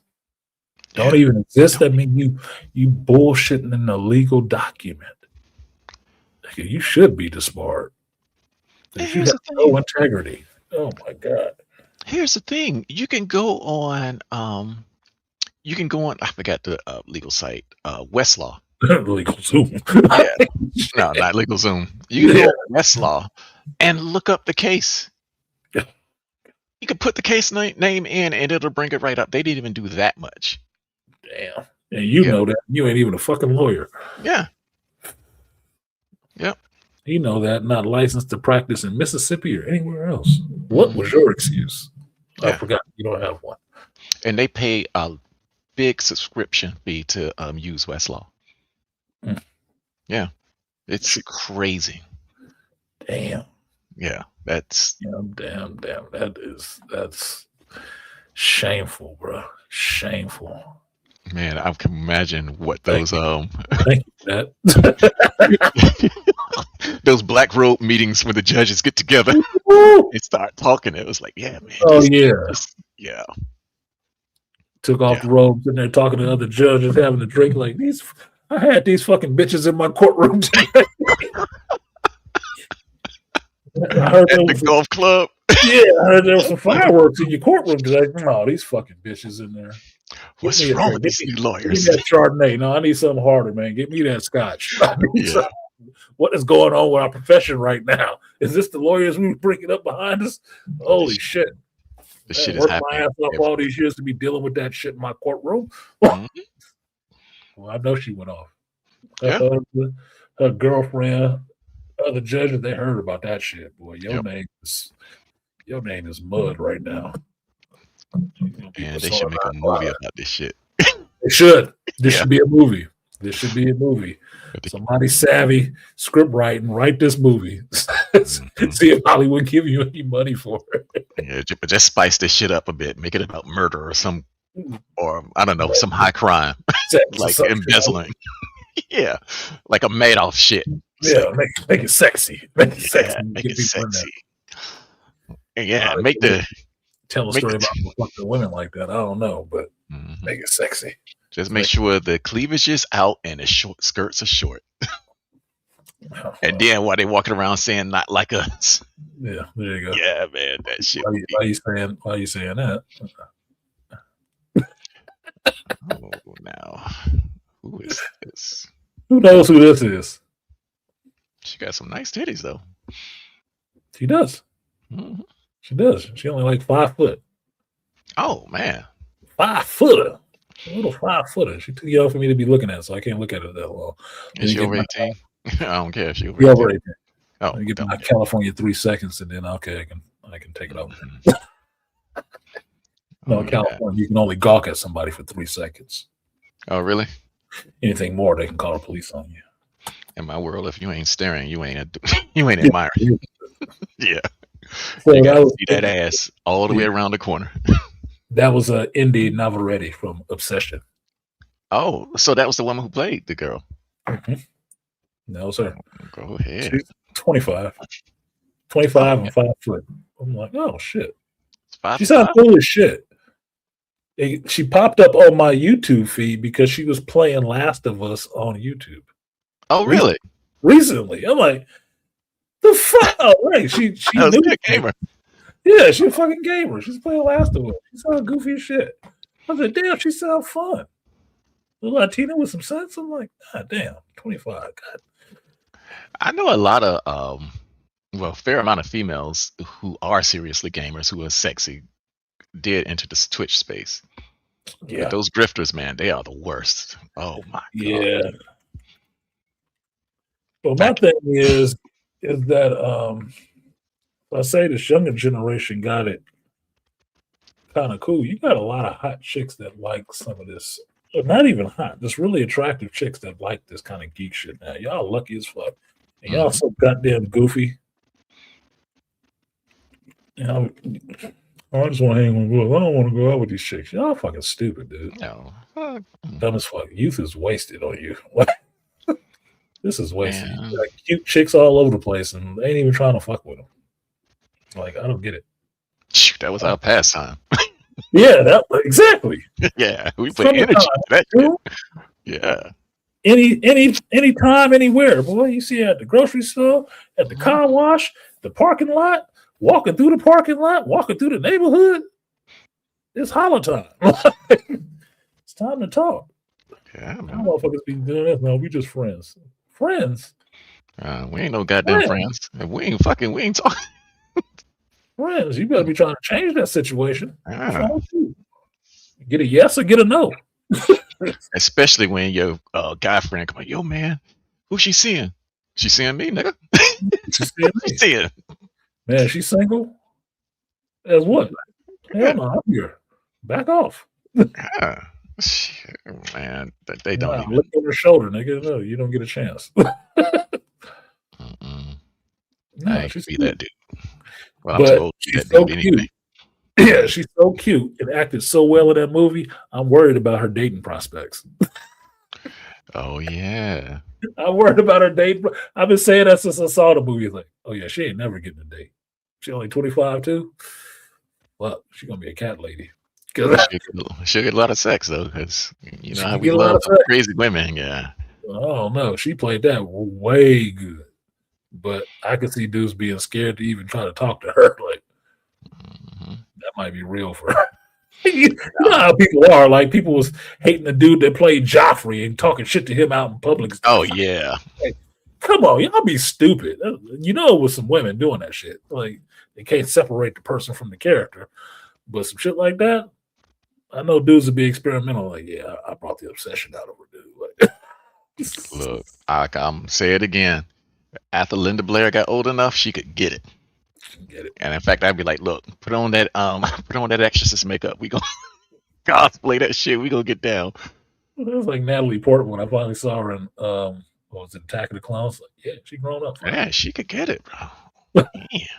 Hey, Black Swan. Hey, Natalie. Waiting Oh on you, Miss yeah. Portman. Sounds weird to say it like that. There's some attractive women out there. It's unfortunate that I'm so old as I am because I feel weird about this shit, Oh, I don't. especially around my daughter's age. Like, oh, Yeah. they'd My have been daughter at a sleepover together. Yuck. my But they daughter are said attractive. Yeah. my daughter said she was gonna get me a new girlfriend from Amazon.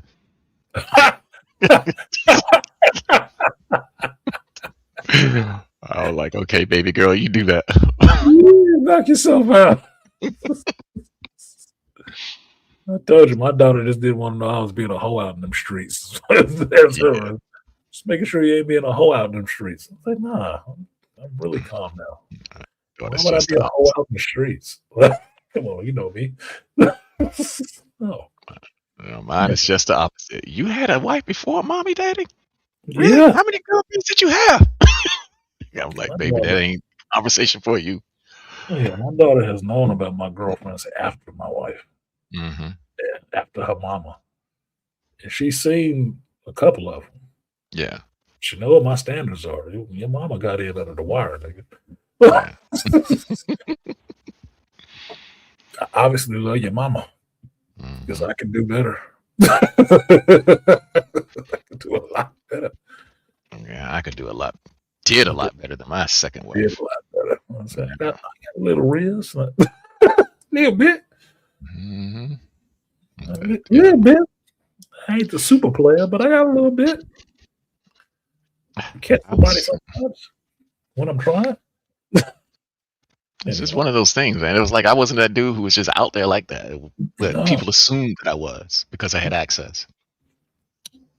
my I was like, boys are like, when I would go out, like I said, I was the Brandon Heat to my homeboys, Harry McDowell. Hmm. I was I could talk. I prefer one-on-one conversation, not that group shit. But Yeah, I'd be watching, definitely. and they would always be attractive. It's your Hmm. homeboy. Oh, that's a she. He cool. I see something I like though. I'm on that shit. Oh I hell don't yeah! know. She into him. If she into, I could tell if she's into my homeboy, she's into me. If she is into me, I'm on it. Right. If she into him, Nope. have it. Hmm. Nigga, I'm fine. Yeah, she attractive. Get it. She wants you. I'm a good wingman. I'm a good wingman. I blow off their wing and scoop them back towards you. Yeah, I was Boy. never that concerned about it much, and I think that I think that worked in my favor because, like I said, we go out to the club, and you know how you meet girls, and then you get on the floor and dance, and then that jealous Negro walk up and want to fight you. It's like, man, I was like, man, you can Negro. hide it, bitch. I don't care. That jealous Negro. Yeah, you just walk away, and next thing you know, she chasing you down in the parking lot after everything's about to close. Yeah. I'm like, I thought you was with that Negro over there. What you going to be with your boyfriend? Oh, he ain't nobody. He ain't nobody. It's like, okay, Oh, yeah, I saw you was kissing so and so up in there. yeah. Yeah, so? Oh, I was kind of trying to holler at her. Mhm. Hey, man, you know I don't decide that shit. That's on her. You It get ain't- women when you're young, you figure out how scandalous they are. Oh yeah. And they are scandalous. I was joking with somebody about. I think I was being a teenager and fucking in my mother's bed, Mm. and I told him it was not my idea. I said that's always women's idea to do that kind of shit. That's never the guy's idea. Women like to be doing wrong shit like that on purpose. Like, you ain't got no business in this woman's bed, but you want to be fucking at somebody. Let's do it here. Fucking hell. It's my son's mother. Like, Man, it's always y'all bad ideas like that. We just go along with it because we trying to get the ass. I mhm. always want to do shit like that. Like you just disrespecting people. I want you to fuck me while I'm touching my daddy's hand. Man, are you crazy? What? What's wrong with you? That sounds like some anime shit. Does But I wouldn't put it past a woman who have wanted to do some shit like that. it is what it is. I don't see, like I said, the only victims I see are really kids. Yeah, They that's don't true. have choices, right? But a lot of the adult shit, you have choices. You choose that shit. You didn't fall into it. You didn't want to. Some of the most I wouldn't say depraved, but some of the most questionable shit I've done has not been my suggestion all the time. Right. It's been the woman's suggestion. She wanted to do that shit. And I'm just down. Oh yeah. Whatever. Do it feel Whatever, good? whatever gets you off, man. Float your boat. Yeah, man. Do all Been this there. shit. I'm a grown up, so it's whatever. I don't give a shit. But at the end of the day, that wasn't my idea. I have my own ideas. but But you're glad you had those experiences, aren't you? I am because it was Yeah. it was fun for me. Yeah. Like life to me, my motto is life is experiences. Yep. So you have to have experiences to actually have life and understand anything about life. If your experiences are really limited, your view on life is really limited. Mhm. You have to go That's outside the bounds and understand what it is for you, what it is you like, and what it is you don't like to figure that shit out. Some shit. Like I don't need to do heroin to figure out it ain't for me. oh hell no. I just don't. I just don't. I had drug addicts in my family. I'm way fucking good, bro. I'm way good. But like nowadays, I'm in my 50s. Most people I'm around is in their 40s, close to 50 and shit. Mhm. What are they doing? They smoking weed and shit like that. Man, I've smoked weed and been done with that shit. 97. I've been done. This shit is like juvenile now to me. I'm like, oh, you smoke? I just gotta smoke. I'm like, why am I waiting for Uh, you? I don't tolerate other people's vices. I don't. mhm. I don't make any special dispensations for your vices. It's not my problem. It's not my concern. Well, I need to smoke every 15 minutes. No, well, not today. I don't care about your shit. Suck it. Anyway. Mm, Anyway, let me get out of here. It's 1 o'clock, and I got to get somewhere on time today at 2 o'clock to see okay. if I don't even know who we're playing today because these other teams are so far behind that I've done all my early plan ahead I could do. Well, I sent you pictures of America Chavez as I designed her, Yeah. and Email? yeah, email. Let me check. I haven't checked my email in a week. Yeah, you get like me 'cause sometimes I'll go like a whole month without checking it. Somebody got to remind me. I'm checking email every day at work nowadays, and that shit is bothering the fuck out of me. Yeah. I got way too many screens opened up nowadays. For email, let's put J. Gwen Stacy, America Chavez. See you right here on the 7th. Okay, so I'm within like 2 weeks. So that's good. Yeah. I don't think it was what last week, but Damn, this week. she got a My design. My design. I like that America. That is America, boy. That's That is American America. apple pie. That's American as apple pie right there. She got a Yes, bucket. sir. And she got them Liv Morgan thighs too. Like, goddamn. I like that. I'm not gonna show it because I don't know if you want me to show it on there. I But don't care. okay. Well, people steal shit. Oh, well, it's already public anyway, Oh, and it's animated. And number two, I can't do anything with it because it's somebody else's property. right. Okay. Well, as long as you grant it a prevail, I will show it.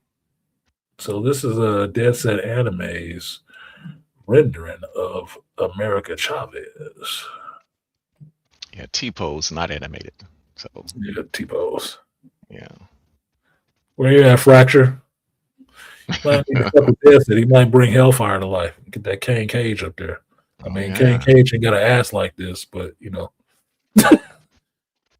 boy gave her a thunk. I had to focus her. Man, I didn't even see little titties. Oh yeah, under boob. She got that boobies under there. I was bringing out the whole LGBT slant that they gave her. Uh-huh. And so I was like, okay, I'm gonna sexualize her. Yeah. Mm-hmm. Get that little bottle boob down below there. Like, oh, Yeah. sure. That shirt come right up. They jiggle. They jiggly. They real jiggly. That is cool as shit. Yeah. Let's see. I'm going to share this one. And this is Gwen Stacy. What did I show with this one? I think it was 3. I forgot. Oh, that's the front and back of her. Mm-hmm. Little in the middle, but you got much back. Yeah, she's Yeah. got them little Morgan thighs, boy. It was just come out from her fucking hips. Like, just thick. I was trying to model her after what you call her, Dust Till Dawn. Selma? Selma Hayek. That's who I was thinking of. So when I designed the face, I was like, yeah. God bless America. Sound like Don King. God bless America. Yeah. Yeah, there she go. Yeah. Yeah, my girl. Y'all know I got Selma on my wallpaper on my fucking phone. Yeah, I give away the generation that I'm in anyway, like I care, but it's just like, that was us. That shit. Motherfucker sexy to this day, man. So, and she still looked good. God damn. No, like, God damn. What pack did she make?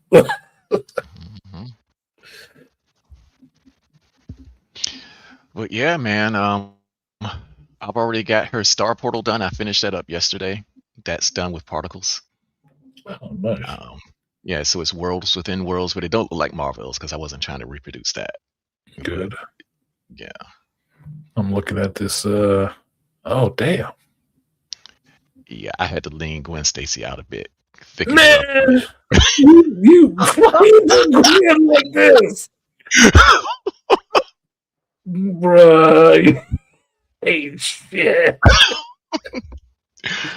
You are not shit. That little lean little baddie, I had to sex her up a bit. Okay. I like Gwen Stacy, Ghost Spider, however you want to call it. It's some nice scenery right here.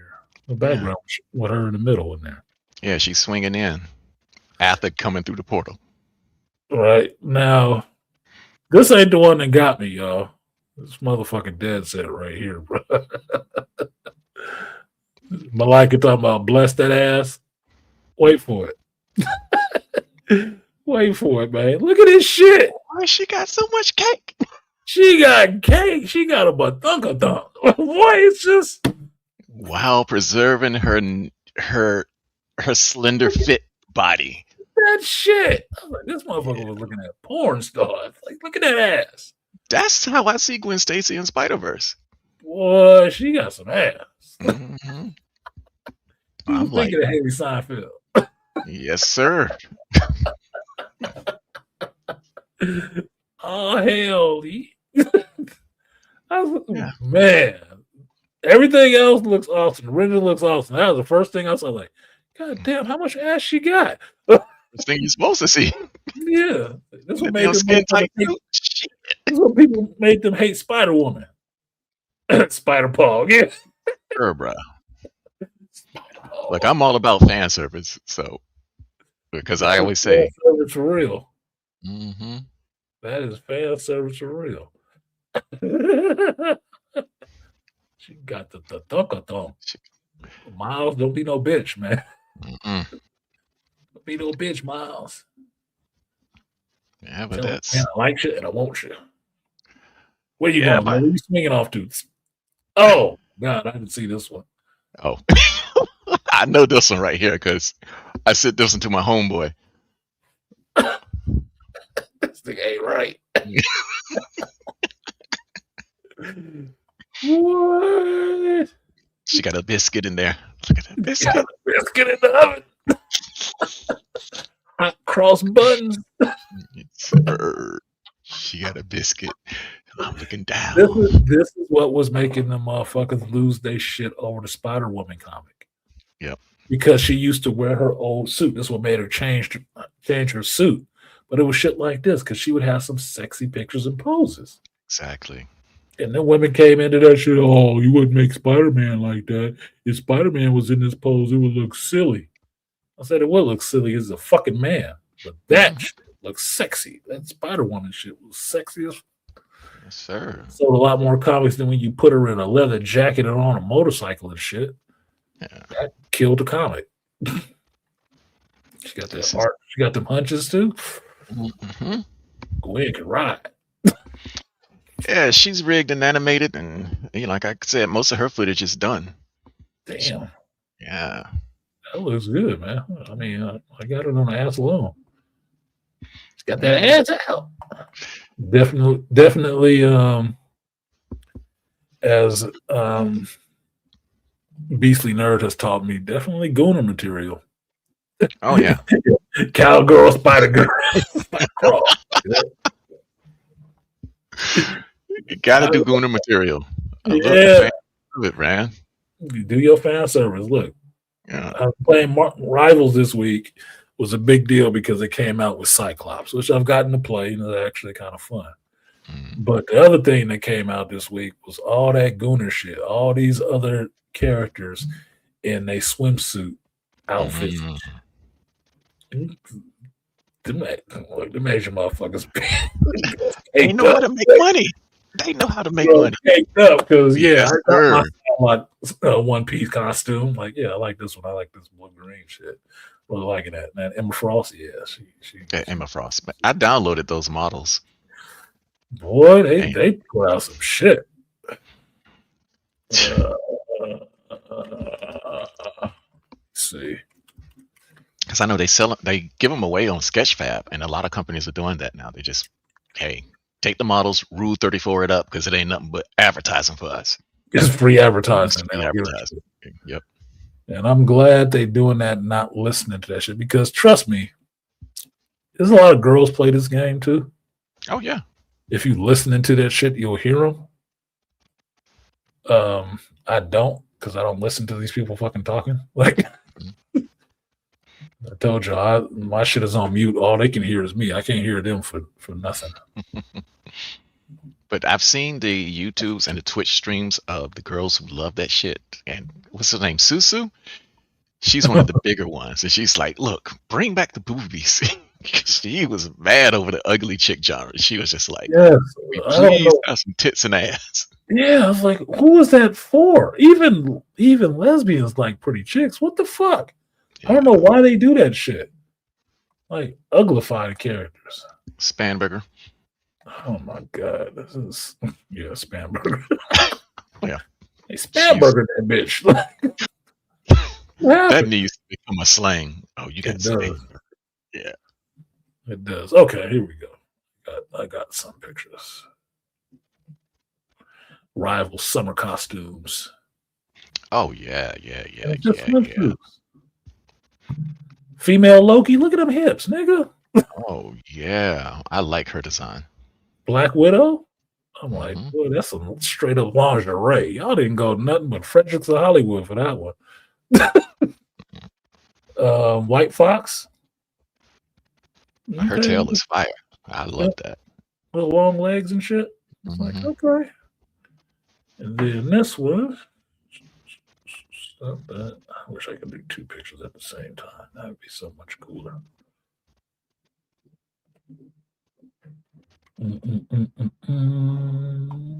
There you go. Emma Frost. Yeah, sitting thighs, that pog action. Dagger. Yeah, Dagger. Like, god damn. I might actually buy that one. She was always hot in the comic books. Always hot. Skin tight suit. Like, come on, man. They put something in there for the gay dudes and the women, and then they put this in there for the lesbians and the heteros and everybody feeding at the same trough. They eat at the same trough. Because I'm sorry, I'm waiting to see this Emma skin because I'm going to get that shit. And what we Rule 34 artists do is we put them together and make them screw. Make them move around, do stuff.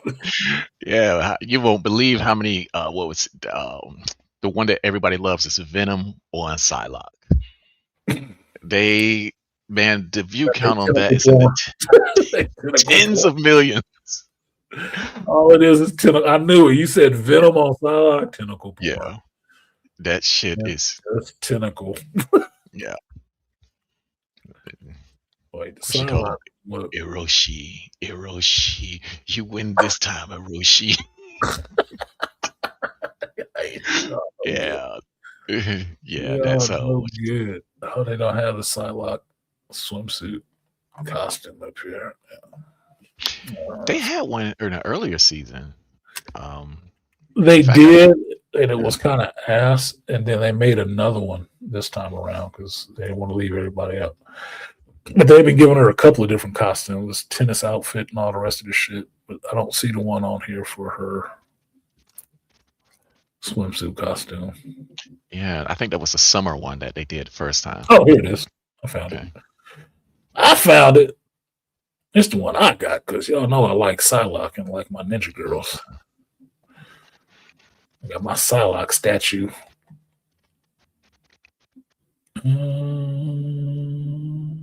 I like this Psylocke design. That Marvel Rivals, or who is it? They do good designs.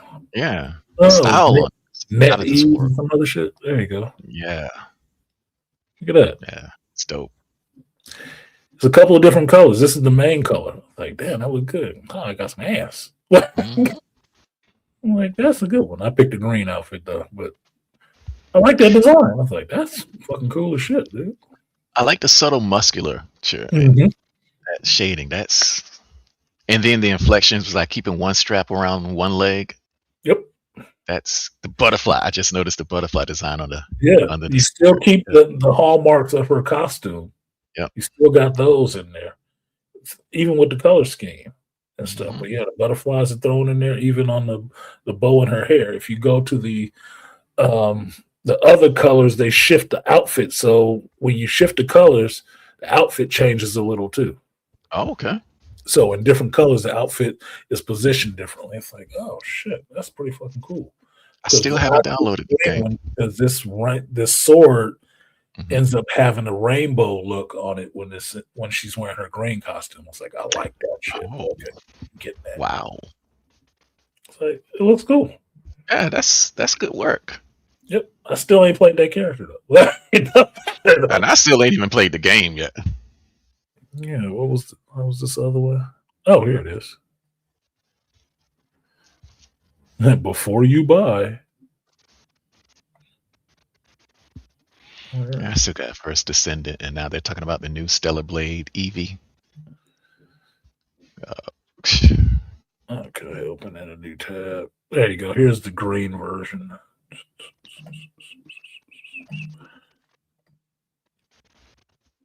Bam. Yeah, that's the one I downloaded. Yeah, see? And not Mhm, it's not turned, so you can't see the blade, but the blade looks kind of rainbow. You still got mhm. the butterfly stuff tied in. I was like, okay, that's kind of cool. Yeah, It's like, okay, yeah, I'll get that costume. and make gaming great again. God damn it, Yeah, no shit. they doing it. Like gamers want to play this shit again. Make us want to look at it. Hmm. Make it worth looking at. Because Yeah, but otherwise, I'll be done soon, man. I just, like I said, the project went from being Dead Set's Danger Room to evolving into a full narrative. So, you yeah, know, it happens. You get yeah, better ideas, you make more stuff. yeah. That's why I I'm introduce glad. people, and it's usually her. But I tell them just start and start working with it and put it out there. You'll get to more. You'll get to more stuff in it. Well, man, I'm looking for the payoff because, like I said, that dude who did Hulk versus Superman, that dude's still making 80 grand a year off of that shit. Damn. And he's got like, I think it's like 30 million. No, no, no. It's 8 million views, Off and it's one, still climbing. yeah, off one video. Off of one video. Yeah, Did he even but do another video? Like, it's a series of them. But he did do some more stuff. But when you look at his page and his view count, it ain't near what that's Superman versus Hulk is. Yeah, so and that's what these dudes been doing. I mean, they've been trying to do it with AI, but YouTube's been shutting them down. yeah, it doesn't feel the same with AI. It Hmm. doesn't. I mean, it looks nice, but Yeah, I YouTube can't came put out my and said finger on it. It's just something that's missing when you do it as AI. uncanny valley. You can't get around it. Hmm. Yeah, but like because they've argued that it's not really transformative to do it Hmm. that way. But if you do it artistically, you can get away with it. Yeah, be creative. Yeah. Do your own shit. That's where it's at, man. But Use yeah, I'm AI. gonna get back to work. I'm gonna download this Gad Sad so that I can work and listen. Yes, yes. Listen to that one. Which one would I suggest first? Listen to Suicidal Empathy first, Okay, hold on. I got it up because right then you'll hear his voice. now. 'Cause Okay. Parasitic Mind one, somebody else did the narration, right? Hmm. Or did the reading. But in the second book, he does the reading, which is more fun. That's like why I listen to David Goggins' books on audiobook, because hearing him is more Hmm. fucking fun. Hearing him is a hell of a lot more fun. In every chapter, you get a little bit more of him because he'll stop, he'll talk about the chapter, then they'll go into the next chapter. It's just fun. But this dude, hearing him say it himself, Hmm. oh my God. This boy, the sarcasm, the snarkiness. Like this motherfucker, he know he pissed people off and he don't give a shit. You get more of his personality of who he is outside of oh, he just wrote something fucked up on his page. You'll hear why he did it. Shoot, I got it queued up right now. 8 hours and 23 minutes. Yeah, it's good Yes, to listen sir. to. It's a good read. But appreciate your deal set. All right, brother. I'm going to mosey on out of here. All right. Catch you on the flip. Peace. That was the one and only Dead Set Anime Extraordinaire, Animator Extraordinaire. Um, Yeah, I can't wait to watch that movie when you finish it. Can't wait to watch that shit. Okay, y'all, I'm gonna go ahead and get out of here. I know I started late, but now that I'm awake, I have other shit to do. So I'm gonna go ahead and get to that because I do still have a team to run. I don't even know who we're playing today, so I show up in an hour, ain't nothing happening. I'm getting the fuck out of there. I'm not gonna be there all day with that.